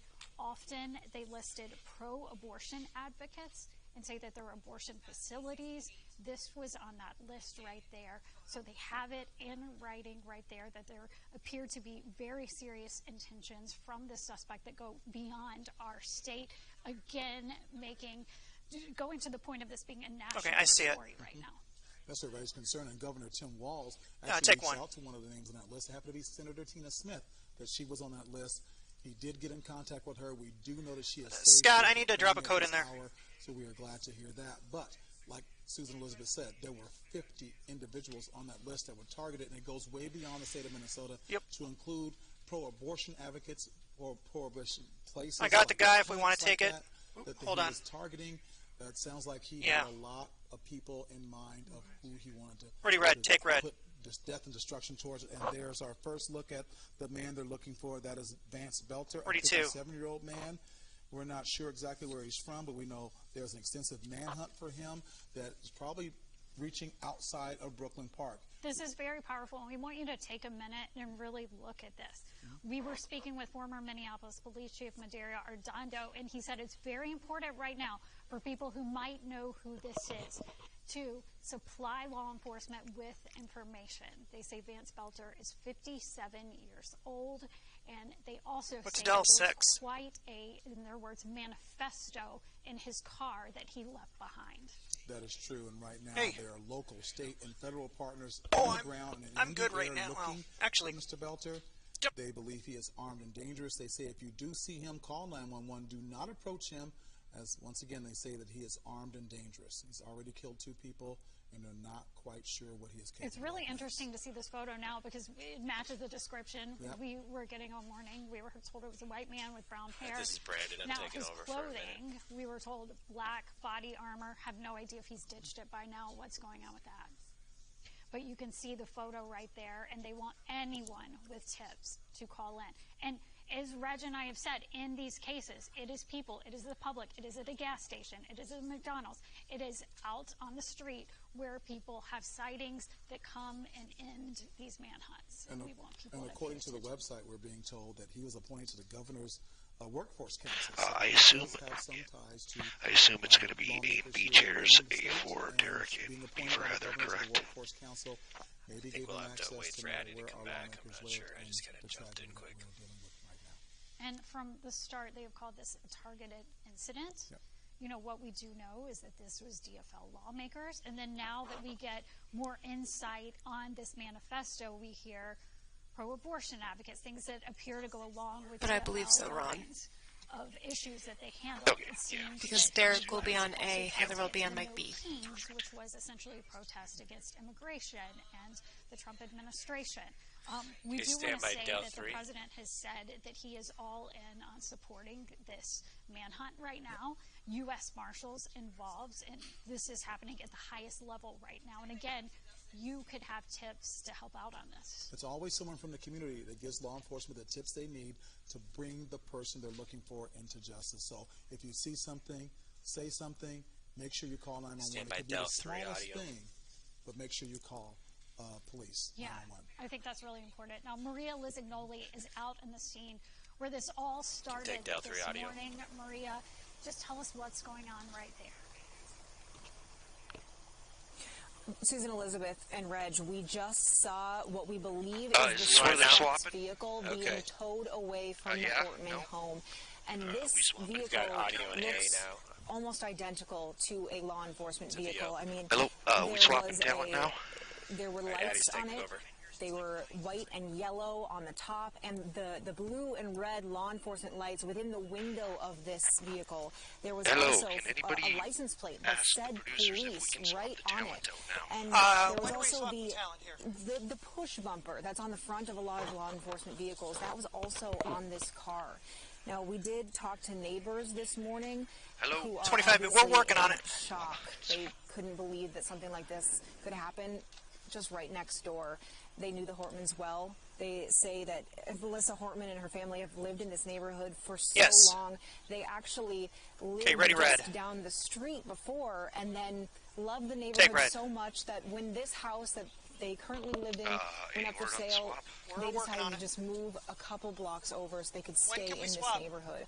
These neighbors, they didn't hear exactly what happened last night. They said they were asleep, but they woke up right away to the shelter-in-place warning. When they were talking to other neighbors this morning who had heard what was going on, they had heard the gunshots, and they saw the lights and even the bullhorn of officers trying to speak to the suspect. They also said that the Hortman's dog, they saw the dog taken out of the Hortman's home, and it did not appear to be alive this morning. Now, we've been here for several hours now, and this neighborhood is quiet. We have not seen a lot of people out and about. Windows are shut. People are heeding the warnings of shelter in place. And again, this shelter in place alert is now expanding to Hennepin County, and we're going to continue following what's going on here in the neighborhood. We worked closer to the home a while ago. There's a big gathering of law enforcement just down the street, but they did tell us to move down to this area where you can see now the Hortman's home behind me. It's just beyond this pond, and it looks as though things are clearing here a little bit in the Edinburgh Golf Course neighborhood. You still do see the yellow caution tape surrounding the home, and officers have been here for ever since it started around 3 this morning. We know that before they towed away that truck, officers were searching through it. I mean, even when we got here, the lights of that suspect vehicle were still on and flashing. and we're not sure exactly what they pulled out, but we did see a number of things being pulled out of the vehicle. We're going to stay here on scene, and we'll continue talking with neighbors and bring you what they had to say right here on WCCO. And Maria, I just have to emphasize this point again. I mean, you and our photojournalist are closer with eyeshot to that vehicle. That looked pretty real, huh? It looked almost identical to a law enforcement vehicle, almost indecipherable. I mean, even the police license plate is really what got me to have that white license plate with the black police letters on it, and even have that bumper guard in front of the vehicle. It looked exactly like a law enforcement vehicle. Maria, I know you will continue to follow this. Thank you for that riveting video. It shows just how intense this was. And as we spoke with CBS's News' Anna Schechter earlier said, this appears premeditated, and you can really see it by what appears to be that vehicle right there. Definitely. Law enforcement has been very forthcoming with information connected to this investigation. Okay, the sound on 30 is next. Let's see what the DCA had to say earlier today. Sound Alpha take. About 2 Swap. Swap it. Morning, there was an original call in the city of Champlin where there was an individual that had shot Senator Hoffman and his wife. Police responded to that location. They were dealing with that and working through that process overnight. And then later on, at approximately 3:35, another call came in when it was officers proactively checking because they knew of the incident that occurred, and they were going to check on Speaker Hortman at that time, at which time Brooklyn Park police officers encountered an individual who immediately fired at them, and they exchanged gunfire, and then the individual was able to escape during that exchange of gunfire. At the residence in Champlin, there was still a minute left in this. Measures that were provided there. Both individuals were transported, a little under a minute, previously noted, and they both received surgeries for their injuries at the hospital. And their conditions are at this time, both those individuals, Senator Hoffman and his wife, are both alive at this time, but they suffered gunshot wounds and are obviously in a difficult situation. But we're cautiously optimistic that they will continue to improve. At this time, it is a very active scene still, as you've seen. Do you have another soundbite for me to go to in case they're not ready here? We're about 20 left. FBI, BC, and many others are active. They'll be ready. In a manhunt for the individual. Yeah, we're going to do 34 next. For this. And so we'll be stand by sound. Identity with those individuals. Sound in Bravo. Progresses, but I'm going to caution you. I know there's going to be a ton of interest in this. We're not at the position we can do that as we're actively searching for that individual. Sound is off. And we have thousands of people sheltered in place in the city of Brooklyn Park right now. We are in an extensive manhunt involving hundreds and hundreds of police officers and SWAT teams searching, ridding off areas. Heather, turn your mic on. We believe confidently the suspect had fled out the back of the house after being confronted by the police. Very briefly, after the officers had... okay, we'll be back out to 2 from this. The suspect retreated into Melissa's home. They immediately went up to the threshold and looked in and seen a male that was down. Clearly had been struck by gunfire. They made limited penetration, grabbed a hold of the male and drug him out to safety to attempt first aid. However, he was pronounced dead shortly after that. At that point, the officers surrounded the house, got additional resources and SWAT resources. Stand by. And then ultimately went in with a drone, identifying a female in the home. And Mike, I'm taking cue. All right, welcome back here. Heather Brown, Derek James, we're taking over for Reg and Susan Elizabeth here. You're just hearing from the Brooklyn Center Chief of Police describing what happened earlier this morning at Representative Melissa Hortman's home. And we know that a lot of you are joining us either online, maybe on your phone or on a computer, and are just learning this information, especially if you were out and haven't had the television or been by a phone earlier today. We want to let you know that the manhunt continues at this hour right now for what we now know is a 57-year-old man by the name of Vince Belter, who is considered at large, armed and dangerous. He is believed to be the one involved in these politically motivated shootings of 2 lawmakers here. Here's a look at a picture of him. We just received this moments ago. Hey, Brandon. Along with the CBS News Can you run to the studio, please? In New York, we were able to confirm that this is who law enforcement as well as U.S. Marshals, ATF are now searching for as a person of interest in these shootings. Right, and you can see they have a description here, body armor and a blue shirt. We know, we just saw, Susan Elizabeth and Reg just showed you the vehicle that had been towed in front of Melissa Hortman's house. That was a realistic-looking vehicle there, out there impersonating law enforcement. So again, this is the person of interest who they are continuing to look for, and that manhunt around the Edinburgh golf cars still in effect. People are still having to stay inside of their homes there. Yeah, and that's about a 3-mile radius of that neighborhood and the golf course, and I believe we actually have that map that we can show you to just give you a sense of this area, this part of Brooklyn Park. It includes parts of 610 and 252. I believe we might be able to throw that up on the screen, and there you can see the area we're talking about. But keep in mind, this happened early this morning, Heather. Right. We're talking about 2 o'clock is right around the time that the shootings happened at Senator Hoffman's house, and then it was closer to 3:30 that police arrived at Hortman's house there, and that's where they encountered this person who then shot back at police. Yes, and this suspect, we talked about the fact that he was in a vehicle that no one would be able to realize wasn't an official law enforcement vehicle. Here is that vehicle that we were just learning about. I mean, if you take a look at it, as we were told by Maria Lisignoli, I mean, even up close from her vantage point, all of the detail in this vehicle that would make you think, especially when you're awoken at 2 o'clock in the morning by officers, you're going to assume that those are, in fact, officers that are there to tell you about a situation or give you some news of some sort of threat. We are going to go to CBS News in New York now. 3 boxes. Anna Schechter is there with us. She has Mike, some Anna, details. take boxes. Anna? Good to be with you all.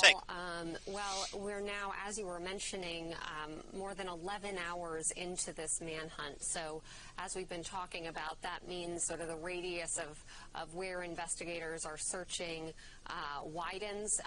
We heard from police a few hours ago that there were hundreds of agents. The FBI is assisting, is very involved. They haven't taken over as the lead agency handling this, as sometimes happens in cases like this, but they are very involved, as are other federal agents, including members of the ATF.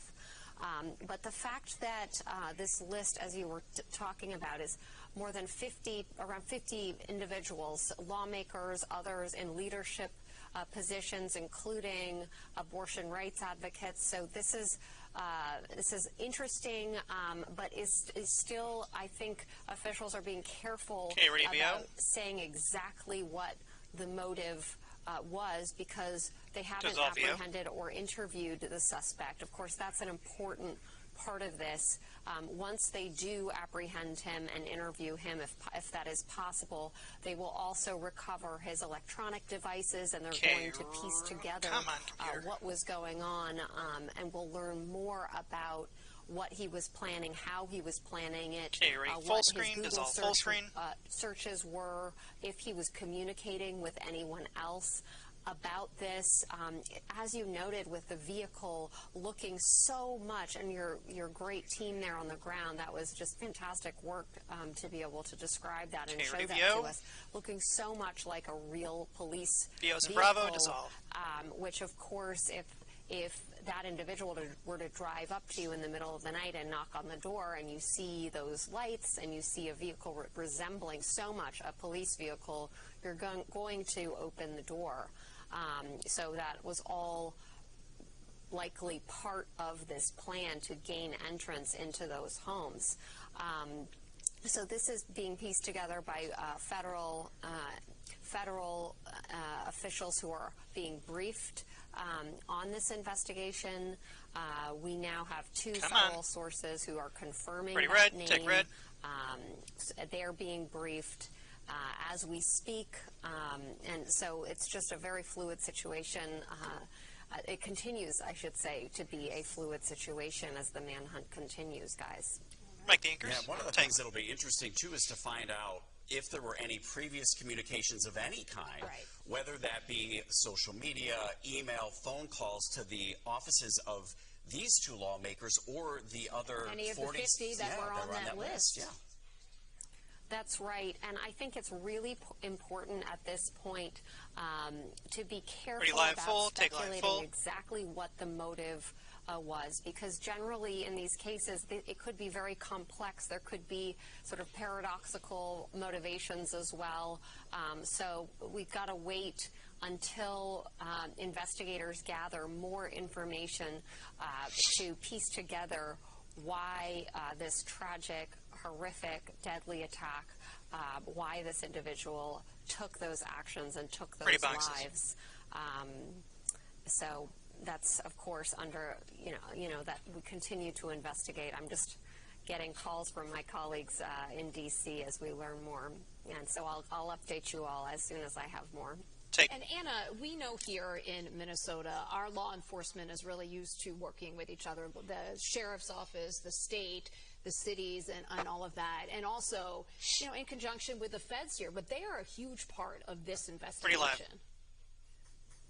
That's exactly right. This is a major case.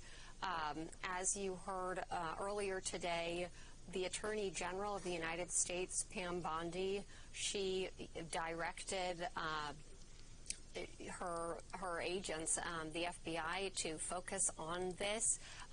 President Donald Trump also condemned the attack, said there's no place in this country for this kind of violence. He was briefed on this.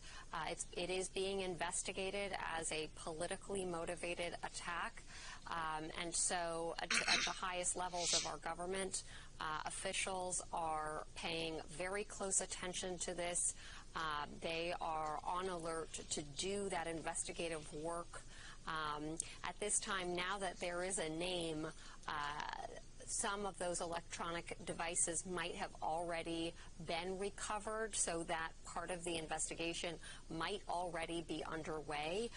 That is unclear, but certainly investigators are going to want to conduct that as soon as possible. Of course, since this is an ongoing manhunt, they're going to look for clues as to where he might have gone. So we're in this very critical period. I covered Luigi Mangione very closely, and Caroline that on Zoom is led to next. an almost 5-day manhunt. At that point, it took that amount of time to definitively have the name of the suspect, so I think investigators are a lot farther along. Likely because, one, it was in this local community, the vehicle was left behind, so lots of clues there. There are surveillance cameras, of course, around the area that police could have reviewed to backtrack and actually watch how that vehicle drove to State Senator Hoffman's house and then drove to State Rep Hortman's house. And so all of that will have been reviewed. We're 11 hours in, so police would have had the time to do that, to review that kind of footage, and that probably helped them also zero in on the identification of the suspect. Take boxes. Remember here in this case, there was some sort of contact between Brooklyn Center Police and this suspect. That's right. They exchanged words. Police didn't want to say exactly what, and gunfire.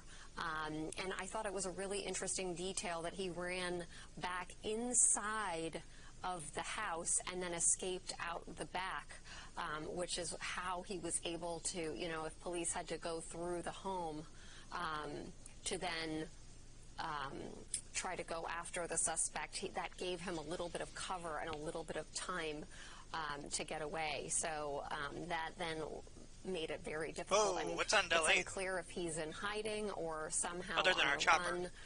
So many scenarios, in the case of when we were covering Mangione, he was able to get on a bicycle and then take a bus out of New York City. So it's challenging for law enforcement. Sometimes we think, well, why haven't they caught the individual yet? I mean, this is, if somebody has planned this and is able to be nimble on foot, it can be very challenging for law enforcement to zero in on one suspect. Think about this. I mean, this happened very early in the morning, so it's pitch black. These officers come up to Representative Hortman's home. They see a vehicle that looks very much like a police vehicle. Someone is shooting at them. They have no idea what is going on, just the uncertainty, the risk of going in there. We know that they did send in drones before they were able to get into the home, but just the chaos that must have been at that time. Well, and then you also have to think of the fact that this suspect now, we don't know that he's still dressed like an officer. As mentioned, if there was a lot of planning with this, he may have had one or multiple outfits, disguises with him. That's why, as you say, that makes this manhunt very, very ready, difficult. Red? Take That's Red. exactly right. All of those are Live great is next. points.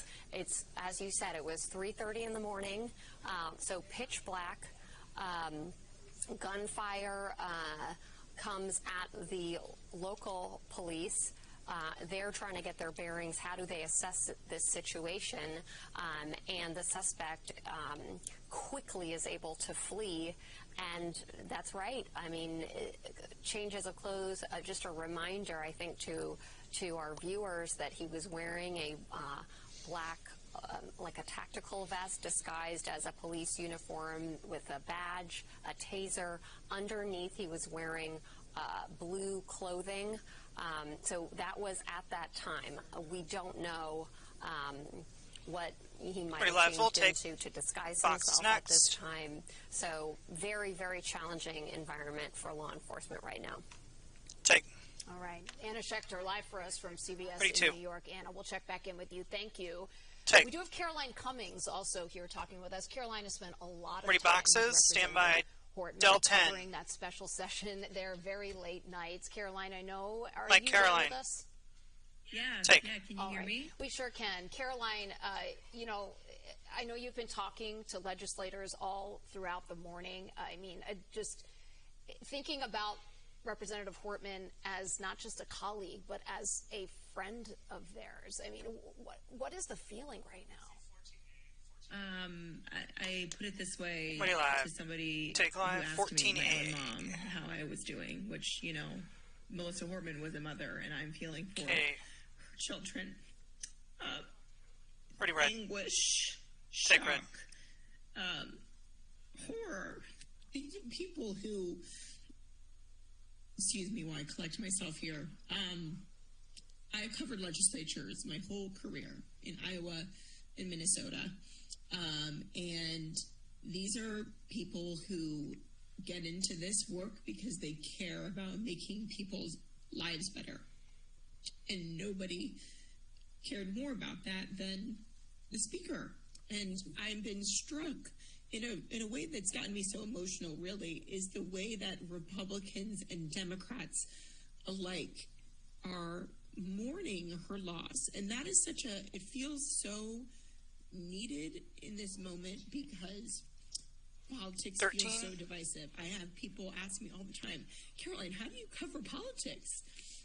It's so hard. Ready, VO. And I like to say that Dissolve VO, it's an alpha. Don't see that are really good. And something that the Speaker Emeritus said often was, because I think people have been remarking about how she was very funny, and she would make little quips to reporters, sometimes on and off camera, and that kind of relationship humanized her, it humanized us to lawmakers when we could have those moments, because at the end of the day, we are people, even if our relationship is to cover these people and hold them accountable, right?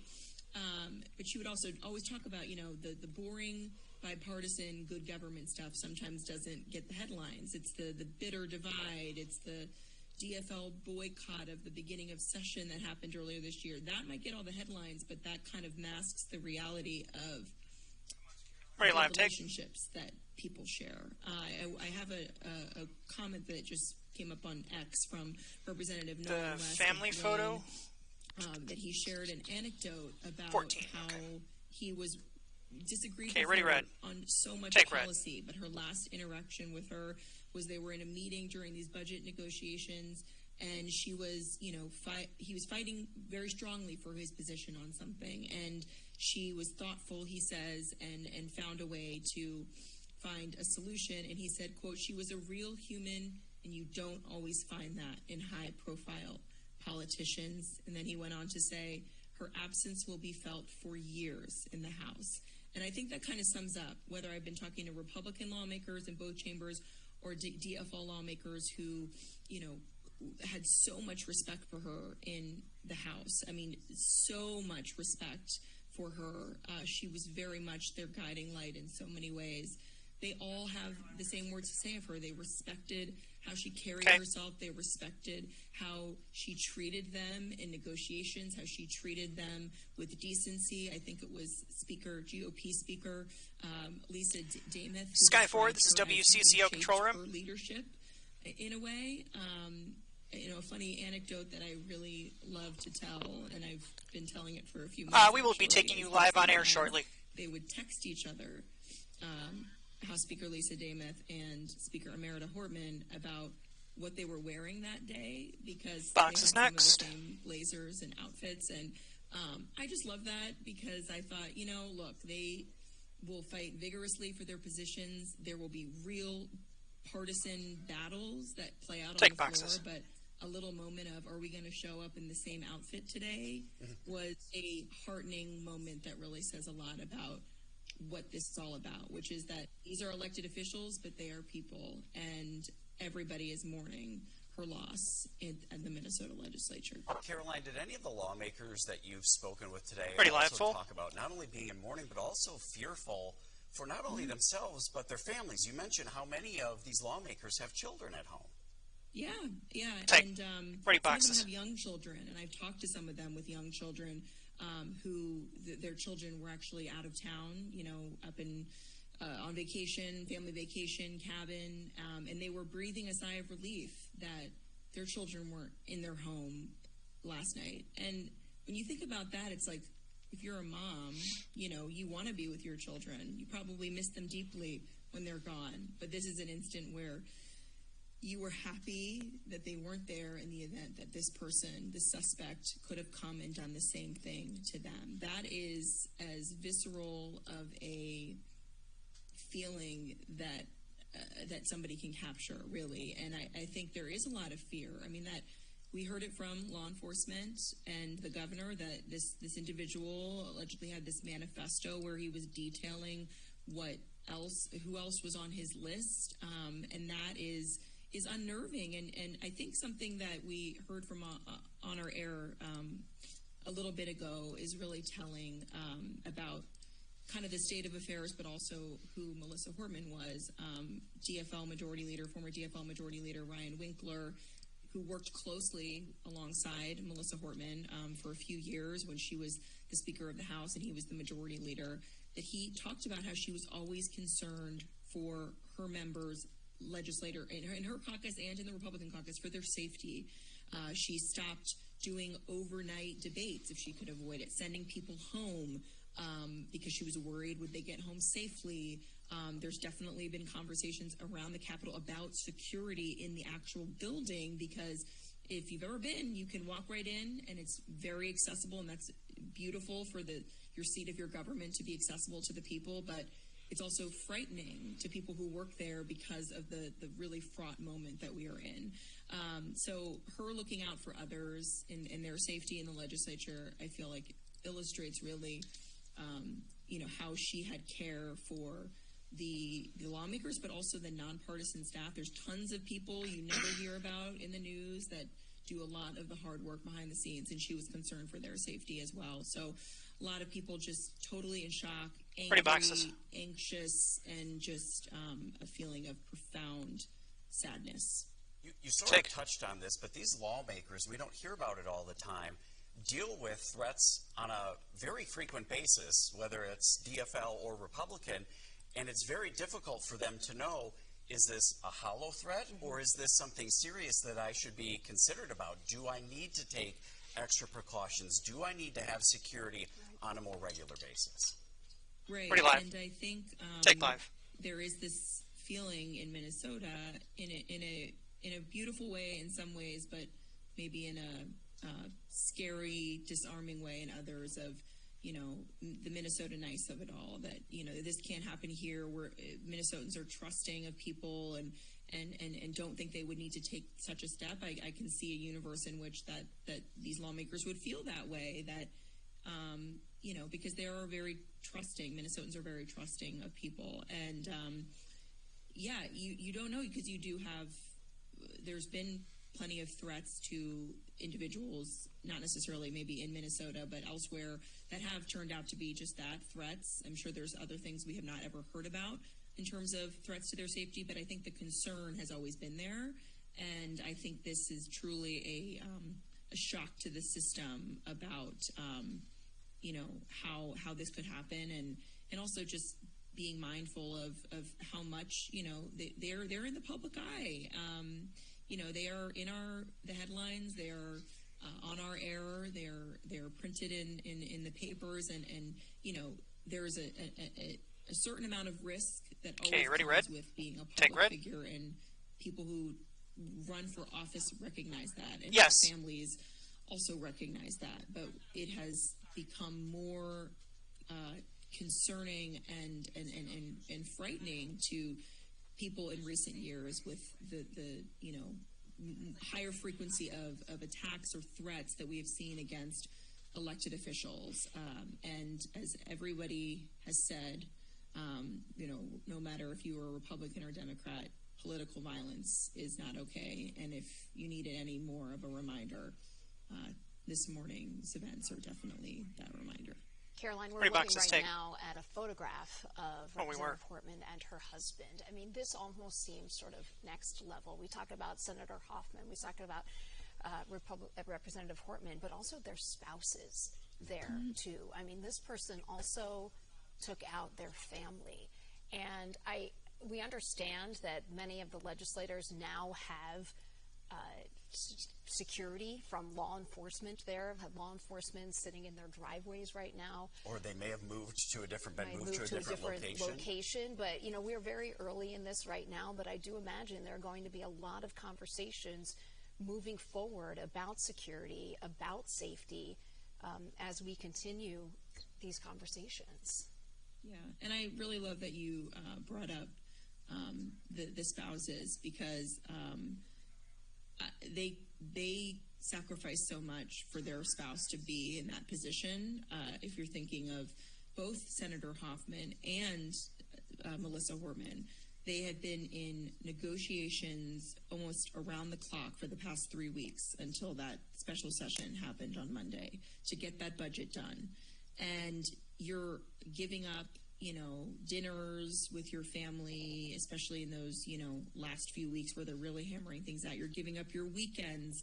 I remember Majority Leader Erin Murphy, when they didn't get the budget done in time, had to cancel her cabin weekend with her family. That this is all showcases how much a spouse has to support an elected official in that moment. And I know Melissa Hortman was deeply devoted to her husband and her family, and she loved her dog.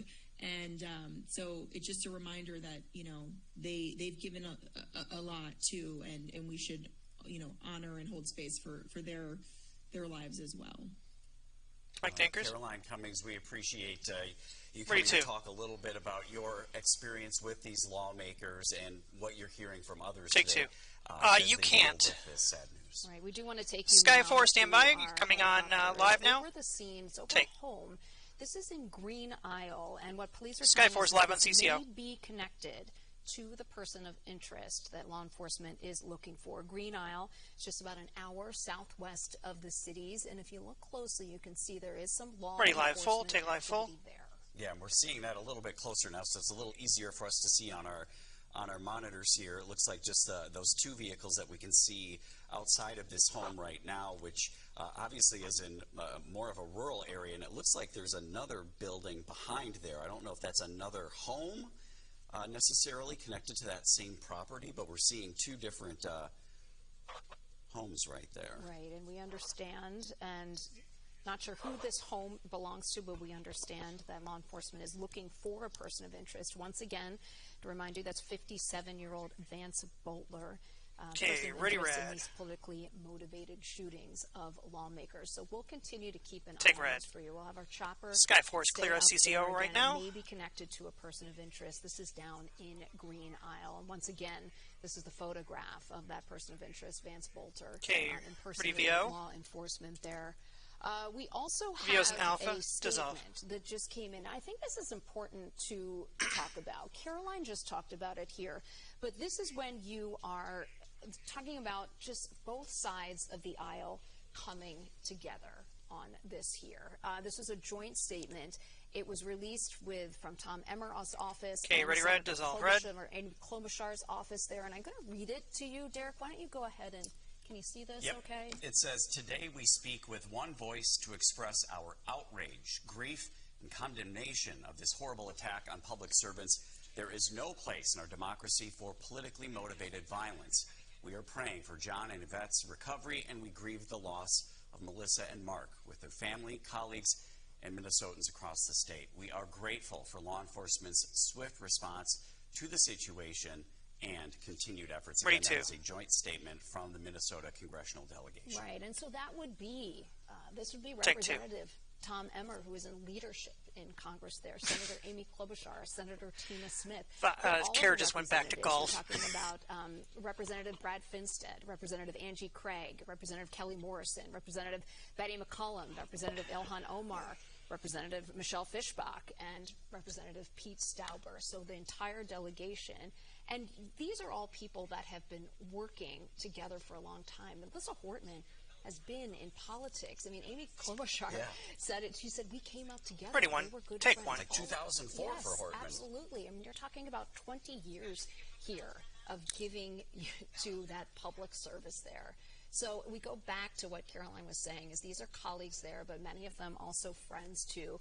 But the importance of both sides coming together and condemning this political violence and the loss of. Ready, two, take two. Yeah, and right now that manhunt continues for a 57-year-old man, a person of interest by the name of Vance Belter, who is wanted in these politically motivated shootings, which took place during the early morning hours after 2 o'clock. I'm trying.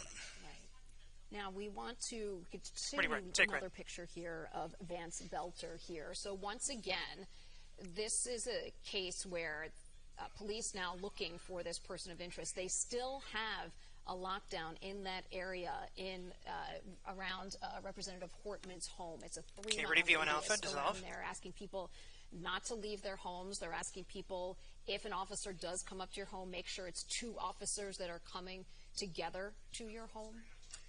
One thing that we're learning is we're digging in a little bit to Vance Belter's background. Again, person of interest in this case. He was appointed to the Governor's Workforce Development Council first in 2016 by Governor Mark Dayton, and then in 2019 by Governor Tim Walz. So he does have connections to politics at the state level. Now, we also just confirmed that that house down in Green Island, we were showing you that chopper video there, that is the home of Vance Belter there, so you can see again that law enforcement activity. We just showed it to you. Here it is once again. This is live video from our WCCO helicopter. You're live on CCO right now. Just about an hour southwest here of the cities. So we'll continue to stay here, but we saw, I don't know, Derek, maybe at least 3 or 4 law enforcement vehicles. We see the regular home, and then we see some other outbuildings over there on the side. So again, person of interest, 57-year-old Vance Belter. Take boxes. And meanwhile, the No Kings rally continues, even though you said Del 7 next. Okay, ready, Del 7. They did not want people to attend that today because of the fact that you still had, you know, a suspect, an armed gunman, out on the loose. And we do know that it appears that at least the speeches portion of this has wrapped up. I know I saw earlier Attorney General Keith Ellison was one of the folks who took to the podium and spoke there today. But as you can see from this live shot, Heather, thousands still made their way out because I think many didn't get the word in time before they were en route to this event today. And I also think Jennifer Mayerly is out there right now, and I think don't have Jen. And they did get the word, but they came out here because of this. And decided to stay. And said, no, look, this is important for me to be here. I want to be here. Jennifer said it was hard to even count. I mean, people are going on in those state capitol grounds, but we're talking about thousands of people there. We know that originally Governor Walz had been scheduled to speak at this rally. He, of course, will not be there today. We understand he is at the Emergency Operations Center and has been there throughout the morning here. And we had heard that they were going to go on with what they had there at the state capitol, but basically the speakers were going to shorten their messages so that this would not last as long as was previously expected or planned. Right. We also know that there are other planned protests that are happening all around the cities in different communities in different neighborhoods. But this was really the big one. This was the one in St. Paul over at the state capitol that many people had planned to attend and then continued to attend. Prompter to page 12, please. Prompter to page 12. Had heard the news this morning but continued to attend after they had heard the terrible news of these shootings. Take boxes. All right, we want to go now. President Trump Anna Schechter from CBS News had mentioned that he has come out with a statement here. Let's read to you what he says. He says, such horrific violence will not be tolerated in the United States of America. God bless the great people of Minnesota, a truly great place. Now, Anna Schechter also telling us there that the Attorney General Pam Bondi had directed the FBI to make this investigation a priority, so we know that the federal investigators are involved here. ATF U.S. Marshals are now on scene here in Minnesota. Right, and part of that, is this is the shooting and the killing of a high-level political lawmaker here. But also what they were able to find in this investigation, a list of 50 lawmakers and leadership, abortion rights advocates. Now, right now, officials being very careful about talking about any motive. They're still on the search for that person of interest here. But, this is something that it goes beyond, the shootings and the killings here. This is something that's instilling fear in a lot of people, not just here in Minnesota, but all across the country. And it does make you wonder. We don't know if this was something that he planned on his own or if there was anyone else at a local or even national level that he had connections with or was in communication with leading up to the events of this morning. And that's something we still don't know and may not know for some time. As we heard Anna Schechter mention, they'll be doing a deep digital dive into all of his devices, all of his previous web searches, all of his communications leading up to today. Right, and the car that was still that SUV that was impersonating law enforcement still there, so police were able to get some information from that. But we are just getting word now. We go back out to St. Paul, out to the state capitol. We were just talking about the No King's Day protest out there where thousands of people came out. That program has now ended out there, so you can see that people are leaving over in St. Paul over at the Capitol. And obviously, you would think anyone there who is aware of the situation and the manhunt is being extra vigilant, extra careful, really paying attention, hopefully not staring down at a device as they walk back to their cars before they either head out to dinner or head home or whatever is next for them on this Saturday. Yeah, and Derek, you mentioned that some speakers were going to continue on, including our Attorney General here, Keith Ellison, but they were going to shorten their speeches. So still have this protest, but make it shorter here. And you know that there's extra law enforcement on hand. I know during the BCA briefing and when we heard from some of the other local law enforcement, one of the questions that was asked earlier this morning was, would there be a sniper at the state capitol? And of course they said, well, we don't reveal our plans of how we would handle a situation like this, but know that there's obviously a stepped up presence right now around the state VO and Alpha. Right. And go back to what Caroline Cummings just told us there, that the Capitol is the home of the people. It belongs to the people of Minnesota, so you can go in page? as you please, but you have to wonder if there will be a change in security. Oh, I see it, 25C. All of this, discussions I'm sure they've talked about for many times, but even Speaker Hortman would send people home, not having them stay late at night, having them stay overnight, always someone that was concerned about her legislators' safety. And we have a number of reporters all over the area who have been gathering information and also talking to those who knew these lawmakers, including a neighbor of Minnesota State Representative Speaker Emerita Melissa Hortman. Let's listen to that now. Sound take. We're here for 58 seconds, 5-8. Walking her dog, and we would wave, and sometimes 2 is next. Have conversations just about what's going on. last conversation was, again, just she was walking her dog, and we're just talking about how it was a split house, and how she was having a tough time, with everything going on at the Capitol. So, just usual interaction. When we finally got the news that Melissa and Mark were, killed, it was really devastating. Yeah. My wife and I Standing by, about 10 seconds here. And, it's really big loss, for Minnesota, for the community here. She was really a quiet champion. Mike, I'm taking cue.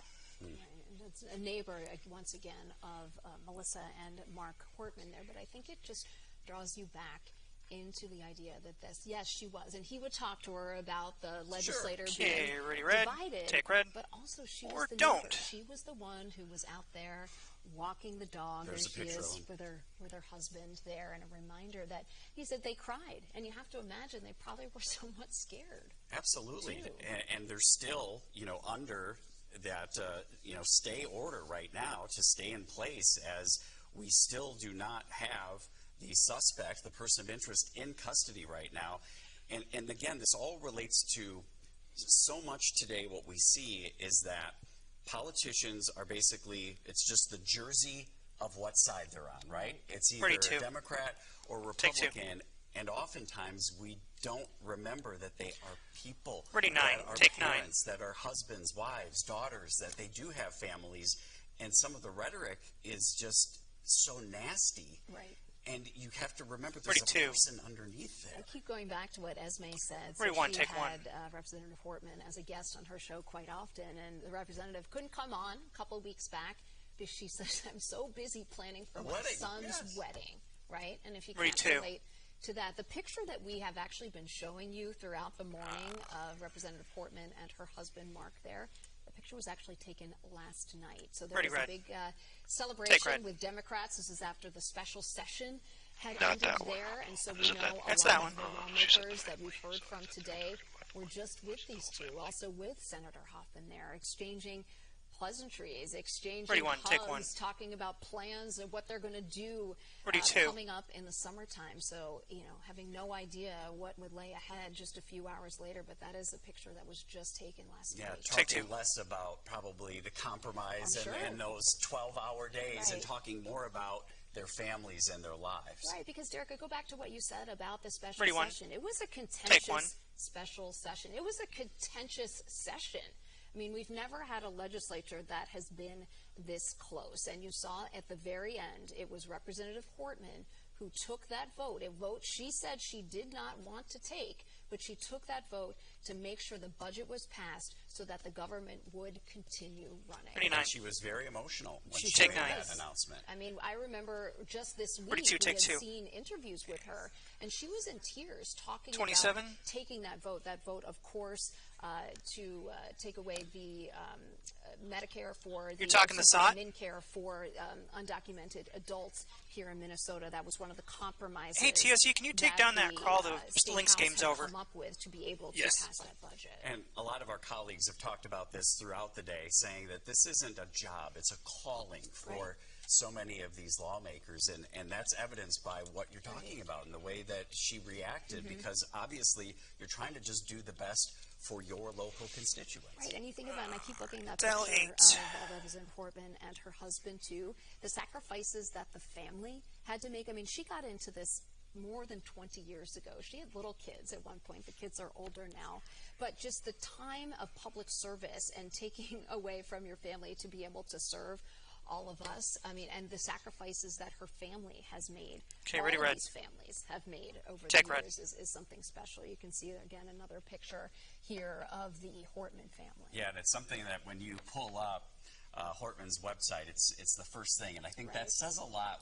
What picture you choose and where you choose to put it says a lot about what you value, and very clear. And we've also heard that from so many of our reporters that have covered Representative Hortman over the years, as well as the lawmakers they've spoken to, have talked about how she was very much one of those family-first people. Absolutely. Let's take you back down to Green, Iowa. Ready, so Del this 8. is where Take our Del 8. WCCO chopper is overhead. We understand there is law enforcement activity.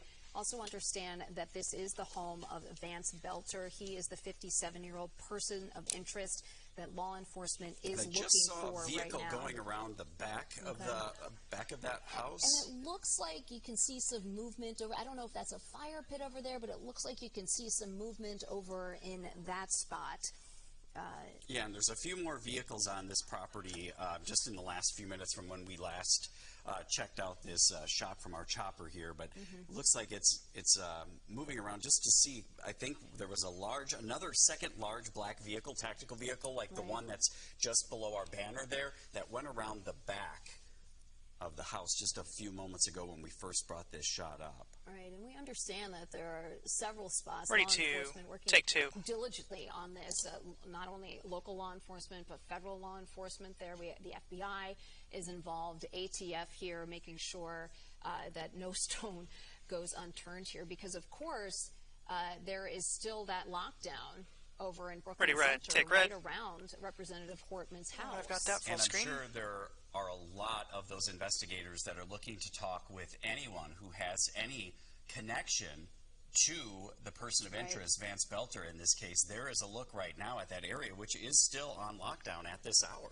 Let's just give you a reminder. I want to remind to earlier Ready this to morning, if you're just joining us now, we have been on since 8 o'clock this morning. I see the choppers leaving. Word that 2 DFL lawmakers had been shot. Later confirmed that it was Representative Melissa Hortman and her husband who were shot and killed, and of course Senator Hoffman and his wife, who went into surgery and are cautiously optimistic, stable at this point, if they're okay. But police showed up at Representative Hortman's house. This is about 3:30 in the morning there, and that's where they saw a vehicle that looked like a police vehicle. Ready, VO? Turned out Lights, impersonation. Yes. Take VO. It's an Alpha.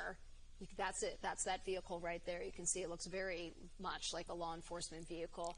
These officers from Brooklyn Center had the foresight to say, oh, you know what is going on over at Senator Hoffman's home? Let's just go ahead and proactively check in on Representative Hortman. When they got there, they found this suspect at the door, apparently exchanged some gunfire, exchanged some words. The suspect then ran through the house, out the back door.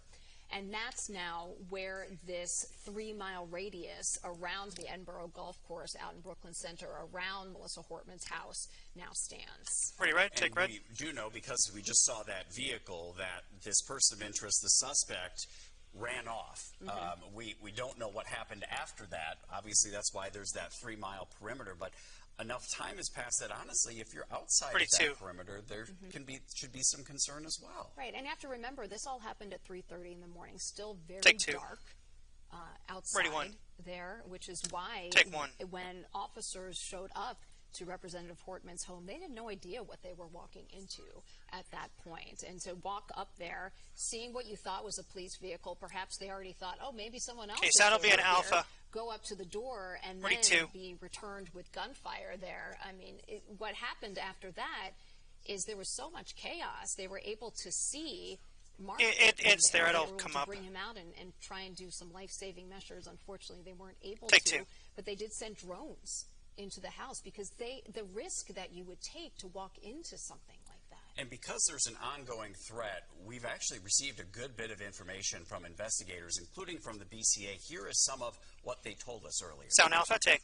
About 2 a.m. this morning, there was an original call in the city of Champlin where there was an individual that had shot Senator Hoffman and his wife.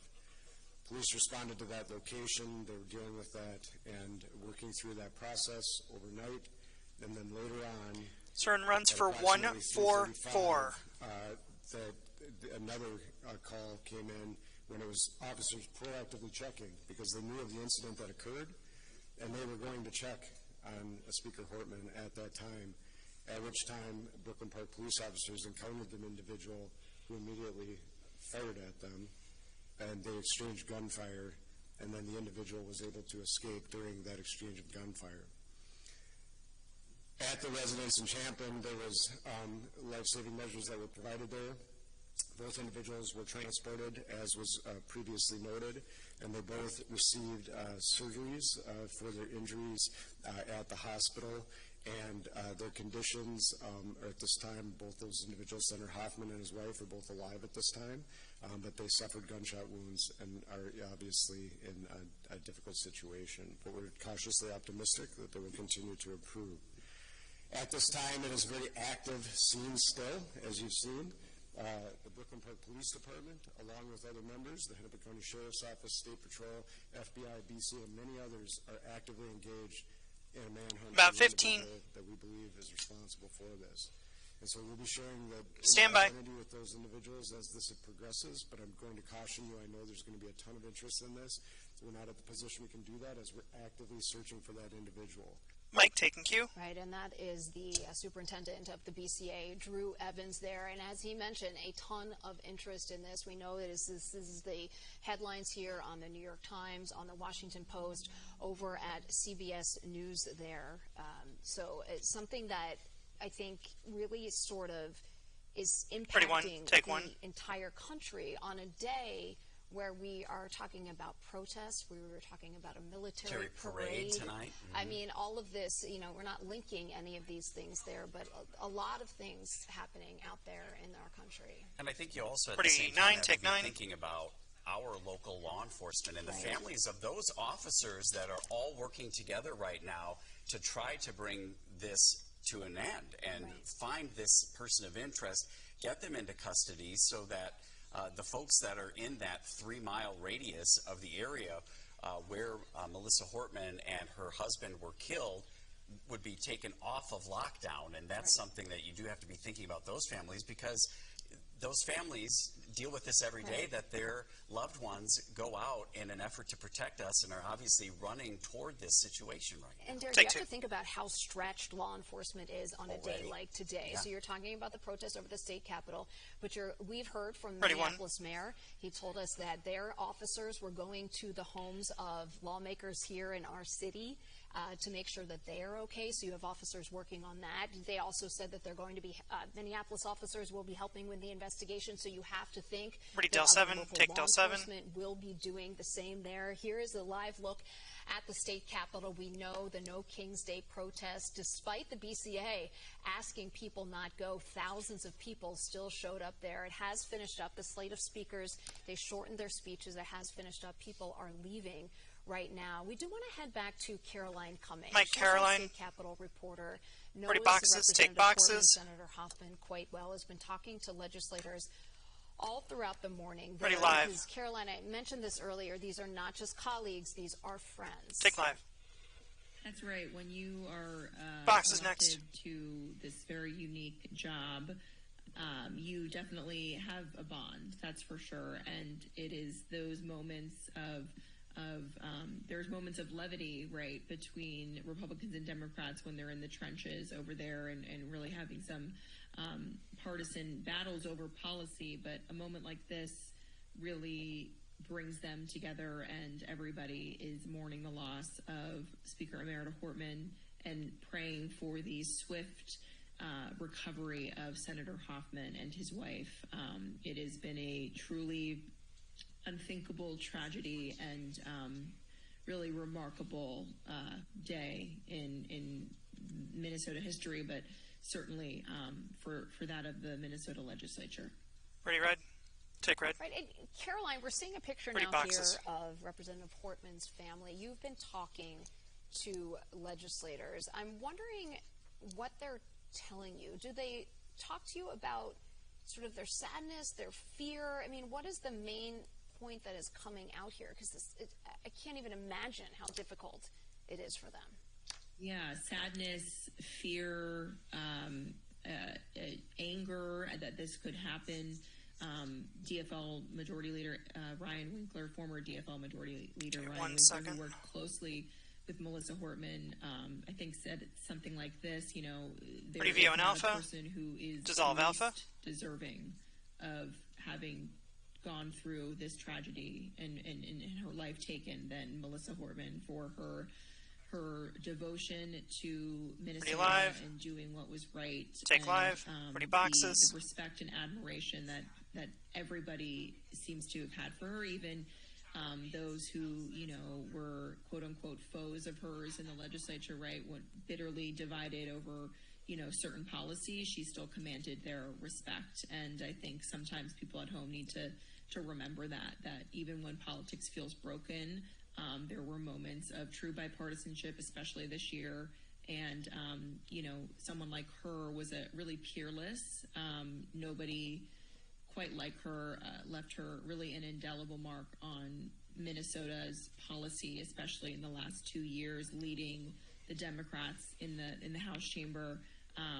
So everybody is just mourning this loss. They're shocked. There was certainly a lot of fear earlier, and still as the suspect remains at large, but not knowing the details, the full scope of what happened, lawmakers texting back and forth. One lawmaker told me that they've had some kind of bipartisan group chats, just checking in on each other, making sure everybody's okay, and that's really the focus and in this moment. And that picture that you might have we might have shown here in the last hours or so, the last photo, or one of the last photos, if not the last photo, of Speaker Meredith Hortman and her husband Mark, that the Minnesota DFL House Caucus shared with the press, and it is a picture of them from last night. It was the Humphrey Mondale dinner, which, as someone described to me, is like the DFL's prom. It's a very high-profile fundraiser. The governor of Illinois was speaking there, and she was there, as were other lawmakers,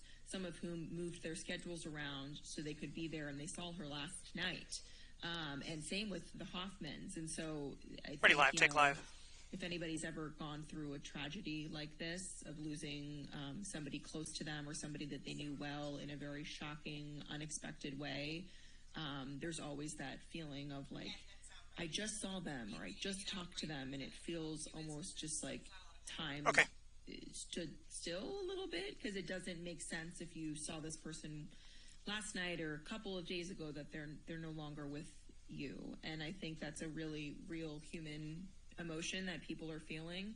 Certainly, I know, lawmakers who weren't at that dinner, haven't seen her in, some time, still have that kind of that gut check or that shock of how could this be? And I think that will linger for some time.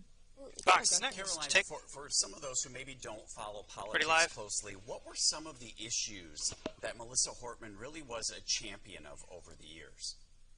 She was really passionate about fighting climate change, clean energy. Ready, Alpha? I believe one of her most proud moments was, Alpha?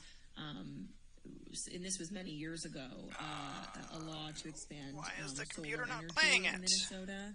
I think that I'd have to go back and check, but it was her social media bio for some time on her public pages that she was, the architect of that law.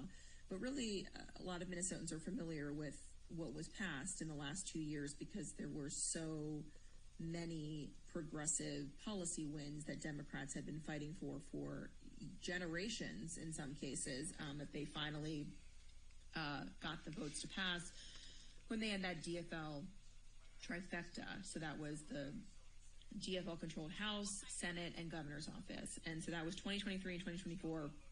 Among that list were... if you want to just drag it to the archive. Time for workers, clean energy by 2040 benchmarks, take live. Codifying abortion rights in the wake of Roe versus Wade being overturned, giving driver's licenses to people who are undocumented immigrants. All of these things, expanding voting rights for people who have felony convictions. I mean, the list goes on and on. In fact, the Democrats had a board at the time in their caucus room that Melissa Hortman called the big board, and it was all of the things that they wanted to accomplish, and they mostly checked everything off of that list. And I just spoke with her a few days ago. She took questions from reporters after that special session, which now feels like lifetimes ago. And I think the question asked of her was, what are you most proud of this session? And she had to take a very hard vote. I'd never seen her get so emotional talking about having to take the vote to roll back Minnesota care coverage for undocumented immigrant adults, but that was part of the compromise deal that happened to get government, keep government open. But she talked a lot about how she was proud that they could keep the Democrats in this very unique situation with the tied House and a one-seat majority in the Senate, that they could preserve a lot of those things that they had fought for. And so I'm paraphrasing a little bit there, but she was happy that mostly all of those things that, she took great pride in were still intact. So, even though Republicans disagree with a lot of those decisions and those votes and those policies that have passed the last couple of years, everyone that I have spoken with or seen their comments online about so far today have all just acknowledged that she has left such a mark on the institution, and that she really was, like I said, peerless. Nobody quite like her. And as I think we were talking to one legislator who said people will feel the impact here for years to come, no doubt. Caroline, thank you so much for offering that perspective here for us. We'll check back in with you in just a bit, but we do have some new details to give you. That shelter in place that we have been talking about in Brooklyn Center, this one right here, it's a 3-mile radius around Melissa Hortman's home. It originally had been scheduled to stop at 2:30, which is right now, but it is now being extended, we understand, until 3:10. So we will continue to keep you updated on this, but the shelter in place You're saying this next? Another 40 minutes here. It's Charlie, a 3-mile radius around the Edinburgh Golf Course. Yes, and we have a number of reporters all over the area, different sites that are also gathering more information, including near this site where that shelter in place is in effect. Now it's an alpha. Again, for now, another 40 minutes Put it from back right to Charlie. now. Don't know if it'll be extended beyond that. We're also hearing from more of the folks who were in the same neighborhood as Melissa Hortman and her husband. Right, and we know Melissa Hortman, she was, she lived there for many years. She lived with her daughter and her son. It was a big dog walker there. Let's hear from some of those neighbors. Charlie, take. You feel like you lost some friends today. I mean, that's how I look at it. It's not... I lost back on 2 next. This runs for 52.52. It's they're very nice, both of them. Very engaging. Always a smile on their face. Always outgoing. Our dogs played together. It's been it's a tragedy to see all this.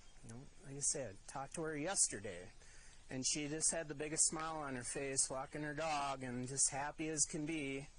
And then I heard they went to an event last night and everything went well. And then for this to happen overnight in just a brief period of time, it's heart-wrenching to lose great people.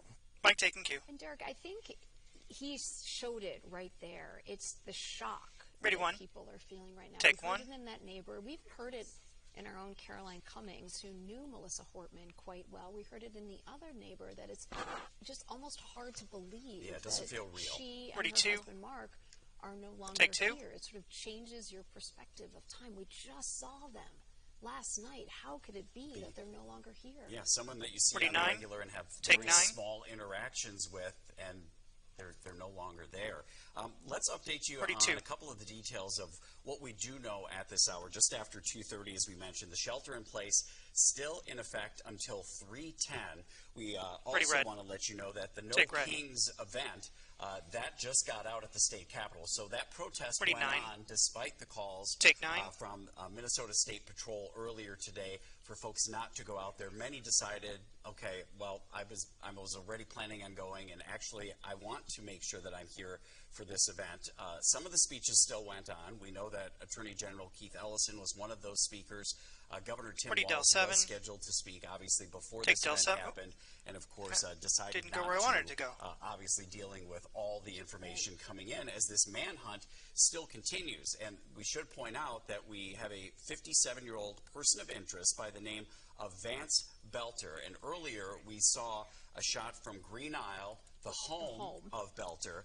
From our chopper, we were told that DPS wanted the chopper ready, out Rod? of that airspace as that investigation continues, and we started to notice more and more agencies showing up to that location. Right. We also have learned some information about Belter Take there, red. that he'd actually been appointed to the governor's Workforce Development Council. This was back in 2016. This was by Governor Mark Dayton, and then once again in 2019 by Governor Tim Walz. It's not clear what that actually means and how it pertains to what has happened here, but again, Vance Belter, 57-year-old here, person of interest that they are looking for right now. And when we say they, we are talking about local Brooklyn Center police all the way up to the FBI, the ATF. This is a coordinated effort from the state, from the county, from the city, from the feds there, because this is... Take two. You know, when you have the, as you know, some have been calling it, the assassination of an elected official and their spouse, and then the shooting of another elected official. Thankfully, he and his wife are cautiously optimistic that they will be okay. I mean, that just sends a fear through so many people across the country. And that we've learned that the suspect had a manifesto with 50 names of lawmakers and other folks who you know, may have a prominent role in our government. Right. Also important to remind folks, though, that it's far too early to be talking about any sort of motive. I mean, people are, law enforcement still looking for that person of interest right now, and until they talk with this person, it's hard to know what was going on in their mind there. But, you know, we can give you this information, but none of us should be jumping to any sort of conclusions about why this happened. And many of you have been watching since this morning. Our Adam Duxter has been stationed in Blaine Mike Adam, ready, Del 1, take. Center for many hours now, and we've gotten a few updates, Adam, over the course ready, of the Del day. 1. We've, of course, brought them to our viewers live, but what are you learning there right now? Well, within the last few minutes, Derek and Heather, we're learning that we're going to have another update here in about 25 minutes or so at 3 o'clock. That just coming to us moments ago, that there is another plan update here at the Emergency Operations Center, which all day long has served as sort of the hub for law enforcement from both the local, state, and federal level. You hear these guys talk about they're working with these federal partners and these state partners. We heard from Bob Jacobson, obviously with DPS. We heard from the superintendent of the BCA. These are the the most resource kind of flush state investigation agencies that we have, and they're working with the feds obviously on this to try and find this suspect. But again, they are all working here out of this building. This is a building that's typically reserved for those crisis communications in the state's worst kind of emergencies. And again, they opened this up early this morning. We haven't had an update since about 11 or so, which is when, of course, you said State Patrol came out and said for folks to avoid that No Kings protest because of what they had seen inside that suspect's car.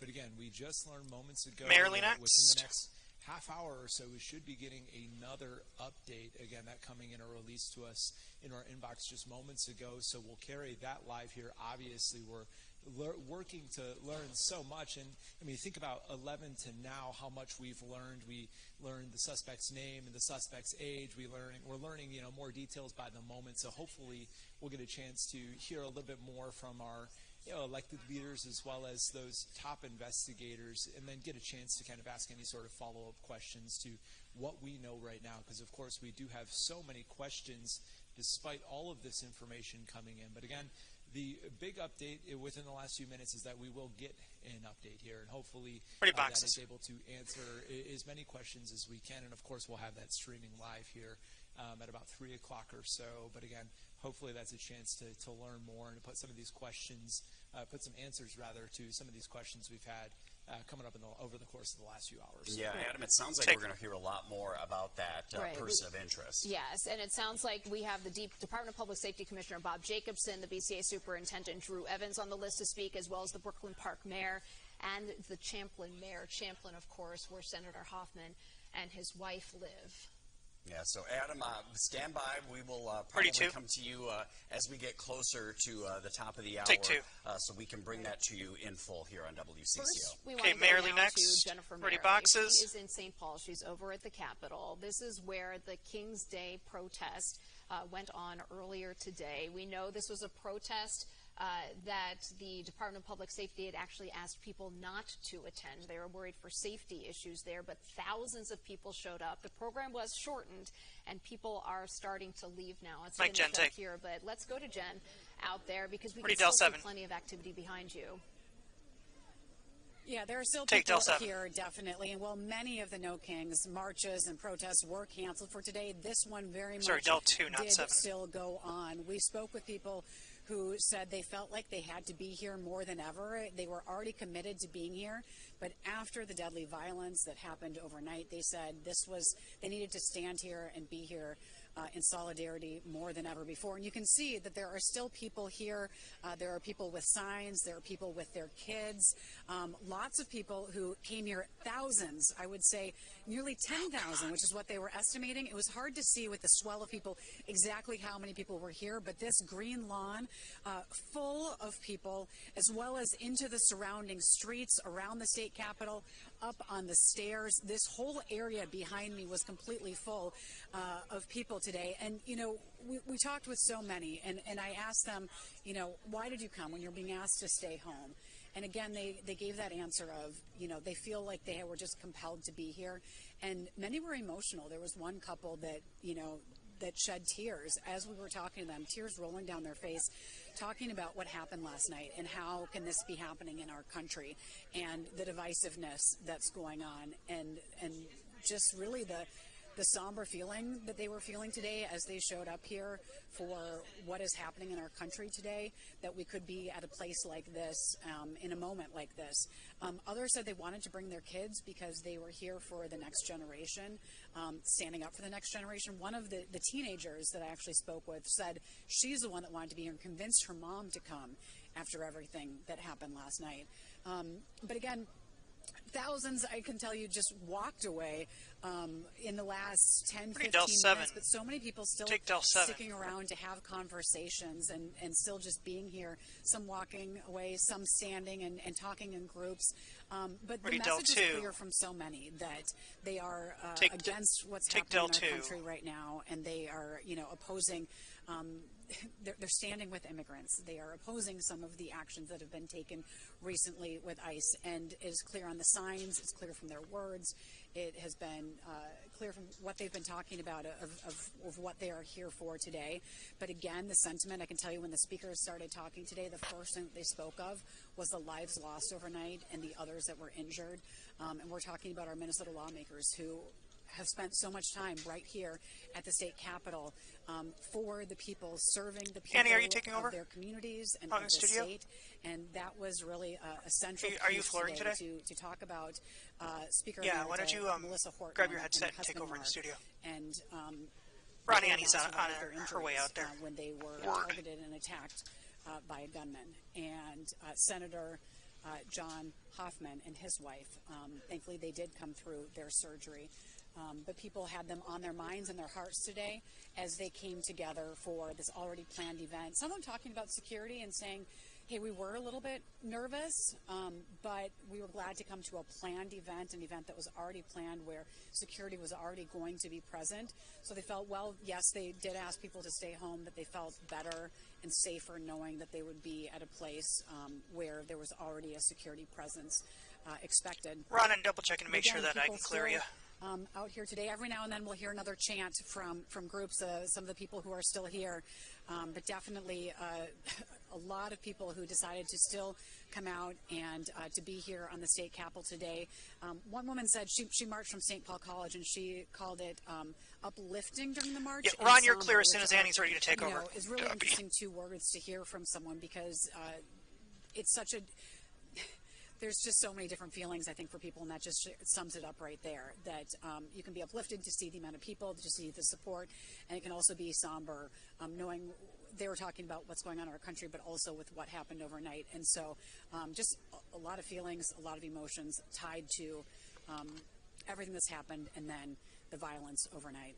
we'll send it back Mike, to the anchor's you. Jennifer, one quick question. You mentioned the security. Did you notice a larger police presence, or maybe one that was more forward-facing than you would typically get for an event like this? Ready live.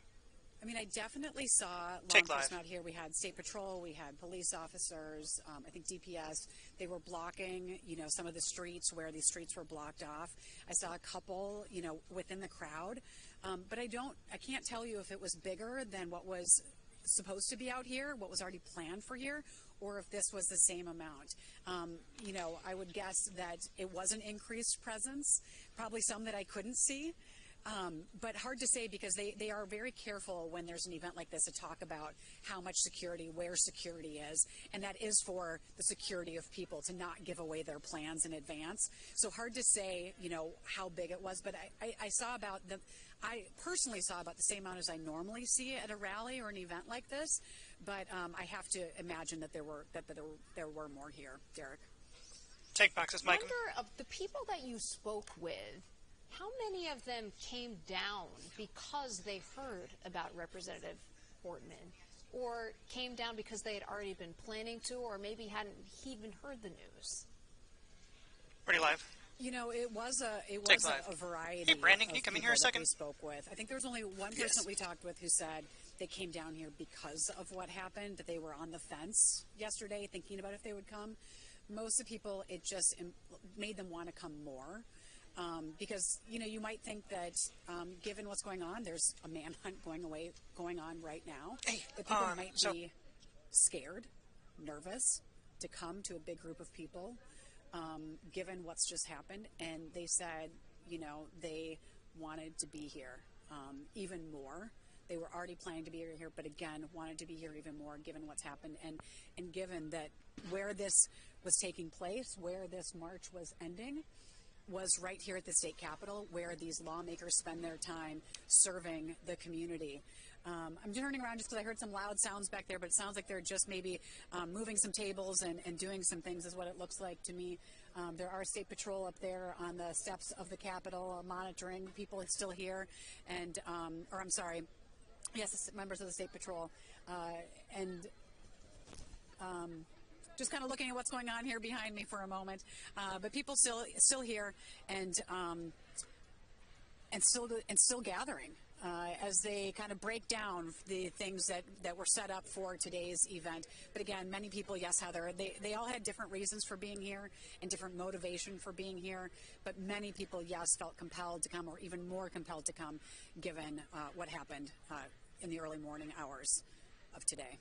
All right. Jennifer Mayerly at the Capitol, thank you. The No Kings event really wrapping up there, ready to a little bit shorter than was expected Take at two. the events of this morning. You see many people starting to leave. Callie, are you doing okay? We do want to let you know we are awaiting a news conference scheduled for 3 o'clock. This is from the Emergency Operations Center, the State Emergency Operations Center. We do expect to get an update there. We will hear from the Department of Ron, you're Safety clear Commissioner per Bob Liddy. Jacobson, You can go. BCA Superintendent Drew Evans. We'll also hear from the Brooklyn Park Mayor. JT, as soon as Gary gets in, you can. And of course, that was where Senator Hoffman and his wife live. We understand that they were shot. Take one. They were in surgery earlier, and law enforcement says they are cautiously optimistic that those two will be okay. But again, we are standing by for that press conference scheduled here for 3 o'clock. You can see our camera is live there. Adam Duxter has been there all throughout the morning. This is where the Emergency Operations Center, this is what they activate when there is a crisis, essentially, in Minnesota. It activates for floods. It activates for tornadoes. And, of course, activating here for this today. And we should also point out that lockdown is still in effect right now until 3:10. So we've got about another 20 minutes. We saw it extended. It was originally set to expire at 2:30, extended now to 3:10. As the search continues right now, the manhunt for this person of interest, 57-year-old Vance Belter. At this point, we don't have a lot of other information other than that's who they are currently looking for. We do know that there was a large law enforcement presence at his home in Green Isle, which is about an hour southwest of the metro. a larger property, rural area with a main home yes. and maybe another home or some outhouses around it. Our chopper was asked by the DPS to leave that area. Throw a code in there. Hang on. The investigation grow at that location right now. Right, and you can see this here at the Emergency Operations Center. There are people coming and going. A lot of media are there today, along with many of our state leaders and law enforcement there. We know that this story is a national story here. I mentioned earlier that is, okay, this is a video here of law enforcement going house to house. This is in Brooklyn Park. This must be right within that radius. Here it's right by the golf course. Now you may remember we had mentioned this earlier. The person of interest had been dressed up to look like law enforcement, and so law enforcement had been telling people who are living in that radius, if you open the door for someone from law enforcement, make sure it is 2 people that are there. Would only be in pairs today, so anyone going door to door would not be alone. And if you were to see an officer showing up alone, we're on 2.6 Alpha. If you're trying to follow along. That, yes, this is actual law enforcement that is coming in to check in on us. Now, originally, this lockdown had been scheduled to stop at 2:30, but we got word right at 2:30 that they were going to extend it another 40 minutes to 3:10. Not quite sure why 3:10 is the time that they've been given, but we have had neighbors ready boxes, take boxes, sending us their Ring camera showing what is happening Which one next? inside that perimeter right now, because they're asked not to leave their homes. We know businesses have closed in that area. And we've also heard from some of those neighbors, some who know Melissa Hortman and her husband Mark, and were shocked to wake up to this news. Here's one of those neighbors. Sound take. Driving by, and we would wave, or walking her dog, and we would wave, and sometimes we would have conversations just about what's going on. Last conversation was again just she was walking her dog, and we're just talking about how it was a split house, and how she was having a tough time, with everything going on at the Capitol. So, just the usual interaction. When we finally got the news that Melissa and Mark were, killed, it was really devastating. Yeah. 2 is next. And it's really big loss, for Minnesota, for the community here. She was really a quiet champion. And Mike one of McHugh. Melissa and Mark Hortman's neighbors speaking to take. Just the shock that we're feeling all around as a community to wake up and learn that this happened in the way it happened in the early morning hours. And I think the shock is what I've been hearing most from people that knew the Hortmans well. Is it's hard to believe. I'm trying to happened. The picture. This is the picture of family of the Hortmans there, but we've been showing you a picture all throughout the morning of just Melissa and Mark Hortman, and it's striking. This picture, taken hours ago, was taken last night. This was at a DFL celebration, the Humphrey Mondale. Is it the Mondale Humphrey or Humphrey Mondale dinner that they have every year? It's when all the DFL lawmakers come together. I mean, it's a fundraiser of sorts. It's a fundraiser. It's people who hadn't seen each other in a while coming together, probably talking about their kids, telling about their plans for the summer, coming up with ways to everybody get together. They just went through a very contentious session, and then of course that almost month long before they were able to pass a budget in that special session. So this is a time to just sort of take a breather there. Yeah, let loose a little bit after a very difficult stretch. Absolutely, and we are waiting a press conference from law enforcement. We do expect to hear, it should be coming up in the next 5 minutes or so, 7 minutes or so. Do expect to hear from the head of the Department of Public Safety, the head of the BCA, the Brooklyn Park mayor, as well as the Champlin mayor. But what we're showing you right now is Ring camera video that neighbors in Brooklyn Park have sent to us. And look at those large vehicles working their way down the center of the street. The streets, right? And this video, but the reason we show this to you is these are people that are still inside that area that has been locked down, that 3-mile radius around the Hortman house as they search for this person of interest here. These folks who are in this area have been told not to leave their home, and also been told if law enforcement does come up to your home, make sure it is 2 people. Do not answer the door if one law enforcement officer comes up to your home. And the reason for that is because the person of interest was dressed up as if they were law enforcement. So you have to take extra precautions here in and this even case. the detail of the vehicle shows the level of planning that went into this. And we know that we are going to have that news conference here about 5 minutes from now. As we know, oftentimes it takes a little bit to get everyone organized, and maybe a few minutes after. We're, of course, monitoring that, as is our Adam Duxter. There's the live shot there. But what we do know is that this next news conference, we're going to get some additional photos and information about this suspect, who is still on the loose. Right, and what we have heard throughout the night, I'm going to give you some new information coming in here from Caroline Cummings. She said she had talked with an official who had seen a manifesto that this person of interest had in their car. You mentioned that car that was looking like it was law enforcement there. It looked like it was official there. Well, inside there was a list of 50 or so people, of lawmakers, of Democratic lawmakers, and Caroline telling us that the list targets prominent pro-abortion rights individuals in Minnesota, including many Democratic lawmakers who were outspoken about abortion rights. Now, important, once again, we are not making any assumptions about the motive here, and no one should be doing that. Law enforcement not even doing it at this point. They have not even confirmed to us or even said to us that they have found this person of interest here. And we know, as we've been talking with Anna Schechter with CBS, who's an expert in this area, she has said that they're going to be doing a deep dive into the digital life and the personal life of this suspect, who at this point is a 57-year-old by the name of Vance Belter. That is the name of that individual that is currently being searched for. Obviously, we have that lockdown still in effect for another 15 minutes until 3:10. Right, and some new information coming in once again from our Caroline Cummings, that Governor Walz did speak with Vice President Vance about these targeted attacks here in Minnesota. The governor expressing his appreciation for the ongoing coordination between federal law enforcement and Minnesota public safety officials. So once again, Caroline Cummings reporting now that Governor Walz has been on the phone with Vice President Vance.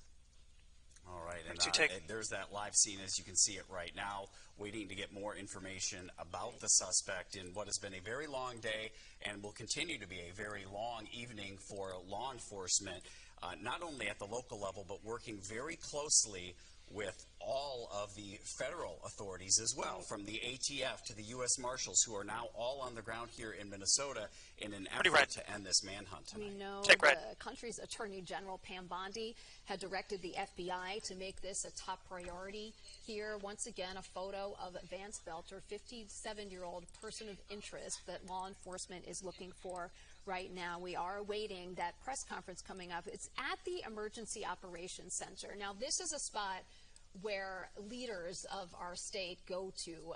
This would be public safety, Bureau of Criminal Apprehension, elected lawmakers, the governor.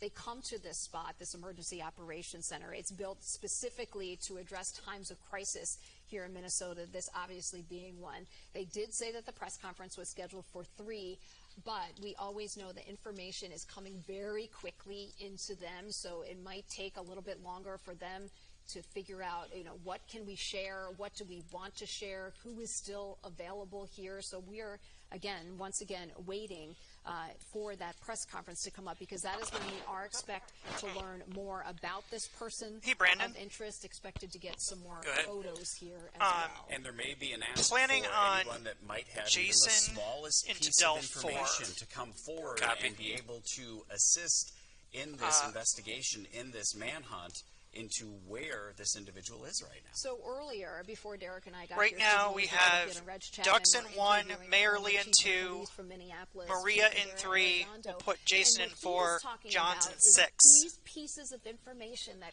come from the public can be so valuable, even something that you may not think is a big deal. go ahead and call it in because that's what they're going to need right now. We know that there is a law enforcement presence. We had our helicopter over this home here in Green Isle. This is the home Belter there of that person of interest. You can see the law enforcement vehicles driving up to it now. Now, this is not live video. This is video that we took just about 45 minutes ago. In fact, the Department of Public Safety asked us to take our helicopter away from this site here. So we did. We complied. But this is video that we took earlier. You can see plenty of law enforcement surrounding this house here of Vance Belter. It's down in Green Isle, which is about an hour southwest of the Twin Cities. Yeah, he's the person of interest at large, considered armed and dangerous. We just, we don't know the details. Again, we don't want to jump to what motivation was there. We know it was politically motivated, and that's about all that we've heard thus far from officials, saying we can't jump to any conclusions at this point, even when you look at the manifesto. The fact that along with that list of names were the words "No Kings" on several pieces of paper that were found in that VO. And of course, law enforcement hasn't had a chance to even, there you go, that's the video of the No Kings there.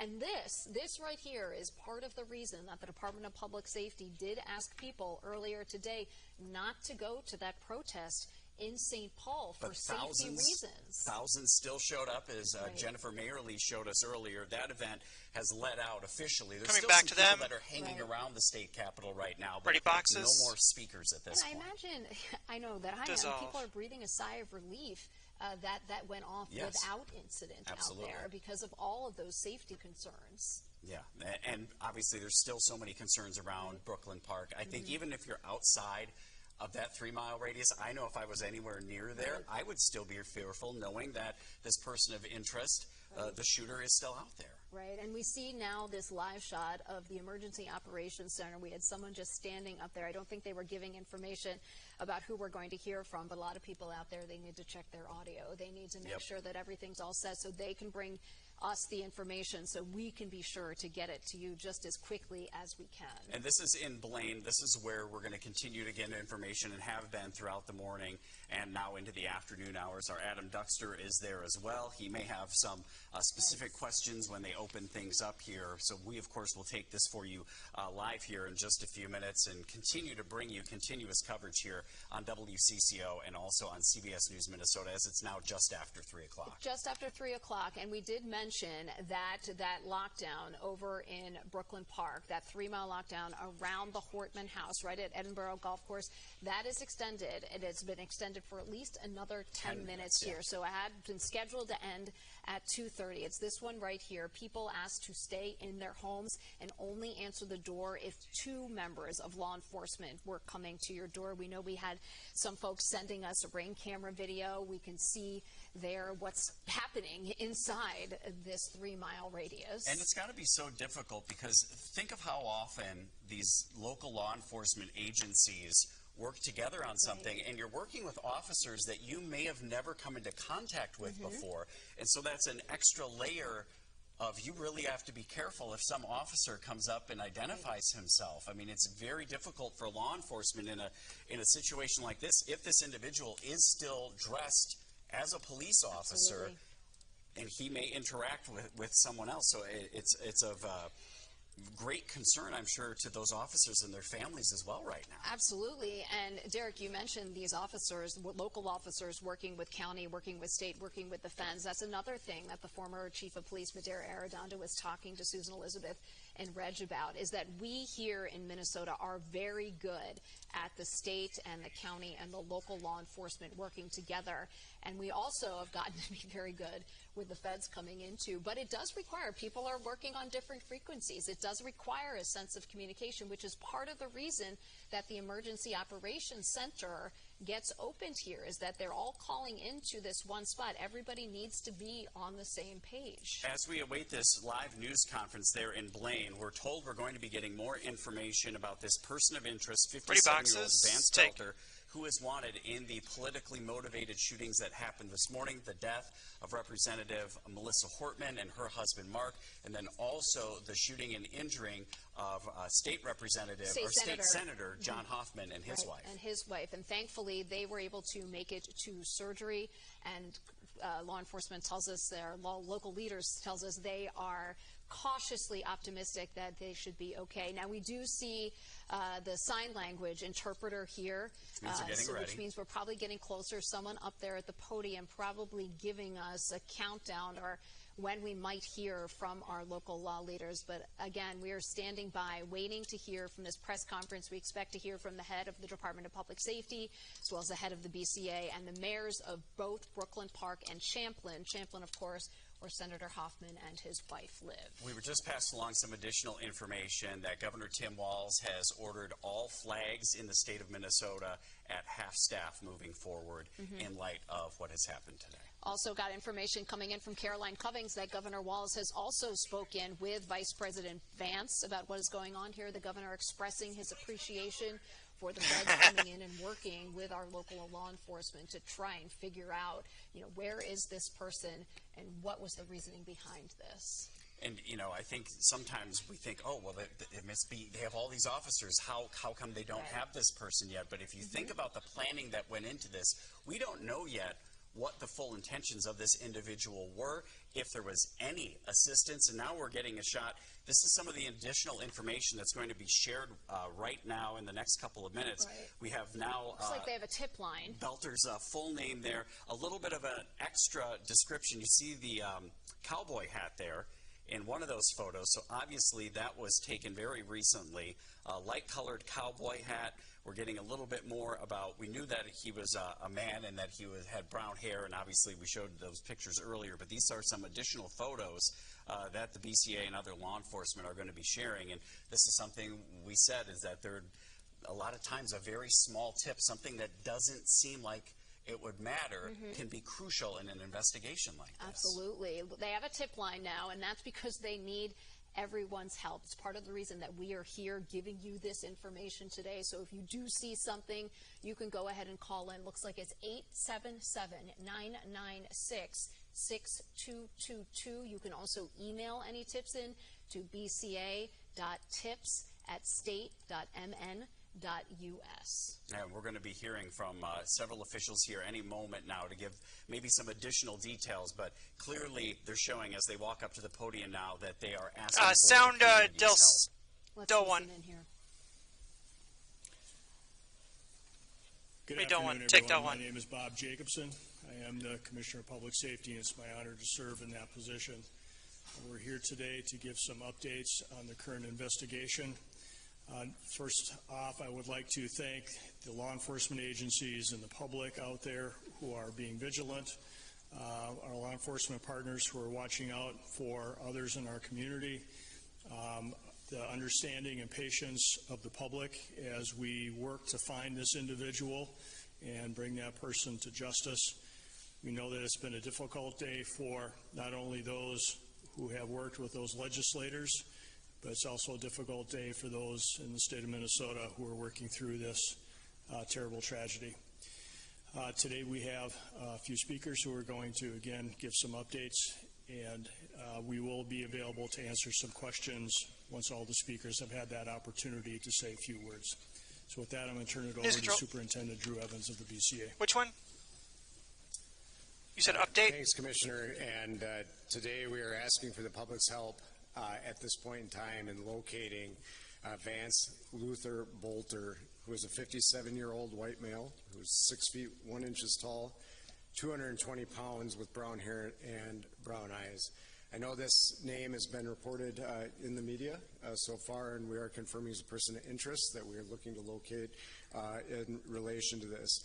At this time, we would ask the public, if you do locate him to see him, to call 911. Do not approach him. You should consider him armed and dangerous, and you should call 911 immediately with the information. He was seen this morning wearing light-colored cowboy hat that you can see up here in the clothing there, with dark-colored long-sleeve-collared shirt or coat, light pants, and carrying a dark bag. If you have any tips about the whereabouts or any information that would be helpful, you can call local police department, or you can call our BCA tip line at 877-996-6222, or email us at bca.tips@state.mn.us. tips@state.mn.us.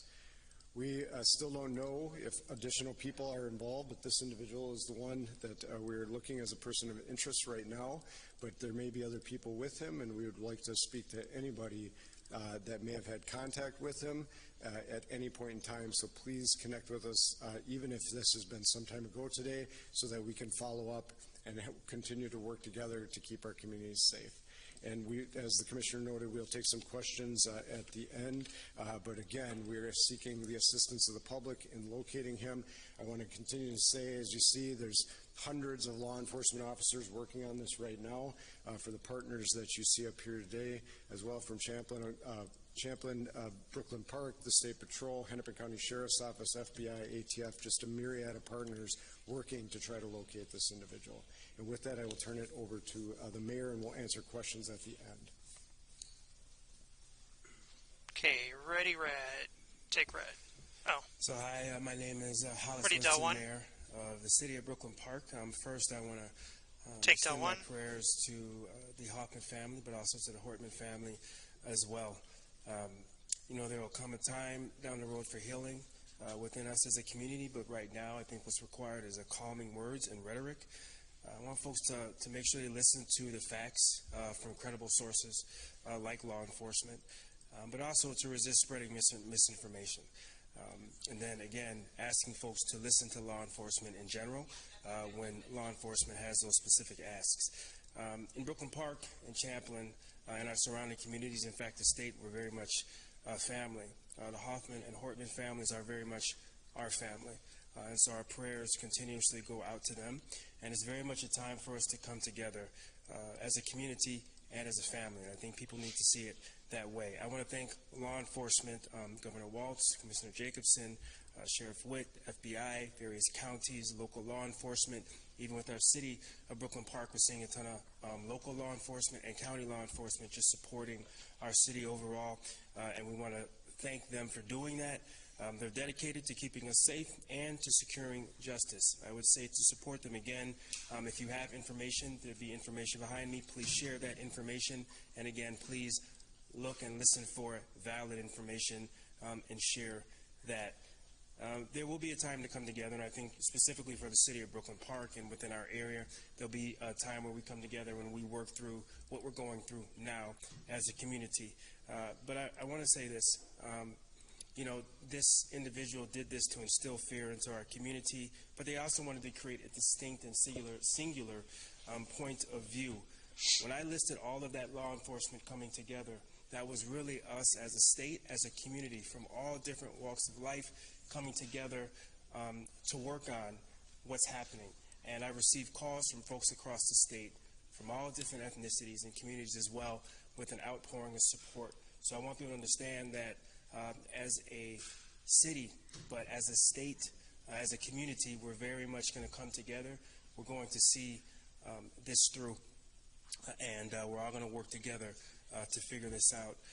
So again, I want to thank our law enforcement, and I want to turn it over to the Mayor of Champlin Park. Good afternoon. My name is Ryan Sabis, Mayor of Champlin, and on behalf of the City of Champlin, our Police Department, and our City Council, I want to extend a heartfelt thoughts and prayers to Senator John Hoffman and Representative Melissa Hortman and their families. We are deeply saddened by the senseless act of violence, and our hearts are with all those that have been affected. Our police department is working close partnership with state, local, and federal agencies to pursue this active investigation. We are incredibly grateful for their swift and responsible professional response and for the collaboration and commitment of every officer involved. We ask everyone to stay attentive, report anything that feels concerning, and most of all, continue to show kindness, respect, and care for one another. This is how we move forward together. And again, thank you all for being here. And again, I think Mayor Winston said it well that Hoffman family and the Hortman family are very much part of our communities, part of our fabric of our communities. And we really wish the families all the best. Thank you. As folks have said, we'll take a few questions. Please don't forget to, in the first question, introduce yourself.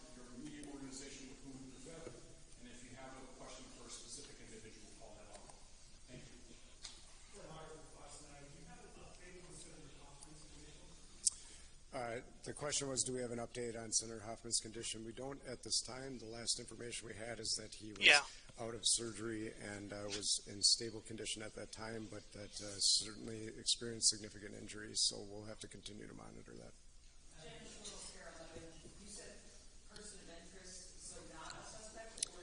He's a suspect, one and the same for this particular case at this point in time. Okay, so we can say suspect. You can say suspect. As a investor with WCC or we know this guy, it was at least affiliated with some sort of security company according to his own website that has highly trained security individuals. Can you speak to the level of knowledge this person might have about using a gun or different security tactics that might separate him from a typical person walking down the street? So the question was regarding the sophistication of the individual based on reports that he owned a security company. I certainly can't get into the details of the investigation. That'll all be part of that. We'll explore all of that. We're aware of the connections that you reference, and the team will be dissecting that between the investigators, Brooklyn Park Police Department, state, the local, and federal partners that are working on that. Certainly, an individual will have some familiarity if that's the line of work that they're in with some of the tactics that you noted, but we'll be exploring that more fully. One question about the photo that we're seeing in the cowboy hat and the jacket. Is that photo taken today?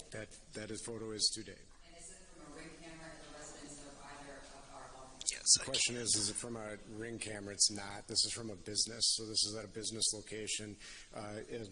We believe, as noted, that we believe he's was still in at this time. He was in the Twin Cities area, and that we are continuing to work and follow up on that. We believe he's working to potentially flee the area, and so that's why we're sharing that with that information now so that we can safely apprehend him. Is there a way that you're in touch with the TSA? I know Governor Walz has been in contact with federal agents, as you have mentioned with the FBI.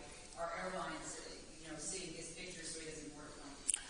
So the question is, are we in contact with TSA? We've been in contact with all of the federal authorities that are relevant to this investigation. We will continue to be. Are you able to share the time or location that photo was taken? The question is, can I share the time and location? This was this morning when this was taken. It was in the city of Minneapolis. That's at this point, I think, all that we can share as we work to follow up on that. Are there any surveillance or ring camera video from either residence when the shooting is taking place? The question is, there's surveillance or ring camera. We do have various video from different locations. I don't want to get into specifics as part of the active investigation, but there is video that has been obtained by the investigators. Can you talk about some of the other locations that you guys are working on? Green Isle, maybe 29 to 31. So, yeah, we can. The question is, can we talk about some of the other locations? Because our teams are very active as part of an active investigation, I can't talk about the specifics. What I will tell you is the two locations you noted in Minneapolis and in Green Isle, they are related to this investigation and the follow-up that the teams are doing. We're going to give it to Ellen, and then we're going to have one more question. Can you talk a little bit more about the manifesto and what kind of motivation it might be doing? We're told that there might be some pro-choice lawmakers on this manifesto. That has anything to do with motivation here? At this point in time, it would be premature. The question was, is the manifesto and the information that we have received, is their motivations? We are working diligently on that. There's certainly some indications within that, but there's not specifics enough. We have been, this is a very active and fluid investigation. Throughout the day, as you've been waiting and these teams have been out working out in the field, and they have been gathering more documents and information, so it would be premature for me at this point to really say exactly what the motivation might be from these writings, but we will be continuing to work on that and provide that information when we're able. Did they know each other? Like, did this man know either formerly or Senator Hoffman in any capacity? The question is, do they know each other in any capacity? We are still exploring that. There's certainly some overlap with some, public meetings, I will say, with Senator Hoffman and the individual, but we don't know the nature of the relationship or if they actually knew each other. Right. Thank you. Thanks, everybody. All right, we just heard from the BSA, Drew Evans, as well as mayors of Brooklyn Park, Champlin, and other officials with an update that we are still looking for person of interest, suspect. Suspect now they are calling him. It said person of interest, suspect, Same all thing one is and what the they're same. saying, Now, yeah. what they did do is release a photo that was taken this morning, is what they told us, in the city of Minneapolis. This is of, they believe, Vance Belter, the suspect now There it is in with this the case. cowboy hat. Right, and the so blue jeans. they believe he is still in the Twin Cities area, but they also they think he's working to flee this area. They say they've been in contact, when asked if they had been in contact with the TSA, the head of the BCA said that they've been in contact with all federal authorities that are relating to this investigation in this case. They also confirmed that they are looking at 2 other locations, one of them in North Minneapolis, the other, the one that we've showed you, Belter's home down in Green Isle, but these are all related to the investigation. Our Adam Dexter asked an interesting What's the macro number about for the breaking? knowledge, tactics, sophistication of this suspect Let me because confirm of that his quick. involvement with a security company in his background. And what we basically heard was, yes, that is something they're taking into consideration, that his level of planning and also understanding, or even his use of weapon, his history in that is something that they are taking 88, Teddy, into 88. consideration. This is a look at the vehicle that the suspect used that you can see. It looks like any other law enforcement vehicle. You can see the lights, you can see the markings on it, would make anyone The think grill that, on the front. make you think that that's official law enforcement. And this was some video that our photojournalists and Maria Lizignoli got earlier this afternoon as that vehicle was removed, because obviously they'll be combing through that for additional evidence. But I think the big headline here is that this suspect is still on the run right now, considered armed and dangerous. They are looking for the public's help with any small piece of information. We believe he is armed. He should not be approached. Call 911 if you do believe you see him or saw him at any point today, because that can help with figuring out some of the timeline of where he's been since this morning. We do know that along with that cowboy hat, he was carrying a bag. We don't know what necessarily was in that, if it was additional weapons and ammunition or what. But the other thing I think that we heard from the Brooklyn Park mayor is that it's really important right now to be looking for valid information from valid sources, because they've already noticed misinformation that is out there. I'm guessing a lot of that coming from social media, as is typically the case, because that's not vetted, and that the fact is that this was an attempt to instill fear in everyone here in Minnesota. Right. Let's go out to our Adam Duxter. He is at the Ready, Emergency Del one. Operations Center, so he was just in person there as they were giving us all of this update. Mike, Adam, what can you take. tell us? Yeah, Ready, Heather, Del one, we take. knew and were reporting the name and age of Vance Belter before this press conference, but what we did learn that I find particularly interesting and will be a cause for concern for many people who are watching is that the security photo that the folks shared with us here today at the Emergency Operations Center was snapped or taken from a Minneapolis-based business this morning. He's wearing entirely different clothes. He's in an entirely different city. And again, the folks we heard from say he's working to actively flee the area. And we know we've been watching all morning that local, state, federal law enforcement had essentially a barricade around those neighborhoods right near where this could have happened. You want John on Del 6, right, Eddie? Yes, he can stay on Del 6. Because I'm told he's going to be on a different backpack. Should I take off? It's currently Del 6. Oh, whichever one he's going to be, backpack he's going to be on, that's the one he's being Del 6. Cowboy hat, in that dark Okay, where should I move the current one, though? shirt or coat, I don't know what the current, put it in Del 8. Dark bag, so he is no longer. Okay, and actually Del 4 is open. Can we do that? Del 8 was Chopper before. No, Del 4 is going to be Jason Rantola. Gotcha, I'll do Del 8. Right now. Again, or you can do 9, since it's just a shot. With TSA, okay, I'll do 9. Being in touch with any sort of folks who could spot him trying to get out of town. We do know they've been near his home, southwest of the cities, to try and again establish that as another possible location he could go to. Just incredibly frustrating, I'm sure, for these law enforcement officers who, as we've seen, have been going door to door, literally, in this neighborhood, trying to find him this morning and all morning. Again, this photo that they shared taken from a Minneapolis business this morning, that's all state investigators would be able to share with us. Again, they say if you see him, call 911. You have every reason to believe that he is armed, and you have every reason to believe that he is dangerous. And again, they shared that he could possibly be working with the help of others. They called him a suspect, a person of interest.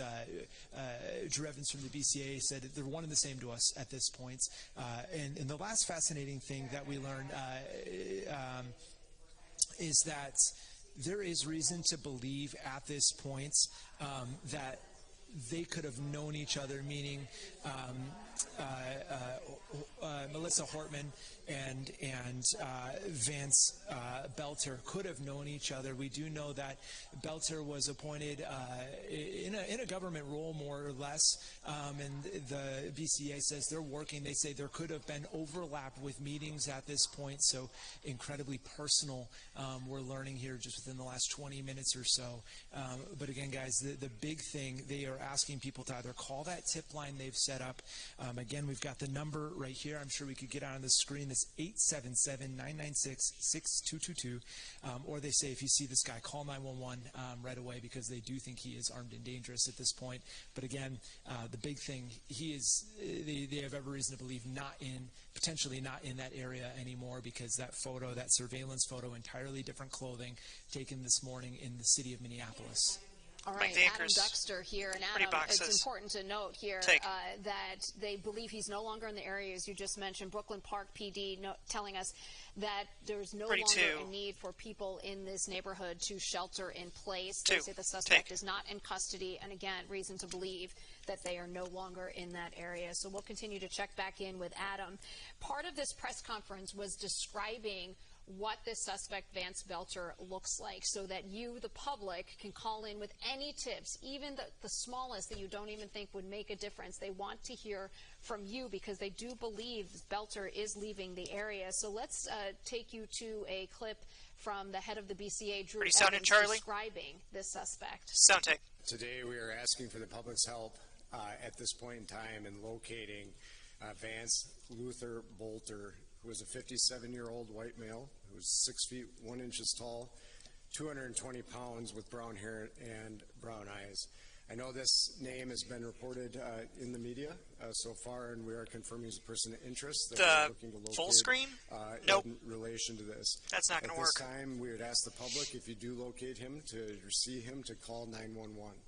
Do not approach him. You should consider him armed and dangerous, and you should call 911 immediately with the information. He was seen last this morning wearing light-colored cowboy hat that you can see up here in the clothing there, with dark-colored long-sleeve collared shirt or coat, light pants, and carrying a dark bag. If you have any tips about the whereabouts or any information that would be helpful, you can call local police department, or you can call our BCA tip line at 877-996-6222, or email us at bca.tips@state.mn.us. And Mike, I'm taking cue. Again, that's the Bureau of Criminal Apprehension, the head of it, Drew Evans there, describing Vance Belter, the suspect that they are looking for in the shooting deaths of Mark and Melissa Hortman there. That picture, that description that he has, that is taken from this morning. So after the shootings occurred, we know that's from a business. Change of clothes. Change of clothes. That's from a business in Minneapolis, and law enforcement does believe that he is now on the run and trying to get out of the Twin Cities area. Let's show you this picture one more time here. You see the cowboy hat, the dark jacket, the light-colored pants. He was holding some sort of dark bag. Law enforcement say that they have been in touch with all federal authorities. They were asked if they were in touch with TCA, and they said they're in touch with everyone that they need to be to. They need to about this investigation here. And you really have a couple of locations now where they're looking for additional clues into where he may have gone next. That includes his home in Green Isle. We showed you, this is a look at that home from earlier this afternoon as crews went there to try to find any pieces of evidence that might help them figure out where he might be going next, if that part of it was planned or not. And then also that North Minneapolis location where we showed you that surveillance photo from this morning. really letting us know that he could be anywhere. I mean, it's been several hours, so depending on where he was headed next, or we still don't know if he had anyone that might be able to assist him in his fleeing from the area. Right. They're asking people not to approach him if you see him, but directly call 911. We also have that tip line that we have been mentioning throughout the morning. BCA asking for your help. If you see him, if you know anything about him. Another thing, and that tip line, we read it off once again to 877-996-6222. Another thing that was mentioned in the press conference, which we haven't touched on quite yet, there has been no update on Senator Hoffman or his wife. We know that they were shot in their home in Champlin about 2 o'clock this morning. The update that we did have was that he was out of surgery in stable condition, but as Drew Evans said, he did have significant injuries there. So again, no update on his condition except that he is out of surgery and in stable condition.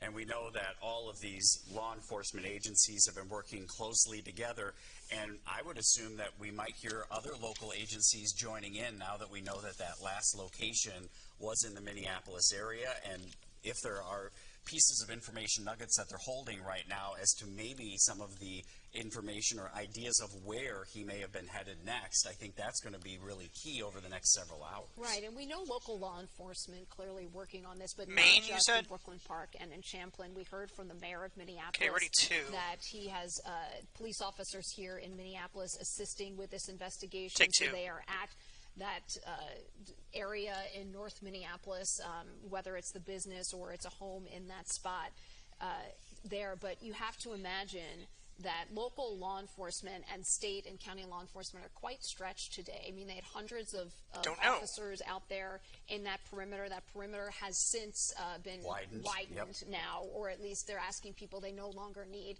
to shelter in place. But we know that the Attorney General, Pam Bondi, she had directed the FBI to make this a priority. So we have FBI, ATF, U.S. Marshals. U.S. Marshals, a lot of law enforcement from at all levels working on this case. This is a look at the vehicle that the suspect left when he ran.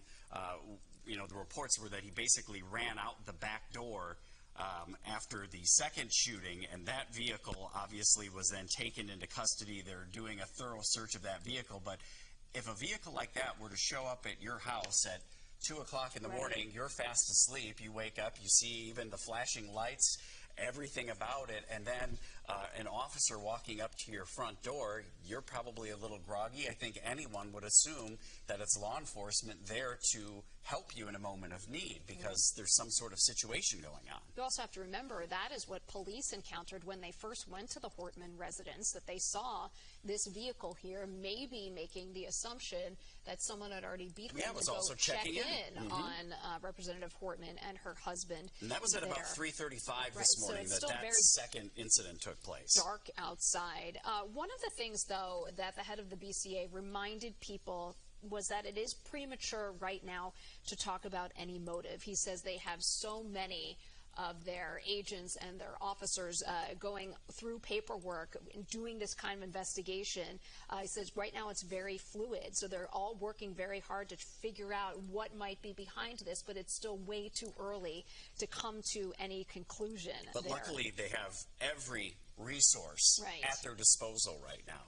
Derek, you brought something else up that I thought was important to revisit, and that is what the Brooklyn Park mayor said about misinformation. We're already starting to see misinformation coming in online, and he reminded people that it's important to distinguish from what you're seeing online and from what is coming out from the official sources, what you're hearing from us right here. And that's right. With all of your local news media, there is extra care taken. It's not about being first. It's about having the right information and being able to confirm that. And we're not only working with our reporters out in the field, with the sources that our reporters have, but then also with the CBS Confirm team, which is a national team that helps in confirming information, even pieces of video, to make sure that they are authentic before we pass that information on to you, because the last thing we want is misinformation leading this investigation in the wrong direction. Right. The Brooklyn Park mayor also talked about this idea of instilling fear in the community as well. Okay, it'll be on when an act like this happens. Del of course, 5 people next. Are very fearful, but then it can get magnified when misinformation does come out.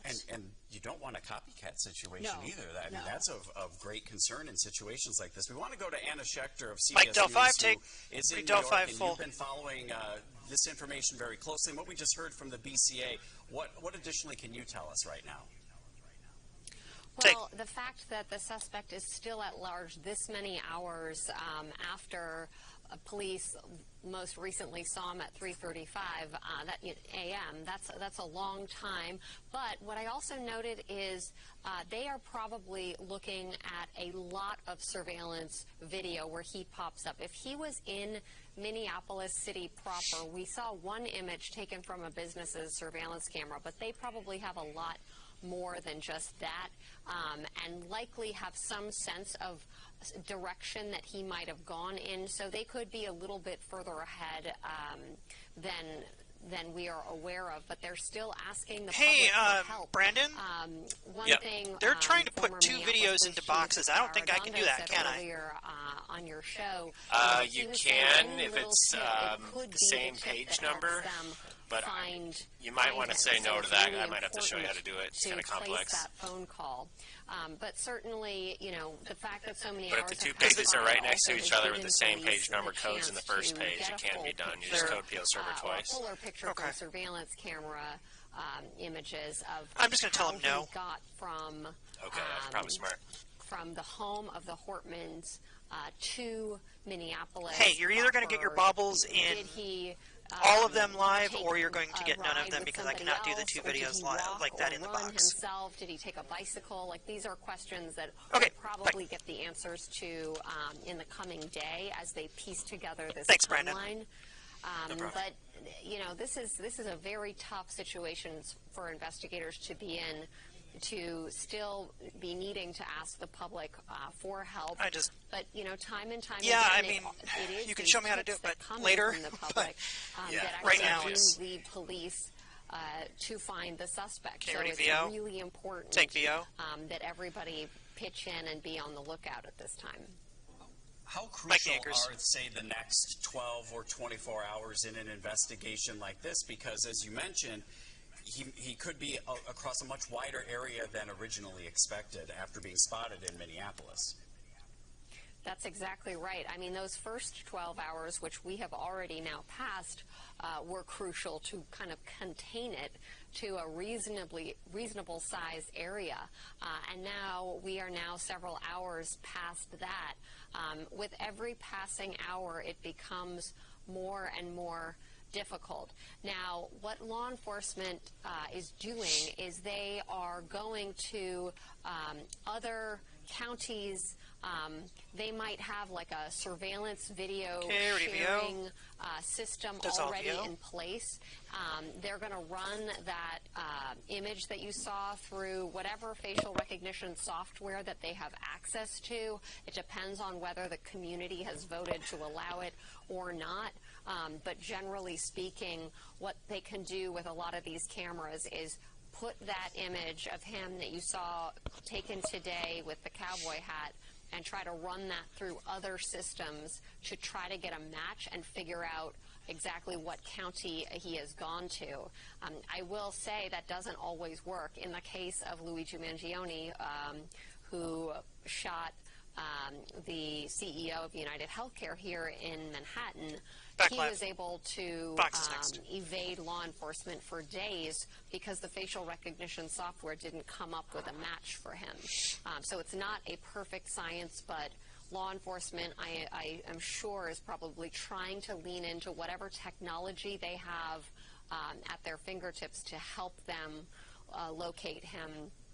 And remember, you know, you have surveillance footage at gas stations. You have surveillance cameras, you know, license plate reader cameras as well, if he is, in fact, in another vehicle. So all of that technology police are going to be using to help them find him right now. Anna, you mentioned the Luigi Mangione manhunt. It's something that you covered very closely.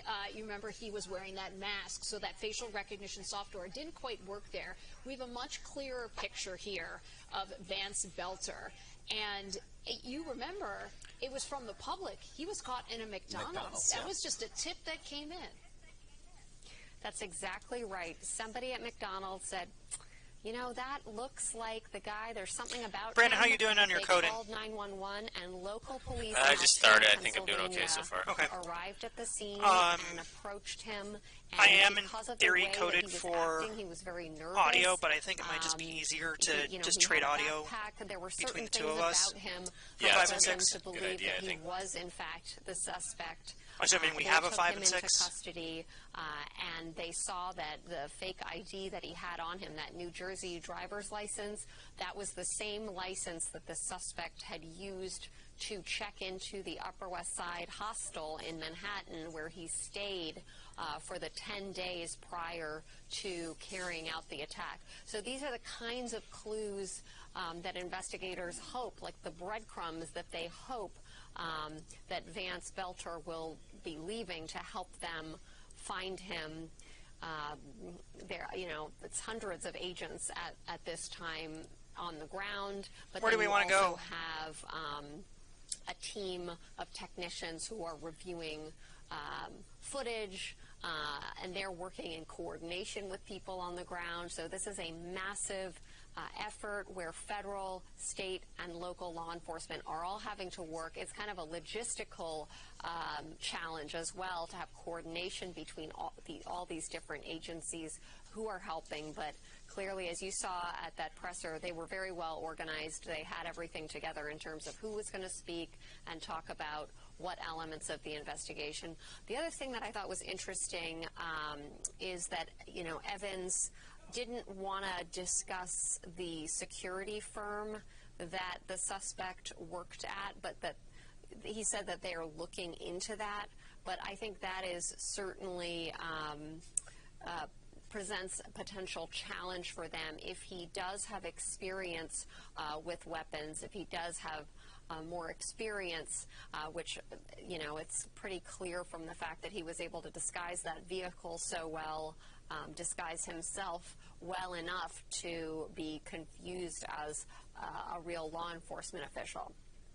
And Anna, also concerning that it would be easier for him to cover up any digital footprint that someone maybe that doesn't have a background in security wouldn't realize to cover. Suspect? That's right. That's right. And that's also of concern, particularly since it appears that he took some time to plan this out, to map out where the homes of these two lawmakers were. I'm curious to know if he had the addresses of other lawmakers or other people, including abortion rights advocates who were on that list that we can report might have been his other targets if he was planning to continue his attack and target others. So he was organized enough to have that list either written out or printed out. It does remain sort of a mystery why he had those seemingly handwritten pages in the vehicle where it was written out "No Kings" in reference to those protests that took place all across the country today. They didn't get into that at the press conference, but that sort of remains a mystery, actually. It's unclear exactly what his motive, and I really agree with what you were saying. We have to be really careful about assigning a specific motive. Sometimes these things are very complex. Click on him, and I think. It's not. It's not. Or hide. There should be like hide. We mentioned his non-video with the security firm there, and that might make it so that he is better able to evade authorities. But it's hard now with all this facial recognition software that you were talking about to be on the run. Much harder than it used to be. And I don't want to keep going back to the Mangione manhunt, but we had for 5 days there. It seemed like the weight of all law enforcement looking for this one person. That's right. And to your well, point, no, there should be it one was that's actually there. The media attention and the fact that the story became a national story. Everybody had seen this in the headline. Everyone had seen this on the news. And that is what actually helped a resident, a Good Samaritan who was there at the McDonald's decide to make that phone call to 911, because if that individual hadn't made that phone call, he might have been on the run for longer. Generally speaking, though, these things tend to come to an end. But the fact that we are now so late in the day on Saturday, that makes me think, I mean, this could actually run into tomorrow, possibly several more days. We'll see. We really don't know. A lot of unknowns at this time. Absolutely. All right. So we got Anna Schechter for us from CBS News in New York this morning following this one, and we'll check back in with you in just a bit. We do want to head now over to State Senator Zach Duckworth. He is a Republican, a good friend of Melissa Boardman, and a friend of Senator John Hoffman there. Mike to guess, Senator Del 10. Duckworth, thank you so much for being here on this very difficult day. How are you feeling? Well, you know, it's just a surreal, unbelievable moment and day for the state of Minnesota and for those of us that did Andrew need know something? These colleagues of ours and families and loved ones News who've been impacted by the tragic events of today. Senator, were you at the DFL event last night? Okay, hang on. I'm in the middle of the breaking news right now. Event? You know, I had seen some pictures posted of what's colleagues going on and folks here. there. It seemed like they were having a great time. Okay. And I'm sure celebrating the finally the end of our session this year and awards for folks. Okay, so just a 4-box it's then, heartbreaking that some of that joy and celebration was shattered this morning with the news. 5-box all bobble what can you tell us about Senator with Hoffman? I think anybody that knows John knows a man with a tremendous sense of humor and an enormous heart. That is John Hoffman. And I know that I and my colleagues on both sides of the aisle are praying for him. All video or that they have a speedy. If you have an editor cut it, you can do it. He is a guy that has been dedicated to serving Minnesotans and Americans. He served at the federal level in a presidential administration before too. And so we just hope and pray that he ends up okay and that we can welcome him back to the Capitol to keep doing the phenomenal work he's done over the course of his career. What kind of conversations have been happening behind the scenes between you and some of your colleagues just about this situation and not only mourning but then moving forward from this and making sure something like this does not happen again in Minnesota? No, your editor has to do everything. You need to give him the videos and the graphic. Making sure that people are okay, that we have been informed, that we knew what was going on. And no, he needs to put it into that template. I can only do one video in a box. And as we've learned more information, it's turned into really messages of, just trying to let our colleagues know that we're with them. We feel for them. We're here to support them. That there are no Republicans and Democrats today, only Minnesotans, and they're our neighbors, and we're here for them in any way that we can be.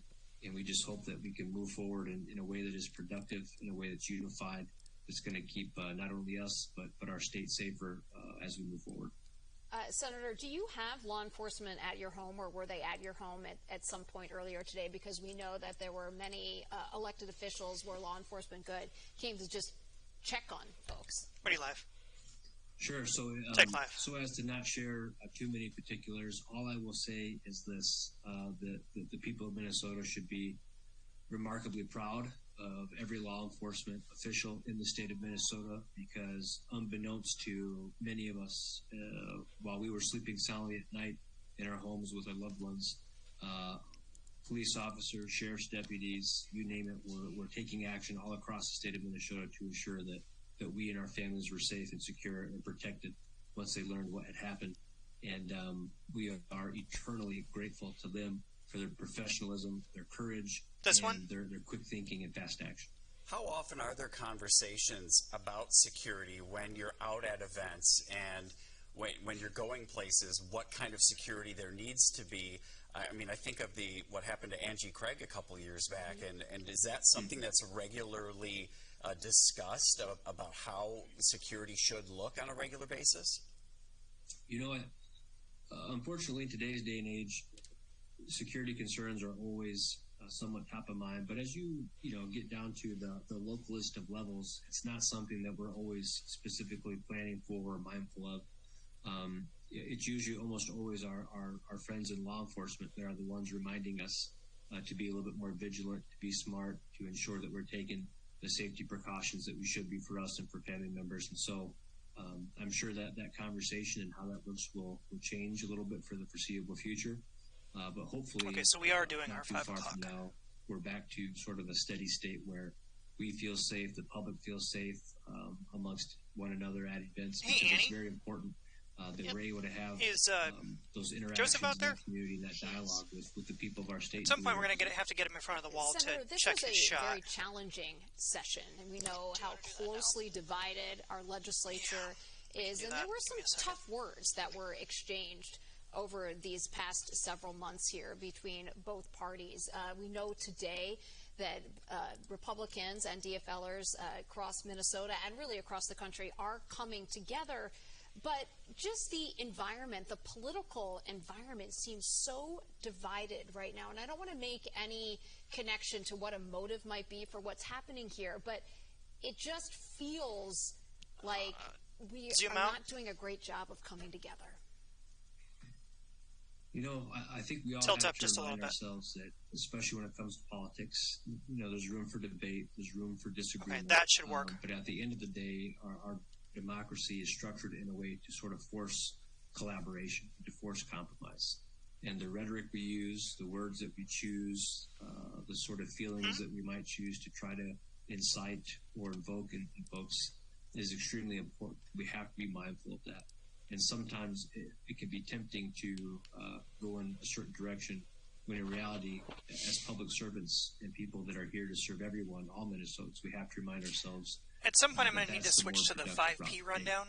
And sometimes resist the urge to vilify or choose rhetoric or language that's incendiary. And I say that of everyone. Not stay on, then start our 5 p.m. news. A duty to represent their constituents and the people according to the Slack channel. And dignified way, and that means disagreeing respectfully, professionally, and with civility, not with anger or malice whatsoever. Take. All right, there we go. Senator Zach Duckworth of Lakeville here. We appreciate your time. We appreciate you sharing your thoughts with us today. Thank you, Senator. Thank you. Take, Senator's clear. I mean, you can tell how emotional this day has been for all of those lawmakers. You specifically think of the families of those lawmakers and having to possibly talk to young children about this situation that you never thought you'd be having a conversation about. Right, and he also he wants to go straight in. Law enforcement. We asked some questions about security. So can't divulge some of those details, but he did say people should be comforted here in knowing that our law enforcement is on top of this here in terms of reminding them. Yes, in terms of responding to the initial calls, but also now this investigation, which has turned out to go far beyond just Champlin and Brooklyn Park there. I mean, we're talking about the last time that anyone saw this suspect here, this Vance Belter. They have video of him from Minneapolis this morning after the shootings happened there. Yeah, and obviously we've heard he may be trying to leave the area, but is there also some sort of plan to try to do something else before that or on the way before leaving? This is a look at the newest photograph that we received from the BCA just after 3 o'clock of Vance Belter that was taken this morning in Minneapolis from a surveillance camera. As Anna Schechter told us, there could be other images that are being used to really try to develop some sort of a timeline of where this suspect was going, where he might be headed, but we now know that it's a much wider area that law enforcement at both the local and federal level is going to have to be searching. Right. In fact, we know that lockdown in that area, that 3-mile radius around Representative Hortman's house, people have now been released. They're all being able to leave their homes. But we do have new information just into our newsroom. The medical examiner has now said that both Representative Hortman and her husband died of multiple gunshot wounds. So that word just coming in from the medical examiner there officially. And that speaks to just how dangerous this individual is, to not only just go up to a home, multiple shots, but then also exchange fire with officers. And remember, this all happened in the cover of darkness there. And this was a person who had a vehicle that looked like it was a police vehicle. Was dressed there. like an officer. Right. So you can only imagine the Alpha chaos that was going on Bravo. in those initial moments there. One of the things I want to go back to is what our CBS News reporter out of New York was talking about was this idea of facial recognition software. We have a name. We have a photo. In fact, we have several photos. And this day and age, you can now put those photos into a system where you can, depending on the city, depending on which cities allow it, but you can put the image up there, try and find a match, so it's easier to sort of track someone here in a manhunt that would have been, say 10 years ago. Things are different there. So so if he has left the area, there are many ways that people can try and continue to look for him. Yeah, and that surveillance sharing becomes very important. I'm assuming, in a situation like this, a municipality or a community that might not typically share because of the urgent need for this manhunt to end, for the imminent danger that he possesses, that surveillance sharing would be happening even in cases when maybe it typically does not. And the fact that he has that background in security says a lot about what he may do to obscure himself later on. Now, obviously, this picture this morning, they were able to get a pretty good look at him, even with the cowboy hat on, and identify this individual. But right now that a lot of work is being done, as you said, with that facial recognition software to try to develop a tighter timeline as to where he went after he left Minneapolis, if he in fact has. And the other thing I want to point out too is this is he had changed his clothes here, so we may not be looking for someone who's in a cowboy. Yeah, he could. Again, with the amount of planning that it seems he's done, he could have multiple outfits. He was carrying. We do know that he was carrying a black bag, which could have some sort of disguises or other clothing or items in it that would actually make it more difficult for law enforcement to track him down. Right. We did get an update from law enforcement right around 3:10. Okay, ready, sound in, Charlie. And that's when we heard from the head of the BCA, the head of the Department of Public Safety. But we also heard from the mayors of the two cities where these shootings happened. And one thing that the Brooklyn Park mayor I thought brought up was very important was this idea of not believing some of the information, the misinformation that you might be seeing online. He talked about this being an idea of instilling fear. Let's hear more from that Brooklyn Park mayor. Yeah, I want folks to make sure they listen to the facts from credible sources like law enforcement, but also to resist spreading misinformation. I don't have a runtime on this. Folks to listen to law enforcement in general when law enforcement. It looks like there's only a couple seconds left, so standing by. Looks like it's tight. Communities, in fact, the state, we're very much a family. The Hoffman and Hortman families are very much our family. And so our prayers continuously go out to them. And it's very much a time for us to come together as a community and as a family. Mike the Anchor is taking cue. Again, that's the mayor of Brooklyn Park there talking about how the community is like family, like the Hoffmans and the Hortmans, very strong parts of these communities, both of them having lived there for a very long time. And we heard that from several neighbors that our reporters spoke to, those folks that were on lockdown that were shocked to hear this news this morning, because for many of them, they had just seen the victims, days before, walking their dog or taking some other activity. We've heard that many times. Melissa Hortman was a big dog walker in that neighborhood, and that was how people sort of partially got to know her there. Again, I want to follow up on some of that news that we just shared with you, that both Representative Hortman and her husband died, according to the medical examiner, from multiple gunshot wounds. We understand that she died at the home, that her husband died at North Memorial Hospital, once again, from multiple gunshot wounds. Again, we have this tip line. The public is being asked to give any piece of information that you might have. The BCA is reaching out and saying, please tell us, 877-996-6222. You can also email bca.tips@state.mn.us. Yeah, Drew Evans of the BCA in that news conference, which was about an hour ago now, really saying that the key now is going to be the public's help because of the fact that he was then spotted well outside of the area that these events took place early this morning. We mentioned the cowboy hat, the fact that he was carrying a bag. Very important that he is considered armed and dangerous. He is not to be approached if you believe you see him anywhere, and to immediately call 911. And then also share that tip information because, as we have heard time and time again, that it could be the smallest thing that you may have noticed that could be key in tracking down this suspect. Right. We know that law enforcement is at other locations right now, that investigators are fanning out really across Minnesota to continue to work on finding Vance Belter, but also finding out any information that they can find about him. What might have led him to do something like this. They have searched residences in both North Minneapolis and Green Isle. We know Green Isle is the home. Okay, Ducks next. It's about an hour southwest here of the Twin Cities there. They do say, though, reminding all of us that it is premature to come up with any kind of motive here. This clearly is something that the investigators, both local and federal and state, will all be looking into, looking at paperwork, looking at digital devices, trying to figure out, what was happening in his life there. But again, just far too early. Again, they haven't even had a chance to talk with the suspect, much less to be able to learn much more about why he might have done this. We want to go to back to our Adam Duxter, who's in Blaine, where we've been getting these updates throughout the afternoon. What new information have you gathered? Yeah, Derek, I mean, nothing quite since that 3 o'clock press conference, right? But they're still reiterating to folks all the same things that you are, which is if you see... Okay, it'll be Jen Del 2 after this. Assume that he's armed, assume that he's dangerous, and call 911 or the tips line that the BCA has created just for this event and for this moment.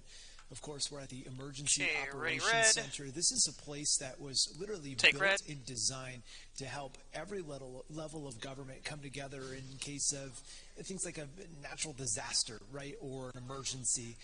But today it is serving as the hub for the folks trying to track down Vance Belter. We did learn in this press conference, though, that there is an off chance, and it's something that state investigators say they're still continuing to look into, that Vance Belter and Melissa Hortman might have known each other and had been in some of the same meetings at some points. Again, we did know, and we do know, that Belter was serving, appointed to a governor's task force, and we do know that, again, this is a guy that has been in a lot of different places based on his resume and kind of where he's been. So, again, they're saying right now the big thing is they fear he's gotten out of that area they've had blockaded essentially all day today, and that's why they are lifting that shelter in place for folks who live there. Again, that security camera photo snapped by a Minneapolis business, and the most they'll tell us about timing as far as state investigators is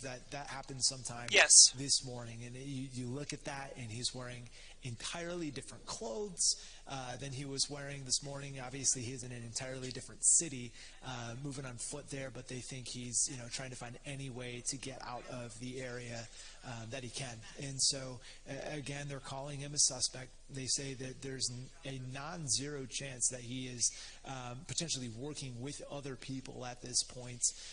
Annie, again, just so you know, for the 5 p.m., Amy Klobuchar will be on set. Really Reporter C, please. For folks, if you see him, call 911. Do not try and engage. This is a person they want you to know that is armed and dangerous, and if you see him, call 911 as soon as you can. And they've got an entirely dedicated tips line for this. I've not heard anything and they're about hoping that. If you see him, you'll call 911, you'll call them, because again, they do believe at this point he's trying to get out of the area entirely. And again, just so much we're learning about who Vance Belter is as this morning comes on, and this afternoon kind of blends into this evening now. But again, the biggest thing is just those photos they're sharing, the outfit that he's wearing, and the fact that he is armed and dangerous. Again, is just what folks are reiterating here as they've got their work cut out for them, but they say that they're doing anything they can to try and locate him and track him down at this point. And again, this is where it's happening. Derek and Heather is here in Blaine at the Emergency Operations Center, and again, this is the place where local, state, federal, they're all working together to try and track this man down, and they say they won't stop, obviously, until they've got him. And have there been any conversations about if there might be regular updates, say every 3 or 4 hours as we get into these evening hours, or any indication when we may hear from some of those officials again? Ready live. You know, Derek, it's one of the reporters in the room here said, you know, well, we have another. Okay, we're going to run straight into the last one, to which, you know, the state employee says, you know, the hope is we'll have one more briefing to tell you that we've got him in custody, right? So I really do think, unfortunately, it depends on what happens at this point. Again, obviously, if they do get him into custody, they'll tell us, so we can report that out to everyone that's watching. News Control. Nothing confirmed as far as, you know, on the hour, every half-hour updates. You've got a room full of people that are working as hard as they possibly can to sift through tips and calls and everything and footage, and I'm sure they've got boots on the ground and they are working. No break into the resource they have to find this person right now. So into the newscast, we're going to go straight into the newscast at 5. When we get one, and again, the folks of the state say they hope they have that good update to provide tonight. Yes, please. Which is that they've got him. But again, I mean, we were all in the room surprised and kind of looking at one another. And you hear, Annie, hang on a second. I haven't switched rundowns yet. Minneapolis, because everyone in the room knows how much and how much resources have gone into trying to find him in this neighborhood. And now the next photo you're seeing is, you know, a couple of cities over. And he's wearing entirely new clothes. So again, hopefully we have an update here as soon as we can. Adam Fetzer boxes take. Emergency Operations Center. When we go to the next live, I'll switch. I want to go out to Jennifer Mayerly. Ready to she take. has been at the Ready state capitol for us all throughout the afternoon. That is where the No Kings Day protest went on, despite the Department of Public Safety asking people not to go there for safety reasons. Jenna looks a little quieter now than last time we spoke with you. Yes, we stepped a little bit away from the state capitol as people have mainly left the area. But I can tell you, thousands of people were here. I would say it was hundreds when we first arrived before noon today, and it swelled into the thousands of people outside the steps of the state capitol, filling the entire green, people marching from St. Paul College, which was what was originally planned, all the way to the state capitol, joining those that were there at the capitol steps, waiting for them to give speeches, impassioned speeches, I should say. You know, people were asked to stay away, and we talked to folks about that. Okay, guys, we have moved into the 5 p.m. rundown. 5 p.m. rundown. To be here today, that they didn't want fear to lead. They didn't want fear to win. We have moved into so the many 5 people p.m. are showing rundown. so 5 many p.m. emotions rundown. over, you know, the tragic early morning events with our lawmakers who were targeted. You know, one shot and killed along with her husband, another shot along with his wife. And boxes are next. We had tears from people, you know, talking about how they can't believe that this is our country right now, that something like this could happen. But then saying in the same breath almost that they were, you know, hopeful with the amount of people that they were seeing here, that they felt like sometimes I'm floating that first black line, just right now, and then to see the amount of people that showed up at the Capitol, despite the warning to stay home because of I floated the first black line of the of this manhunt going on, being underway 5 p.m. so that we can roll right into it. That they felt hopeful that they were surrounded by others who wanted to speak up for democracy, for our country, and against what they see currently happening in this country. Sports chair, C-Mike. You know, a range of emotions, a range of people. Atlanta, this is Minneapolis. You know, babies at the rally and march, all the way up to older people. Hey, just to let you know, we're staying on this until we get to our 5 p.m. news, in which case we'll go into our newscast and start running breaks as normal. So passionate about being here But again, a lot of the focus, one of the first speakers was You're about welcome. the lives lost today and the people who dedicated their lives to service inside the state capitol, right inside those very walls where people were sitting outside of.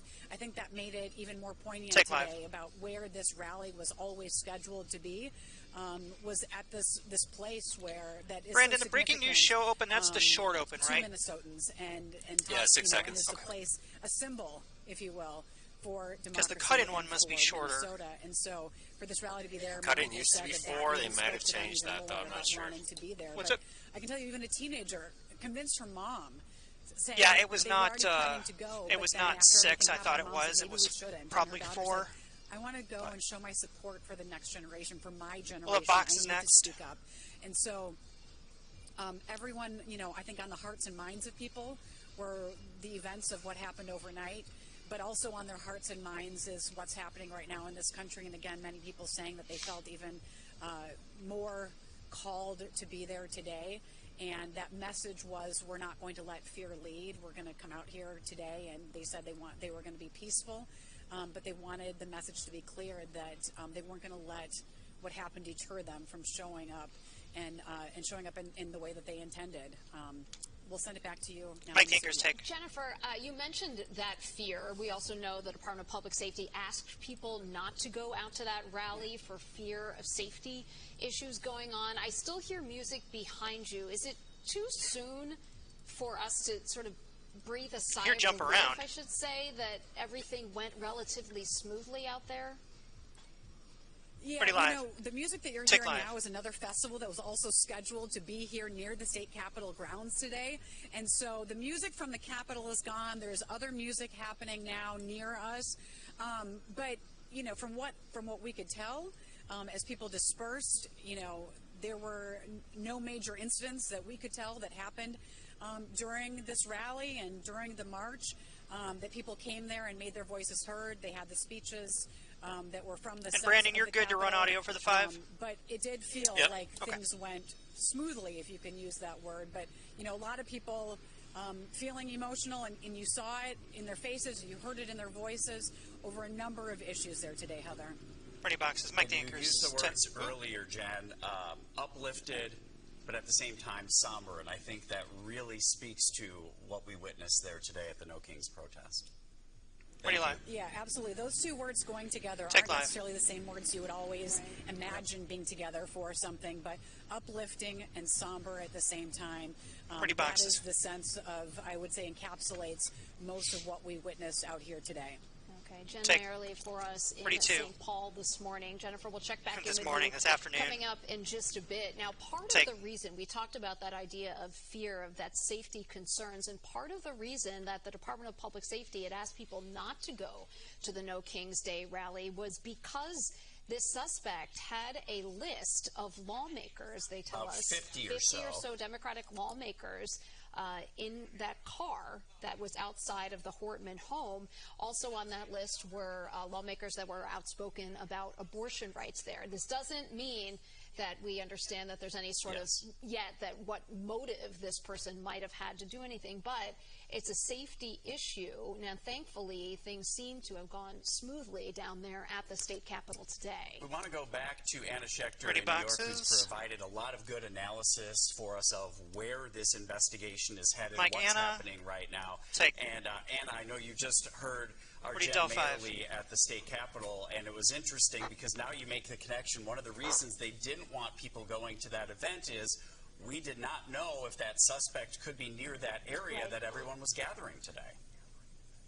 That's right, and that would create a really tricky situation for public safety officials, law enforcement, trying to keep all of those people safe. Yeah, if you can do it quickly. If there's a crowd of people, of course, that increases risk to human life. If they were concerned that the suspect might open fire into a crowd, that sort of thing, that's the sort of thing that they're going to be on alert for. They want to make sure that the public is protected. So at that point, given the fact that they had been able to track his movements to some extent, into the Twin Cities area, that would have been a major concern. Now, luckily, it appears that there were no incidents there, no public safety issues there at that location. But certainly law enforcement would have been extremely worried, and that's why they were telling people to steer clear of that area. It's interesting you noted that the shelter-in-place order for that immediate I think 3-mile radius around the 2 homes of the victims. Z18, that has ended, so people there can kind of start to move around. Police are confident that he is no longer in that area. We see that one image of him wearing a cowboy hat. You can be sure that there are more images of him. And in fact, I want to note that the FBI, I don't know if you have the FBI Most Wanted poster. Not yet. They actually include an image of the suspect. It appears to be at the home of one of the victims, a ring cam image where he is wearing that black vest and what appears to be a mask. Here on your screen, you're seeing pictures. The one of him wearing the cowboy hat, that's from a little bit later in the day, so he had already changed.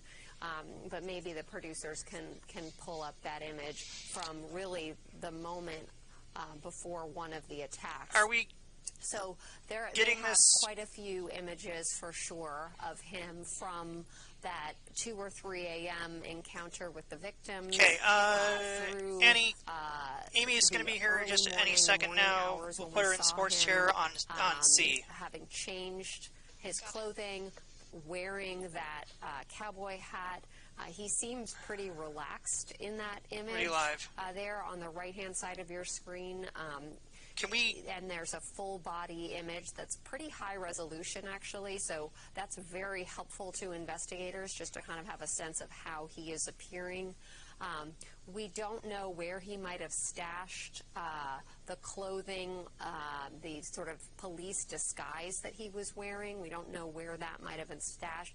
Police might have already located that. Here, this is that image from a Minneapolis business surveillance camera or security camera. Pretty Just called a couple times for this one that's in Slack right now, but sneakers, jacket, and that cowboy hat, which is distinctive. He probably is wearing that because it's so different from how he appeared at the lawmakers' homes, which was wearing a long-sleeved blue shirt with a black vest on top. He had a flashlight, and he was also wearing a full face and head mask to make him appear to have a shaved head. And I sent that around to one of our listservs, and we'll try to get that for you. But you definitely see that police have gathered images of him looking very different from around 3 a.m. this morning to later in daylight, that photo that you see up on your screen. Let's think about how law enforcement is going to have to interact with their partners around the state of Minnesota, and what about neighboring states, as the hours wear on. There is a lot of sharing going on when you have a manhunt like this where there's a clear danger. Someone is assumed to be dangerous. Certainly neighboring states are going to want to help out. They are already on alert. They're, looking, and they're going to be ready to jump if a tip comes in from a member of the public.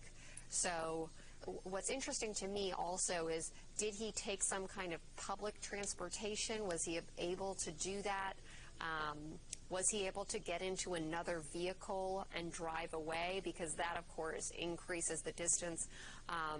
If law enforcement becomes aware of a license plate on a vehicle that he might have gotten into and gained control of, license plate readers can be very helpful. Those are generally positioned at intersections, getting on and off freeways and that sort of thing. So, of course, law enforcement agencies in neighboring counties, and that has probably now widened out to the entire state of Minnesota and neighboring states, all on alert for this individual. And Anna, we just heard from the FBI that they have now put out a $50,000 reward. You mentioned the license plates readers. Okay, ready, you mentioned earlier when we talked to you last about the facial recognition cameras. This is what you were talking about, Anna, and we now have the full screen here of that photo with the, looks like he has a shaved head, but apparently they're telling us. That's the first time we're seeing this image. Yes, they were telling us that that is a mask, but this reward, Anna, makes me think that they really need the public's help, and they think this might be, because of the public, the information that someone gives. $50,000, that's a lot for a reward. That's going to tip them off to where he might have gone. Absolutely. In fact, a lot of times these rewards offered start at around $10,000, so $50,000 just shows you how concerned they are about the public safety. And how they do believe that the public helping is going to help them identify where he is. They need the public help. That is an important part of this investigation. They're playing a game of like catch up, like cat and mouse. So they have surveillance footage up to a certain point, and then they might have lost him. And then now they're searching to gain access to security cameras, you know, from the point that they lost him. Did he go, you know, north, south, east, or west? That's the kind of work that is being done. And it's hard. It takes time. It takes a lot of eyeballs to go through. And now it's going to be hours of surveillance video. Hopefully a facial recognition software, some kind of technology like that can pull up a match. But if not, that just means that, you know, they're still a few steps behind, which is why help from members of the public is so crucial in this case. We're talking with Anna Schechter, and Anna, that could be so key. A small tip could really lead investigators to be able to really nail down at least a better timeline, and as you said, what direction he was last headed at what time, which again allows resources to be spread out in a better use. Take red. That's exactly right. That's exactly right. There you see that that FBI poster, which of course FBI, that's federal, so that is going out, that is being distributed to law enforcement all over the region. Amy Klobuchar is here, mic'd up, really all over ready to the go. Country, so that you can put her on set, yes. At various local, state, and federal Gary, give me one on a sports close-up, and then we'll on the lookout we'll for pull him. out on and you camera see there's 2 like to a that gradation. 3 shot. I mean, in the photo on the left with the blue background, that appears to be like a little bit of an older photo. I think that photo on the right with the cowboy hat, when you really zoom in on his face, that gives a pretty good picture. You know, it's just striking to see the image of him at the doorbell camera image. You know, that where he's wearing, it's almost like the kind of mask that you would wear on Halloween, appearing with a shaved head. But you see that flashlight. I mean, that to me, in the middle of the night when it's dark out, that absolutely Apparently she's only got about 5 minutes. She can be with us right now. Look like somebody, a member of the law enforcement community. Amy apparently only has about 5 minutes. She can be with us right now. Trying to help you. It's chilling to see that image because it likely was taken right before he shot one of the 2 lawmakers and their spouses. One of them, of course, who tragically lost her life, and her husband who lost his life. It's just Can you tighten up just a little bit there on 2 so we don't see Amy right away? Ready boxes. Mike the anchors. All right. Anna Schechter reporting for us from CBS News in New York. Anna, you've been invaluable for us in giving us more detail. She's ready to go. They're trying to find this person here. This stand by to pull out. Understand how now the focus really becomes on the public's help and how really tips are going to be what leads to eventually taking this suspect into custody. Right. We do now have a guest here with us. And pull out Mike Amy. Joining us, Senator Klobuchar. First, I just want to send my condolences to you. You and Representative Portman, quite close, came up together, started at the same time. Right. Yeah. She You know, I always think of her way back. We're knocking every single house in her district. She practically was friends with everyone. She had little kids at the time. We had our daughter, and there weren't many women in politics in leadership back then, much less women with kids. And Melissa somehow balanced it all, being a Girl Scout leader, a Sunday school teacher, raising these kids, and then moving up in the legislature to become Speaker of the House, the highest position, so beloved by her colleagues on both sides of the aisle. The fact that they worked that budget out this year, and then all the work she did on school lunch and so many other achievements, all while keeping grounded in who she was and loving her family and dog. And I mean, it's just absolutely devastating. We saw her last night. There was a dinner, and they were there, and she and Senator Hoffman now, who's, you know, somehow made it through this. I got it, Z22. And, our hope is that he and Yvette will make it through as well. Ready, Red? Take Red. When you think about something, we've had this conversation before, some of the rhetoric that's out there and how difficult it is to know when a threat comes through, because we don't hear those stories of any time a lawmaker receives some sort of threat. No. And sometimes it's thought to be a hollow threat. And in this case, it obviously was not. And that has to be difficult on all of you. Sure. So lawmakers get threats all the time, and you actually don't make publicity out of it because we think then you get copycats, and so you don't say it. But there have been thousands and thousands of threats against members of Congress alone, not to mention state legislators, judges. You think of the man on the street in front of Justice Kavanaugh's house a few years back, and it's just been on the rise. And I know this because I formerly chaired the Rules Committee of the Senate, worked with the police chief all the time. We actually added more ability for members of Congress to get security on their homes and the like, but it's still the case that there isn't enough security. Now, we've beefed it up. They've called from Washington, Leader Thune, the Republican leader, as well as Senator Schumer, the Democratic leader, called me. I mean, they are beefing up the security on the members here, as well as the state is doing it as well. Take two. It's a significant day. We had the No King's Day protest. We have the military parade in Washington, D.C.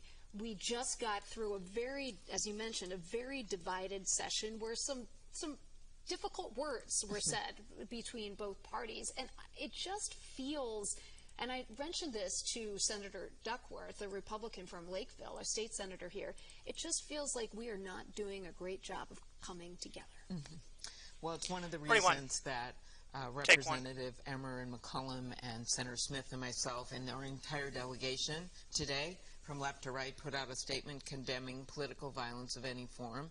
We need to bring the temperature down here, and there's going to be plenty of moments to call that out.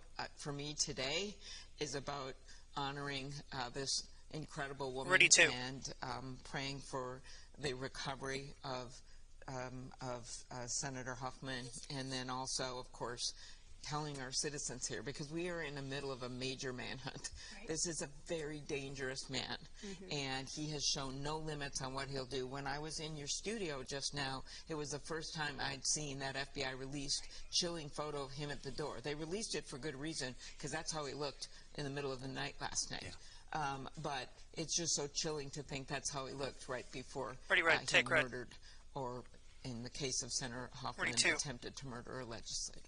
Unfortunately, it feels like in so many ways people are being dehumanized. And it's not just in this case, but I feel like in so many ways it's you pick your side and you don't see the other side as the human beings, as the spouses, as the parents, as the community members that they are.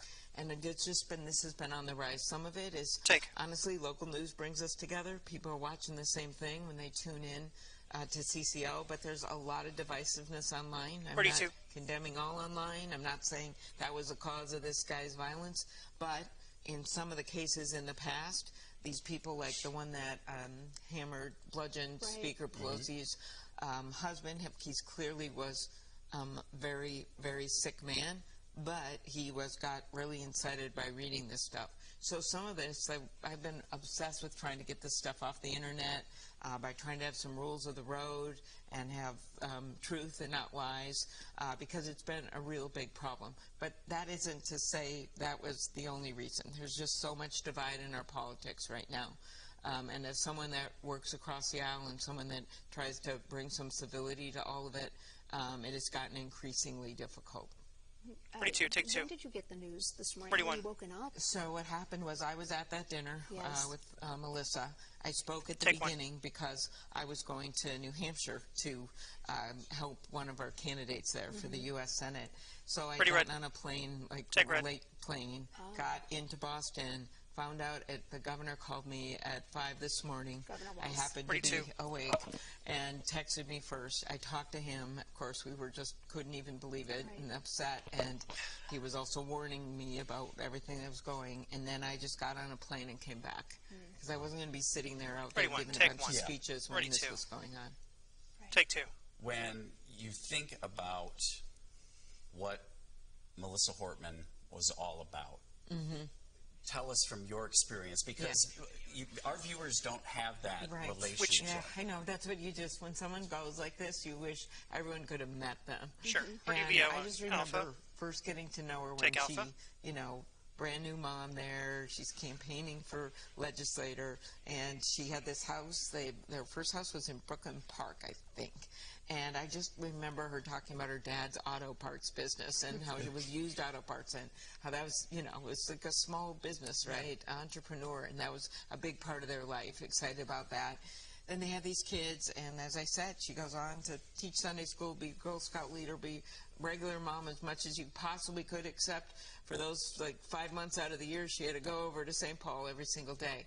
And the fact that she was able to rise up in the middle of doing all that is really a tribute to her, and the fact that people really liked her.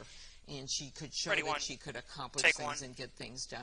And to compromise. Take two. And then she also had this point where I remember, like, when there was this card game going on, the guys used to play in the back room, and she called it out publicly. She said, "You guys need to come back. I know you're playing cards there." Or there was a mute button the speaker could use and mute out so that they could just stop someone from talking on the House floor. She's like, "I'm getting rid of that," in her third day as speaker, because she just said, "I've got the gavel. I can handle it if they're out of hand." So she was someone who took charge in a very kind way, with humor, and I always just loved to get advice from her, talk to her when I'd say, "What's happening with this at the state legislature? Can we get this done?" She would just answer you straight. Like, she wouldn't just, you know, be afraid to tell you what was what. A lot of people we've talked with today that know Melissa Hortman and her husband, it seems like they're in a bit of shock. Yes. And I suspect you are as well. But I know you've been talking to many of your fellow legislators, and I wonder about this idea of fear. Are you afraid? Look, there have been moments I've been afraid. Right now, honestly, there's more law enforcement, all this stuff. In your jobs, you got to be honest. You get these threats. You have people who don't seem to like you very much. And there's just more and more threats in different ways. They can be at people's homes, they can be in their offices, and we've seen just big increases to that, and you never really talk about it because I promise you it makes it worse if you start giving all these details about it. So that has been hard, and it also makes it harder to do your job. You know, you want to be able to say, "I'm going to be on the corner of this shopping mall a week before so everyone can come and hear you." But every bit of advice you're given is don't do that. Just kind of show up. And that makes it so you feel like you're not really there for your constituents like you should. But that has been a complete change over when I first started in politics, where you would be much more overt about where you were and where you were available. Now, in this case, again, I just don't want to make, whether it's what motivated this madman or whether it is, you know, what happened here with the facts about how he got to where he was. I don't know what they were. I just know that Melissa and John, one still hanging in there, the other one we've lost, were two legislators that made themselves available. And that's the truth at the state, city levels. I mean, they're there all the time, right? They don't have big security gates, especially people of reasonable means themselves. And so, Ring camera is a Ring camera, but this guy was so manipulative and so evil that he manipulated them into opening the door. And we've heard that lawmakers here in the state have had really good support from law enforcement when it comes to any of those concerns that have come up over recent years. Exactly. They've been just stellar. In this case, the fact that I've talked to some of the other senators from other states from both parties who called me today, and they just couldn't believe that, they find out about this horrid crime scene, but they decide on their own, well, we better go check out the Hortman house. So they drive over there. Hey, you need to fill out the A43 right box. It sounds like he'd already killed her and her husband, or at least they were shot severely. And then they at least are able to identify who he is. And while they still haven't tracked him down, it helps a lot to know who he is. And there will be tips, and this will be solved. But without them having the presence of mind to go over there, they would have probably killed other leaders as well. I thought it was interesting that the statement that you all put out from the entire congressional congregation came in. Did you talk with Representative Emmer? I mean, what was the impetus behind this? Yeah, so this morning I talked to Representative Emmer very early in the morning. Despite our political differences, we've been friends for a long time. So we talked through this. I also talked to Representative McCollum, the dean of our congressional delegation, and then of course Senator Smith and the governor first thing this morning before 8 a.m. And this idea was hatched with our delegation, and so we put this out. But it was every single member. I'm trying. Well, Senator Klobuchar, we appreciate you taking the time. I'm going to push into the 2 shots. You as well, and we do appreciate you joining us. It is about these families of the Hoffmans and the Hortmans, and of course it's about our citizens right now. It's just follow what law enforcement says. Probably going to change every few hours what they say. Stay tuned, watch CCO and the other stations, and figure out what's going on so you have credible news sources about what to do. Right, and you're right. It is about the citizen, but it also is about the people like you, the people who were friends with her, and there were that's what's so personal. Many of them. It's so personal because she was just the most dear person. And we've heard that over and over. From people today on both sides of the aisle. We heard it from her neighbors, too. I mean, I think and I keep mentioning this because I think it's so relatable. She was always out walking her dog. Yeah, exactly. So. She'd call on the phone walking her dog. She loved her dog. Senator Klobuchar, thank you for being here. Thank you. Push in. You can clip her. All right, we continue to bring you this live coverage as the manhunt continues right now for 57-year-old Vance Belter after these politically motivated, as it's been dubbed, attacks that happened early this morning, one shortly after 2 a.m. and then another at 3:30 this morning. And now we know that there is a $50,000 reward from the FBI for the location of this suspect. Right, that news just coming out before we interviewed Senator Klobuchar here. Also, a new poster out here, and one of the pictures is new to us as well. This was a picture that was taken from a Ring camera of one of the homes that Belter was at this morning. So this, you can see, from what we understand, that's a mask. That's a mask, on and you his head. You can really only tell it appears around that left eye. Right. And the other thing I think it's important here to know, we mentioned that he has a flashlight there. So you can imagine that someone who came to the door just sees that bright light in their face. Again, this was at 2, 3 o'clock in the morning, but also that tactical gear over there. Most people would automatically assume that this was some sort of law enforcement. With an official vehicle with lights. Right. Showing up at your home, and again, you're awoken from a sleep, you're groggy, and you expect, this is an officer at the door with something very important to share. And what we now know is that law enforcement believes he has left that area, left the area of Brooklyn Park. As you know, that they did have that radius right around the Hortman home asking people to shelter in place. That has since been lifted because we now know that he was spotted in Minneapolis later on that morning wearing a completely different outfit there.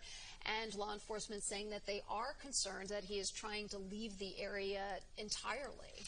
And he does have, and they didn't want to get into this, the BCA, and understandably so, but our Adam Duxter asked about the fact that he has experience in security, which means he has a very good understanding 32's coded. planning and also how to work around some of the things that normally would lead to someone getting caught, including, you know, your digital profile. You think about the fact that it's very easy to track someone with their phone. Heather? He likely knows to take the SIM card out or anything identifying, but that's why tips are going to be so key, and that's why when we heard from the BCA, they said really in order to be able to figure out where he's headed, the timeline, where he might be headed next, we really need tips from the public. This is a live look right now of a home in North Minneapolis here. This is one of the homes that the BCA did confirm to us that is in relation to this investigation. These homes here, also Belter's home in Green Isle.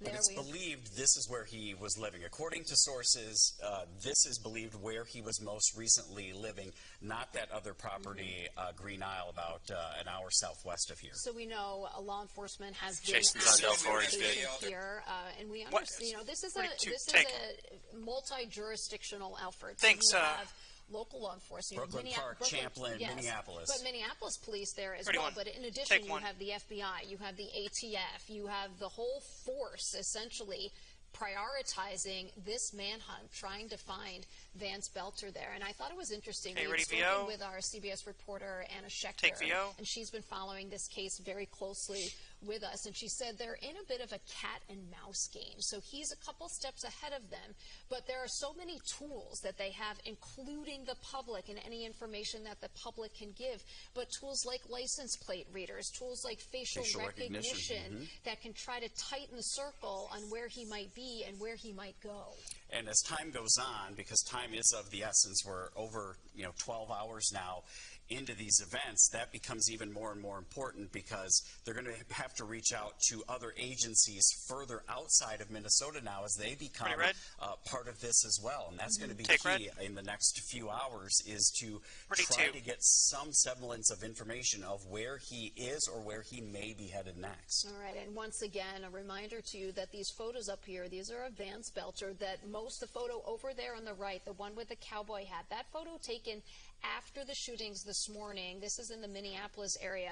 The photo just next to it, though, this was a photo taken. He's at the door of one of the victims' house. We're not sure if it's Champlin or if it's Brooklyn Park, but what is on his head is actually a mask right there, so trying to hide his identity. Our Adam Duxter has been at the Emergency Operations Center in Blaine. He's just telling us right now that there are no other planned media press conferences for later on today, but of course we will stay on top of it. That could change at any moment. That's right, and he mentioned the huge coordinated effort there to not only sift through the information they already have, but then also all those tips that are coming in to try to lead to this apprehension here this afternoon. You mentioned, the digital aspect of this, the surveillance sharing, the facial recognition software, and then those tips where if someone can say, I think I saw him in this location at this time, could be key. Let's go back to Anna Schechter. She is in New York once again. Mike, Anna, we did finally get that picture right outside of the Ring camera, outside of one of the victims' homes there. Can you tell us a little bit more about what you know and what you see in that photo? Sure, absolutely. Well, we believe that was taken outside State Senator Hoffman's home, that is from his Ring camera, according to our CBS News confirmed team. So that would have been, that image would be from right before that door was opened. So it's very chilling. So that was likely taken around 2 a.m. In the middle of the night before the door was opened. We know, of course, from investigators that he opened fire, shooting State Senator Hoffman and his wife, Yvette. Now, my understanding is that law enforcement was called to that home, so either the Hoffmans or a neighbor heard gunshots, gunfire, and called 911. So police went to that home and were able to interact with the Hoffmans enough or with a neighbor enough to have some sense that he might be targeting local lawmakers. And then about 5 miles away, I believe it's 9 miles away, they actually proactively went to to the home of Melissa Hortman and her husband, and at that point, they happened upon him. He was already at her home, and they exchanged gunfire, and he was able to flee. So that's a little bit of a background about exactly when that photo was taken and some of the things going on in the background, how law enforcement came to that home. The fact that they were there, they could probably pull that Ring camera imagery immediately and turn that around to get that out to the public. And we don't know yet if another Ring cam image was captured at the home of Melissa Hortman. But that photo is helpful because if anyone in the very early hours before he changed clothing and before he took off that mask, if anyone saw him, there could be some clue there. But now we have later images that are more helpful and more important to investigators, where you see him wearing the cowboy hat with his mask off. Where that Ring camera photo really also comes into play is you can bet that prosecutors are going to likely include an image like that as they're laying out their facts, and they lay out a timeline of his actions if in fact he is apprehended. We're rolling right into the show. Charged with Melissa Hortman and her husband's murder and attempted murder of John Hoffman and his wife.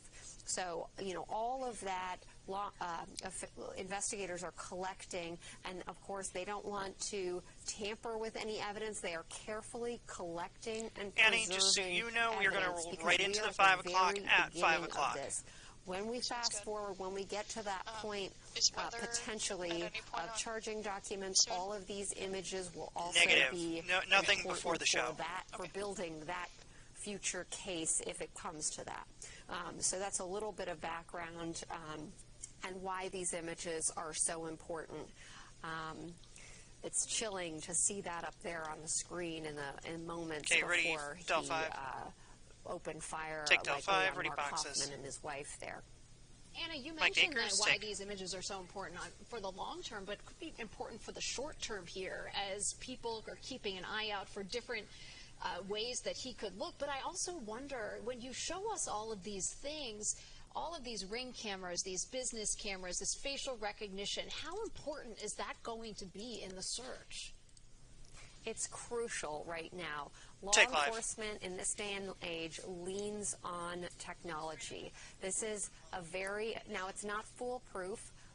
Like we discussed earlier in the case of Luigi Mangione, the fact that they put those images out, though, did help. Now, the facial recognition software didn't come up with a positive ID of a specific name, for example. We saw that one image of Luigi Mangione from the hostel where he had pulled his mask down.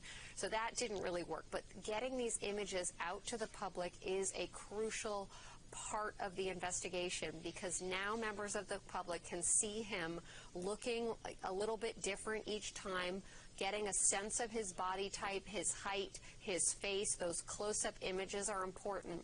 What law enforcement wants is they are leaning on news organizations like us to get these images out to the public. This is a very important step, particularly since they are several steps behind him. So they are, at this time, they're not sure. They probably haven't even been able to geofence a specific location at this time. Or we probably would have heard about it by now. So they're really leaning on the public. If members of the public see this individual, immediately call 911. Anna, all evidence points to this being carefully planned. How quickly can investigators, whether it's computers at one of these two homes, maybe he had some sort of plan or was doing some sort of searches about how he would escape, how quickly can they comb through that sort of evidence?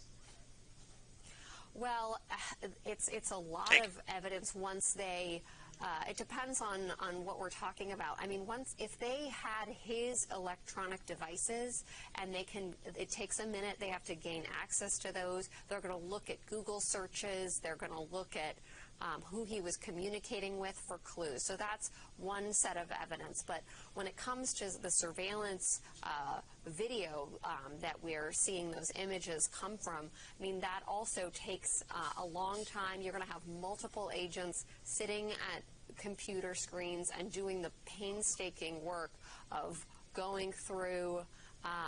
They might go to businesses and ask them, hey, can we take we believe we saw an image across the street. Can we see if we can detect which direction he went from your camera? And so you need boots on the ground to literally go and physically obtain the video, then upload it into a system so that you can view it. It's very painstaking work, but it's very important work that's being done right now. That's underway.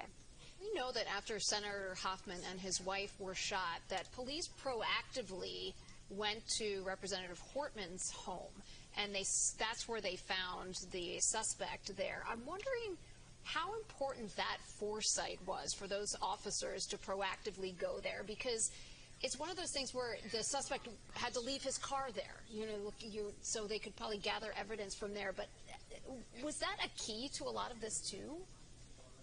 Okay, ready live. Well, and how did they know to go there? Were they able to speak with Hoffman or a neighbor or something like that to know to go there?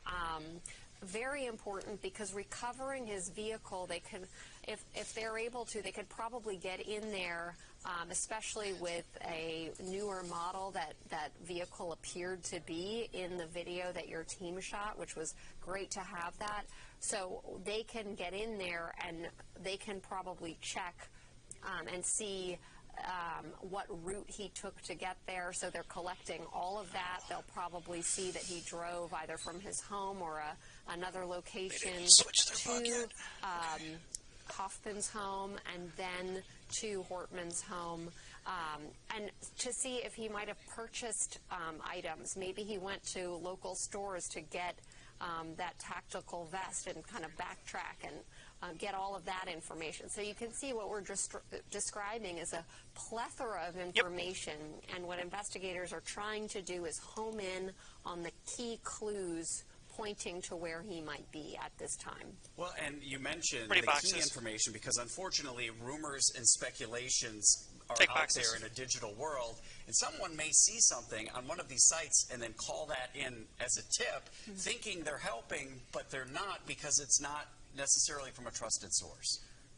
That is a great point, and federal, state, and local investigators are likely being bombarded with hundreds of tips, possibly thousands of tips, and they need to run everyone down, because what if that one tip is the one that leads them to him? That's why they need this massive manpower, and that's why it's important to have the FBI involved here, because that just increases resources. They need resources. They need trained bodies, and it's actually coming at a critical time.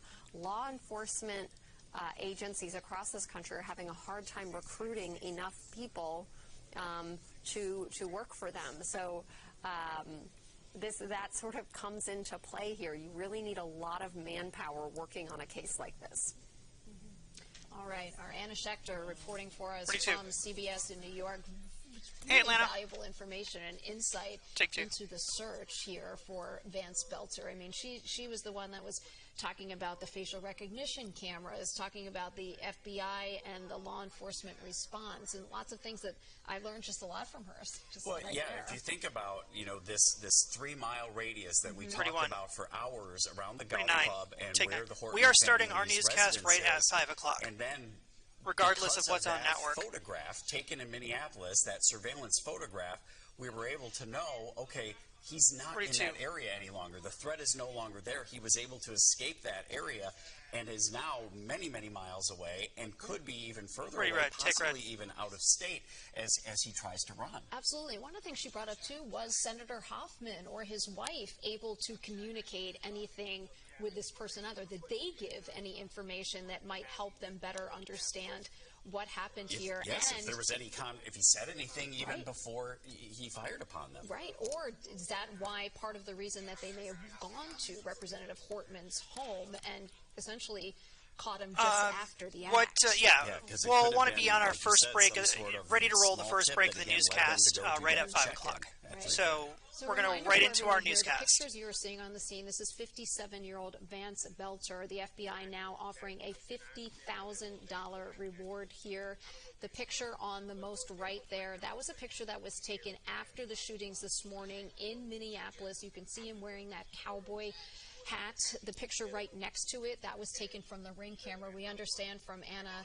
Yes, we are not going to go back to the network. Ring camera of Senator Hoffman's house right around 2 o'clock in the morning, and what she tells us is actually a mask over his head there. You can see the flashlight, you can see the tactical gear that he is wearing in that spot. And he's also carrying a bag, so we don't know what, how many weapons or what other items he may have with him as he attempts to escape.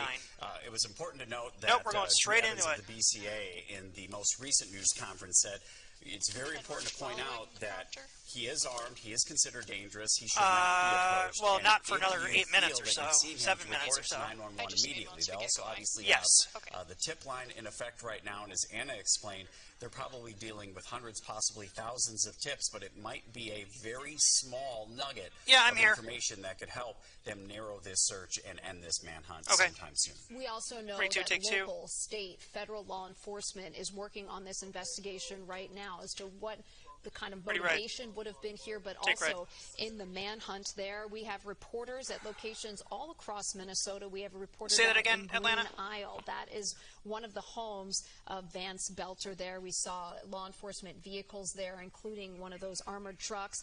Also, another place we understand he had been recently staying in Minneapolis there, and you see lots of law enforcement in that spot. We have, again, reporters here. We're going to go to them in our 5 o'clock newscast coming up in just a couple of minutes. We mentioned the need for tips, and that's really the most urgent need right now. There's the information on the tip line. Okay, so you're going to count us into our 5 o'clock. 996-6222, or you can email bca.tips@state.mn.us, and a $50,000 reward for the FBI.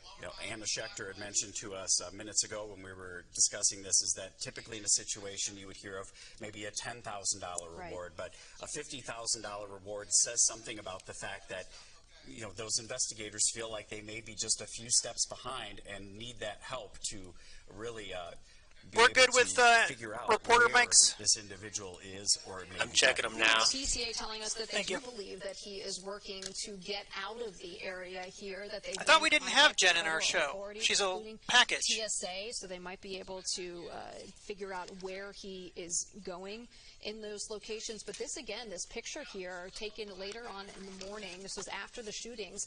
Wearing the cowboy hat. This was taken from a business in Minneapolis. So it's another reminder of how important these cameras are to be able to not only give you the information so you can see the different ways of what he might look like, but to be able to show facial recognition. You can put his face in many computer programs across the country, depending on the city and the municipality where you are. A lot of these places have facial recognition, so they are able. Copy that. 5 o'clock will be on sort of LSA. Close that loop in as they go. And this is some video from earlier today. You can see the officers going door to door to check in with folks. Yeah, in Brooklyn Park in that 3-mile area, and you can see the large caravan of vehicles going down these neighborhood streets as they were checking. Ready to be on Bravo? Just on Bravo.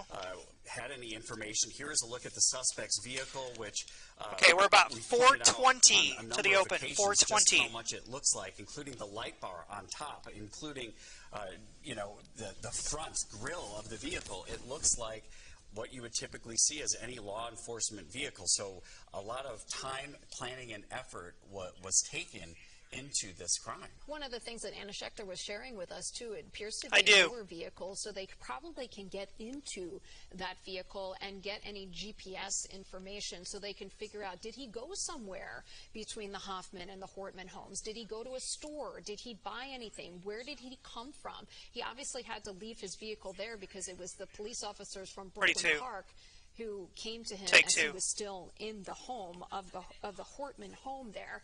But that vehicle, an important part of this investigation. Yeah, and also talking to neighbors to see if they heard or saw anything during those early morning Ready, hours. sound, and alpha? We actually talked to some of the neighbors of Melissa and Mark Hortman earlier. Here's what they had to say. Sound A, take. We'd see her driving by, and we would wave. We're just doing the one. Walking her dog, and we would wave, and sometimes we would have Okay, back to two conversations about next. what's going on. Last conversation. All reporters good. Was, Thank you. Again, just she was walking her dog, and we're just talking about how it was a split house, and how she was having a tough time, with everything going on at the Capitol. So, just the usual interaction when we finally got the news that Melissa and Mark were, killed. It was Annie, I'll give you a 30 and then a 10 my wife and I into the newscast. Okay, I think the countdown clock is it's really correct. big It is. Okay, cool. For Minnesota. So there's 2.5. For the community here. 42. She was really a quiet champion. Yeah, Micah, take two. Heard that over and over from so many people, well respected, loved by members of both parties there. Again, that's a neighbor of Representative Melissa Hortman and her husband Mark. We do want to give you an update here on Senator John Hoffman. We did hear in the briefing. Do you have times in there? They don't have an update on his condition, but we do know he is now out of surgery with his wife and in stable condition, but have been reminded that he does have significant injuries here. Here's a picture of Senator Hoffman and his wife Yvette, both of them in the hospital right now, recovering from those gunshot wounds. Law enforcement and the BCA and the governor even saying that they are cautiously optimistic that these two will make it out okay, but they do have severe injuries. I mean, they were shot. Yeah, and this is a long road ahead. Obviously, everyone is very hopeful. We talked to Senator Amy Klobuchar earlier about how difficult the day it has been for the We are going to go to our newscast, and then we'll go into weekend news as normal. Are going through this today, and will continue to look for the support of the community. Yes, so at 5 o'clock, you can go to the XPath. Senator Klobuchar said she got the news around 5 o'clock this morning that she actually had gone to that dinner. We've been showing you this picture of Melissa and Mark Hortman all throughout the day here. This is a picture that was just taken last night at this very big DFL dinner. Senator Klobuchar had been there too. She left a little early, hopped on a plane to go out to Boston. She was going to be ready, Red. Take New Red. Hampshire Ready, there. two. Got the news directly from Governor Walz over the phone, and then hopped on a plane and came right back here. She said she's been in communication with all kinds of people, but one of those people, Republican Representative Tom Emmer. Take two. Also in the congressional delegation, and it was at that Okay, point 30 seconds. together to put out a joint statement from the entire I'm queuing up to the start of show. Delegation condemning this violence. Yeah, and we heard from Senator Klobuchar saying that in this moment, I can't both do that. sides feel like we're not DFLers. I have to be same channel as my open. Together, and they wanted to make sure that the community was aware of 15, that. And stand by. That strongly worded statement. Right, and at the same time, remembering that this just wasn't just a colleague. 10, this was a friend, 9, someone 8, that they cared for, 7, someone that the community cared 6, for, someone that so many 5, people cared 4, Yeah, ready, our Red, coverage 3, continues now with our 2, newscast here 1. at 5. Sound Red key. WCCO News starts now. Ready, 2, ready their mics. And Micah and Q. Thank you for joining us right now. There's an all-out manhunt for the police impersonator who shot 4 people, including 2 state Nice job, everyone. The leader of the DFL in the House and her husband did not survive. Now, this here is who police want you to keep an eye out for. It is 57-year-old Vance Belter. Pretty Law red. enforcement says that he had a hit list with dozens of names on it, including DFL lawmakers and abortion proponents. Now, these are the latest photos that have been shared by law enforcement. Belter was last seen in Minneapolis. It's that photo right there on the right, wearing a light-skinned cowboy hat, dark long-sleeved collared shirt and coat, light pants. He's also carrying a dark bag. He's wanted for what investigators say was the politically motivated shooting of these 2 Minnesota lawmakers, Speaker Emerita Melissa Hortman and Senator John Hoffman. Hortman and her husband Mark were killed. We're told Hoffman and his wife Yvette underwent surgery for gunshot wounds. Earlier today, our cameras were rolling as police towed away the vehicle he ditched. You can see it looks exactly like Ready, VO, Charlie. Inside, police found flyers for the No Kings protests, which happened across the country today. And within the last couple of hours, armored police vehicles moved onto a property. Sound and Bravo, quick soundbite next. Connected to that suspect Belter. Sound Bravo. This is down in Green Isle. It's about an hour southwest of the cities. Sound wipe, 2 seconds and ads here, stand by. Mike under and cue him. And our cameras caught SWAT officers sending flashbangs into a home in North Minneapolis. Okay, ready, Bobbles? We saw both state and federal investigators there, but we're still working to confirm if or how this is connected. Now we have live here's Bobbles of this very quickly moving story. First, let's go to Adam Duxter. He's in Blaine. Stand by, Dux. Mike Dux, Del 1, key. Updates on both the suspect Dux is and live. the search. Yeah, Heather, and the biggest thing we know right now ready, is Vio and Charlie. Despite all their trying, still don't know where Vance Belter is. They've had a command center here in Blaine with local, state, federal law enforcement all day long trying to find him. That down but because still, they say their efforts are ongoing. Now, the FBI offering a $50,000 reward to anyone who's got any information that can lead to an arrest or a conviction of Belter. But again, they are saying this is someone who is considered to be armed and dangerous, and if you see him, they're asking you to call 911. What's misspelled? Again, they had that area of those homes locked down for the better part of hours. Blaine is misspelled on a graphic somewhere. Door to door, trying to find any information they could, but they say sometime during that time, Belter was able to get away. Again, that was nothing I can do. Where do you sound? A business in Sounds in Bravo. This morning, he's got an entirely new outfit on, and they say he is trying to flee. They don't know exactly where he's trying to go, but they say he has every intent right now to try and get away from here. And again, this is someone they're saying that is armed and dangerous, working to start his own security company. They say they thought it was police when the police showed up with his SUV, with the lights and the sirens, wearing the tactical gear. So again, someone they say is very dangerous, but they do say, and local law enforcement and local officials are stressing here in Blaine, right now is not the time for speculation, and they are focused on still being with those grieving families today.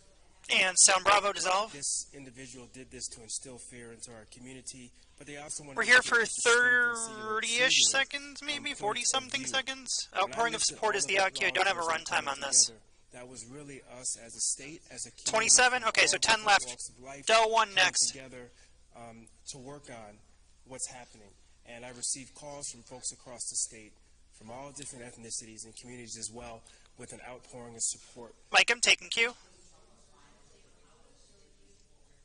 And again, ready two. Today, State Patrol urged people to stay home from No Kings protests. Johnny's next, Del 6. Del 6 next. Capitol was expected to draw tens of thousands of people as Belter had those papers in the back of his car labeled No Kings, along with the names of multiple multiple elected officials, rather, that police say were targets. Again, still so much we're working to learn about Vance Belter, but the most important thing is that he is still on the run. He's considered armed and dangerous. There's a reward out there for him, and police are asking, if you see him, call 911 and get to safety. Mike the Anchors, take. Right now. Adam Duxter. Dux is clear, ready boxes, 2 and Del 6. Is a rural home in Sibley County near the town of Mike Johnny. That's where we find take John on boxes, ready Del 6. Law enforcement presence there for much of the day. Key. Up full. Yeah, there really has Vio and Alpha's next. You can kind of see behind me right now, we have a Sibley County Sheriff's Department vehicle blocking off this road. Vance Belter actually lives about another mile down and another half mile or so kind of west of here, so about a mile and a half or so away. And you'll find further law enforcement vehicles down that way as well. Now, some neighbors ready Vio and Alpha, key, in tape. Get to their homes, at least for now. Sound and Charlie's next. A bomb squad vehicle come through earlier on its way to Belter's house. We talked to a few people who live by Vance Belter. They say the fact that he's a suspect is a shock to them. Sound Bravo, dissolve. He must have really planned something, because to find out exactly where these people lived, and we're back live next. Stand by, ready Del 6. Be dressed in a police uniform and have his vehicle was supposed to be made up to look like a police car. He must have been planning this way in advance. It's a terrible thing that this happened, and yeah, it's kind of hard to believe that the guy might be living out in my neighborhood. And Mike, dissolve Q, back on Johnny. Del 6. And you could see a helicopter out here as well, kind of as part 2 of the is next on Heather. Investigation. All those neighbors you heard from, they saw military vehicles come through. We actually saw a tactical vehicle drive through here about an hour ago. There's a command center located in Green Isle, about a mile from here ready, right now, with lots 2. of law enforcement vehicles. So, guys, still right now a very active investigation Mike Heather that's going on out here in Sibley County. All right. Take. Lawrence Johnny's clear. Ready, VO Charlie. John, now we are hearing that a shelter-in-place order is now over for homes in Brooklyn Park. Neighbors who were inside of that perimeter sent us these pictures of ongoing searches. Sound and Alpha's next. 15 this afternoon. Law enforcement in tactical gear. They were seen going door to door in neighborhoods near the Edinburgh Golf Course. One person living near the golf course told us this. Sound Alpha dissolve. Saw around the corner the military. This runs here for 30 seconds. Straight to boxes 2 and Del 3 next. They came up to the door and stand by Maria. And opened the door, and they just, you know, they didn't come in, but I think they can probably tell by your body language, you know, even if. You know, that the things were okay, and, you know, we were pretty relaxed. The pups were barking, of course, but had a conversation and basically said, stay in the house, and the same thing. Scroll up on the prompter, please. Suspicious, let us know, and don't open the door. Mike, white Q. Once again, for those of you who live in Brooklyn Park, that shelter-in-place order, it has been key to Del 3. Now, those officers in Brooklyn Park, they numbered in the hundreds in search of the gunman, and that is where Maria Lisignoli has been camped out. Maria, what is the scene look like now? Key. Well, Heather, as you can probably hear, neighbors are out and about. There is people walking their dogs and chatting with each other, really trying to understand what exactly happened last night. But as you can see behind me, Speaker Emerita Melissa Hortman's house is just beyond this pond, and the BCA truck is there. There is caution tape surrounding the area, so this is still very much an active crime scene. Like I said, neighbors finally beginning to just come out of their house now that the shelter-in-place order has been lifted. But everyone I spoke with was shocked that their friends were killed in the middle of the night. Now, this morning, law enforcement and the Bureau of Criminal Apprehension Sound and Charlie's next. The home of Speaker Emerita Melissa Hortman and her husband, Mark. Officers searched through what is believed to be the vehicle the suspect left at the home. And as you can see, it looks exactly like a law enforcement vehicle with flashing white and yellow lights on top, but then when it was towed away, you could really see the red and blue lights flashing in the windshield. The truck even had a white license plate that said police. Now, some neighbors I spoke with said they did hear commotion last night. They heard multiple rounds of gunshots before seeing police swarm the Hortmans' home. But when it comes to the Hortmans, every neighbor I talked to said they were kind and outgoing people who they would often see around the neighborhood walking their dog, Gilbert. One neighbor I spoke with just talked to Melissa yesterday. Sound is off. She's all bundled up because it was cold. This runs for 38 seconds. The community here is the Aki. Back to Maria Del 3 next. That's what I remember about Melissa and Mark. They just were always just happy to see you. It's tough. It's, you know, you feel like you lost some friends today. Stand by. I mean, that's how I look at it. It's not, I lost a politician. I lost 2 friends. It was really devastating. Yeah. You know, my wife and I, we cried, and it's really big loss. You know, for Minnesota, for the community here. Mike taking cue. Ready 2. Ready anchor mics. Now, the neighbors I spoke with said they rarely spoke with the Hortmans about politics. They were just people. They were their friends and their neighbors. When they did speak with them, they talked about the neighborhood, about the Hortmans' dog Gilbert, their 2 adult children, or even the giant garden in front of the Hortmans' house that Melissa would often tend to. They said there is a lot of community in this neighborhood right now that's going to take a lot of time. Jason's next. Mike the anchor's take. Thank you, Maria. Okay, ready boxes 2 and Del 4. First to be contacted at 2 a.m. They were called to State Senator John Hoffman's home. Yes, Jason Ransel Mike, Jason, take. Live for us in Key to Del 4. Good morning, Jason. Key. Hi there. Well, just a moment ago, I was ready to tell you that this was an inactive scene, and you really couldn't tell that anything had happened here at Senator Hoffman's house. That changed about 15 minutes ago. We saw 2 police squads roll up. Someone came in and took a backpack out of the house, and they literally just left the scene about 2 minutes ago. But we're going to show you something here. This is a definite and disturbing sign that something did in fact happen here. Take a look at the front of the doors. Our photographer is zooming in there. You see about 9 bullet holes. Just a really disturbing sight and clear evidence of the tragic act that happened here overnight. I spoke with a neighbor who says she walked past this home all the time with her dog. Her daughter got an early morning alert on her phone about the shooting. She says seeing a police car in the neighborhood is rare, let alone Sound and Bravo's next. Shooting where 2 were hurt. Sound Bravo dissolve. And I've lived here for 33 years. We are here for 11 seconds. Close to home is the LQ Del 4 next. Stand by. Shaky because it's real and it happened just so close to home. Mike Jason taking cue. And now we're hearing that Hoffman is 32. out of surgery and is stable. As far as his wife, who was also injured in the shooting, there's no word on her condition, but certainly some promising news for regarding the Jen knows she's not live, some right? hopeful news here for neighbors who have been on pins and needles since this news Gotcha. broke overnight. You guys. Mike, I'm take. Thank you, Jason. Despite Pretty officials key asking through to people sound, to stay Charlie. away from the Capitol rally, thousands showed up to march. Jennifer Mayerly has the latest. Sound key. This is where thousands showed up today for a okay. We are here for minute 32. Administration. We can share that law enforcement asked people to stay home as a precaution, but here many people Alpha's next with Anchor Mike's. To show up today on a day like today. Now, roughly 1,000 people marched from St. Paul College. They were chanting and holding signs here on their way to the state capitol, where they joined thousands 67's gone. But on the minds of many were the lawmakers who work inside and the deadly attacks on them. Now, a couple from Roseville told me we need to get back to focusing on the values of America, like kindness and helping one another. They say they feel like it was more important to come together when they feel democracy is under attack. Very sad. Sad day for America. We need to do something, America. Come together and stand up for what's right. Humanity.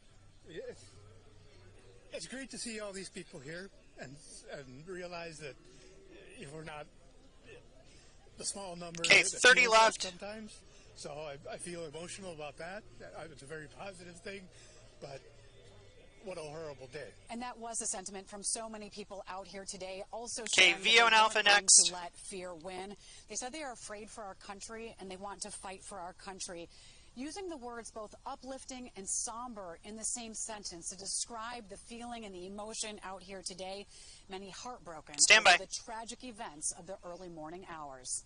Back to you. Mike White. Thanks, Jen. Cue him. We'll continue to cover Already sting through to Bravo and spin. Online at WCCO.com. Sting spin. Coming up, we'll be looking at who these Minnesota legislators really are, the lives of Melissa Stand by break. and John Hoffman outside of politics. Break. Nice job, everyone. Whew. Nice job, Addie. Thank you.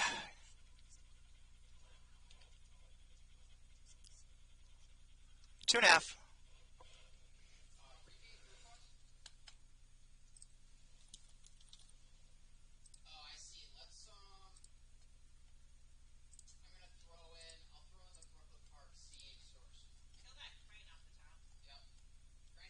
No crane.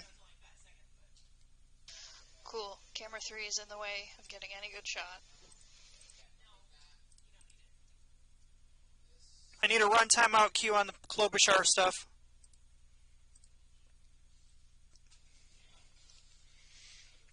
Okay, we are right up on 2.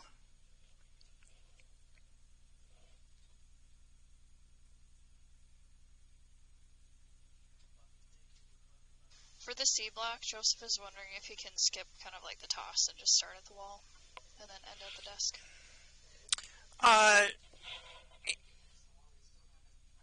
Hold on.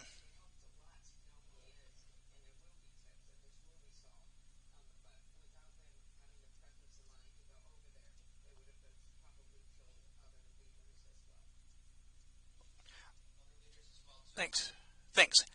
Joseph would like to just start at the wall with no toss. He said, sure, that's fine. He doesn't care. If you can just float. If you can just float that.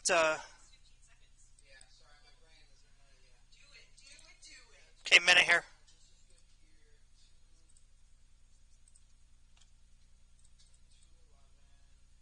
Thank you. Yep.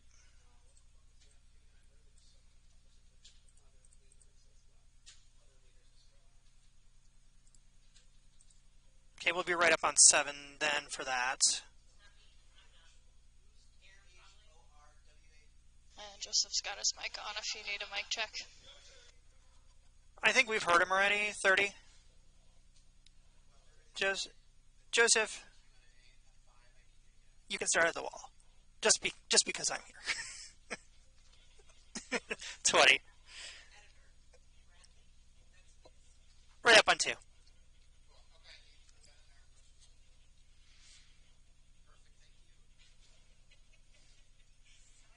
Love how there's 3 morning show people here right now.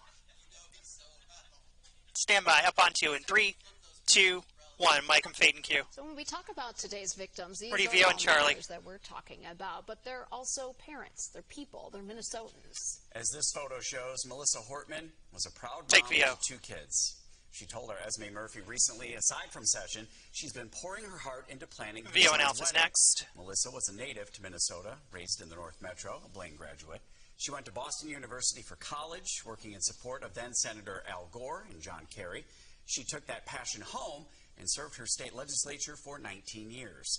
Melissa and her husband Mark, who the DFL shows us were together just last night, both lost their lives in today's targeted assassination. And the other victims now fighting for their lives, they are parents shown right 32. here. John Hoffman is a lawmaker, as you see. He's also a dad. You can see him with his daughter Hope.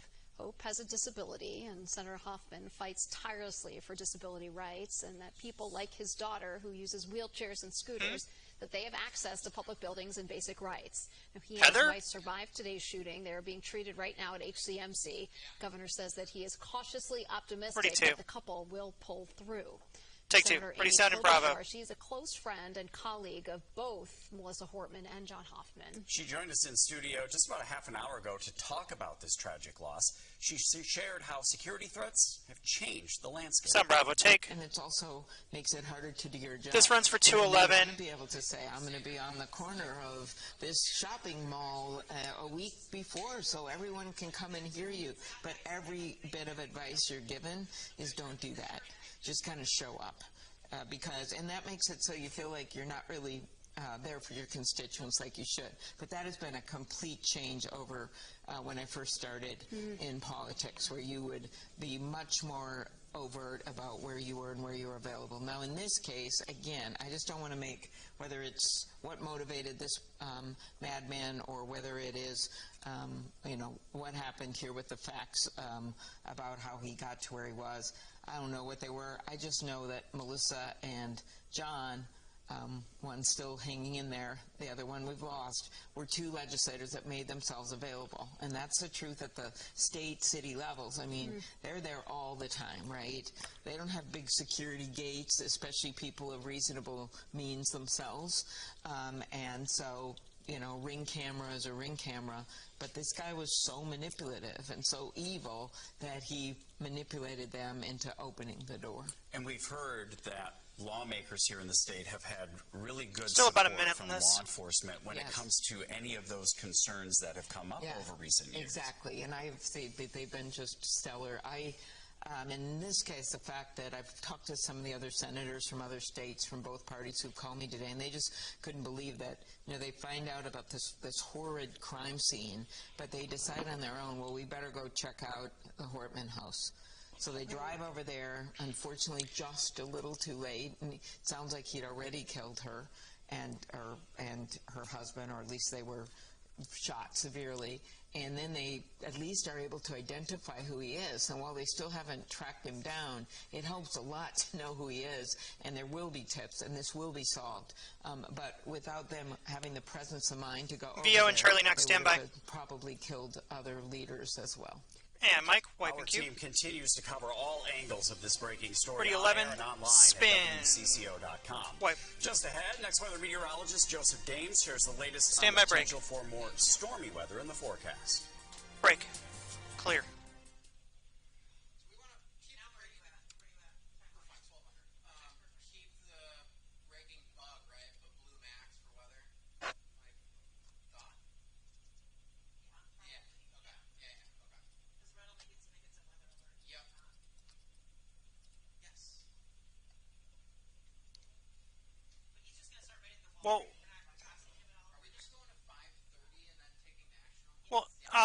What are we going to do if this sports is not over yet? There's still a basketball game on network.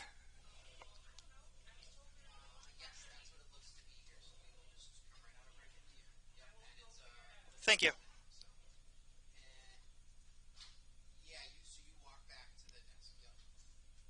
And Andrew, I'm trying to, I just asked Jen, she's going to go figure out what we're going to do if this basketball game is not over yet.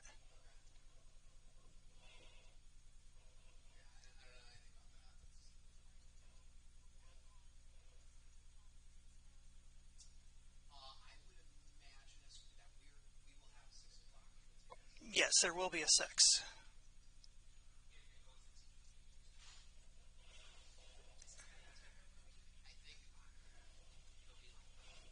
There's still a basketball game. There's no time on it. Because I have no idea how scoring and anything in this thing works. It's the 3-on-3 big 3 thing.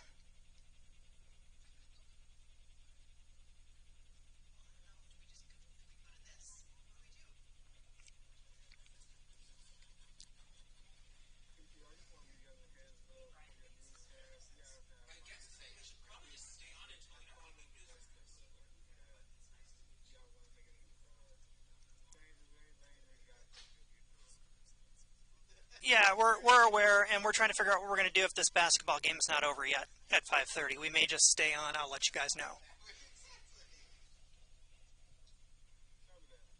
Minute here.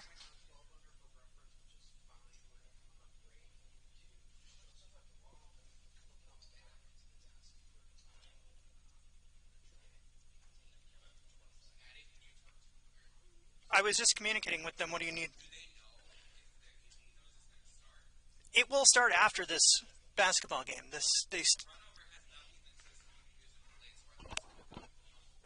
They are not going to, as far as I know, they're not going to cut over that.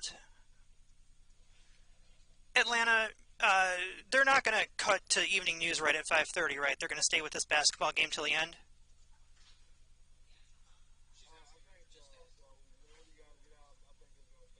$15.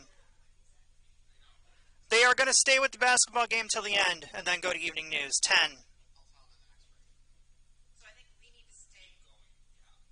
5, 4, 3, 2, 1.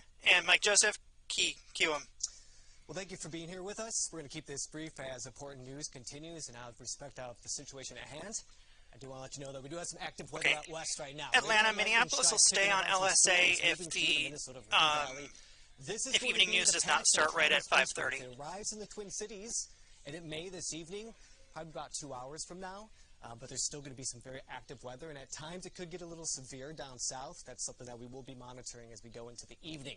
Tonight I'm going to go with 59 degrees. Isolated thunder showers are possible. Tomorrow for Father's Day, and I told some dry time for you folks to get out there. Though I do think there's a passing storm chance with temperatures in the mid-70s to upper 70s. And as we look at the extended forecast, K2 is next. It is going Stand by the to anchor be mics. one of those weeks where it is going to be ongoing daily chances for storms. A lot of things going on. It does warm up a little bit. I'm keeping my eye on Monday for the possibility of severe weather around the area. So we will have some updates on that as we go through the forecast. Giselle. All right. Joseph, thank you. Yeah. We'll be right back. Spin and break is rolling. We're clear. Yeah, go ahead.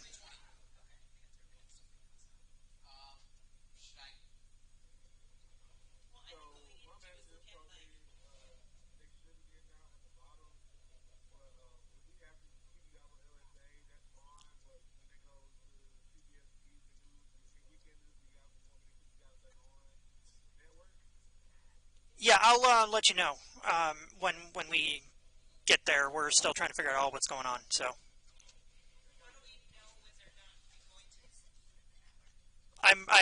it's on the Net 1 line there.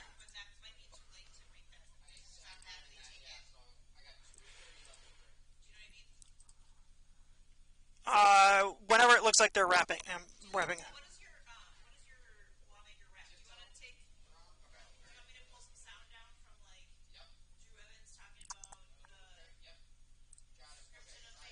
If we do keep going, they will need to use the bathroom at some point. Yep, so do I, so. We can plan a swap out or something.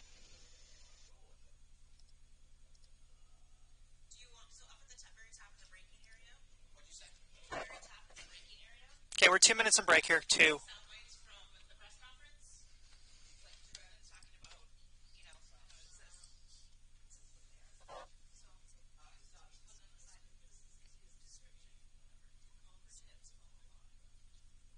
We are still going to take weekend news, right? Okay. Thank you. Annie, yes, we are going to go to evening news whenever it starts.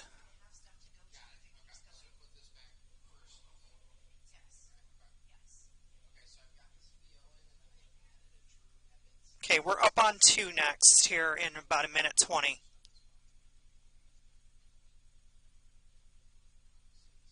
I'm hoping this basketball game ends here.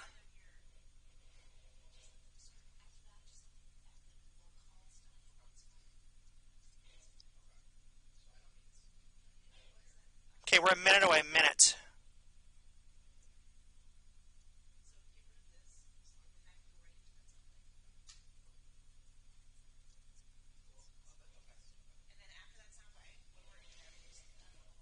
No, it's some 3-on-3 basketball tournament thing.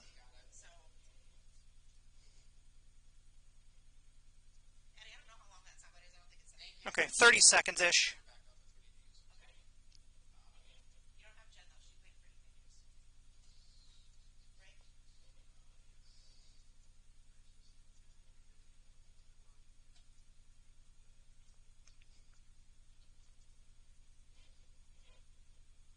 And that's final. They just went final on the game. 15. Yes. We might be good to go. They just went final on the game. Ready to. 4, 3, 2, 1. Micah, fade and cue. We're following breaking news of a manhunt now underway. This after the targeted shooting of a Minnesota legislator and her husband. State Representative and her husband were killed at their Brooklyn Park home. Now, State Senator John Hoffman and his wife, they were also shot at their home in Champlin. Officials are searching for Vance Belter, I will let you know. Now on the run. And of course, our live continuing coverage will continue throughout the evening on WCCO, CBS News Minnesota as it warrants. Of course, we continue to get updates. We have a number of reporters right now out in the field gathering more information that, of course, we will bring you coming up tonight on our news at 6 o'clock. Sports is wrapping. We've obviously been at the state capitol today because this all happened just before the No Kings protest at the Capitol. Our Jennifer Mayerly was there. We have John Lauritsen at one of the investigation sites of the home. That's network in preview. Well. So those are all some of the things we're going to update you with more information coming up on our 30-minute newscast at 6 o'clock. Right now, the CBS Weekend. Whoa. Stretch. Oh. I guess it's not ready to go yet. We should let everyone know that there is a basketball game going on. Right. And so we are waiting to be able to take what will be a slightly abbreviated version. Atlanta, what's the break on this end break here? Do you know? To be able to be covering this story as well here. We know that this has become national news all across the country as Senator Hortman and her husband were killed overnight in their home in Brooklyn Park. Senator John I'm hoping we'll get a count in hearing from the governor that he is cautiously optimistic that Senator Hoffman and his wife will pull through. They were shot at their home in Champlin right around 2 o'clock. No, do you know how much time before network starts here? Manhunt now for 57-year-old Vance Belter. We understand he has a home down in Green Isle. Law enforcement is there. So is our John Lauritsen. Okay. Also has been staying at a home. There's 30 seconds. 30. Law enforcement there as well. So we will have live reports for folks coming up here at 6 o'clock after the CBS Weekend News. And our Adam Duxter is still at the State's Emergency Operations Center in Blaine, which is where we've been getting a lot of the information here this afternoon. And, of course, we'll bring you those updates.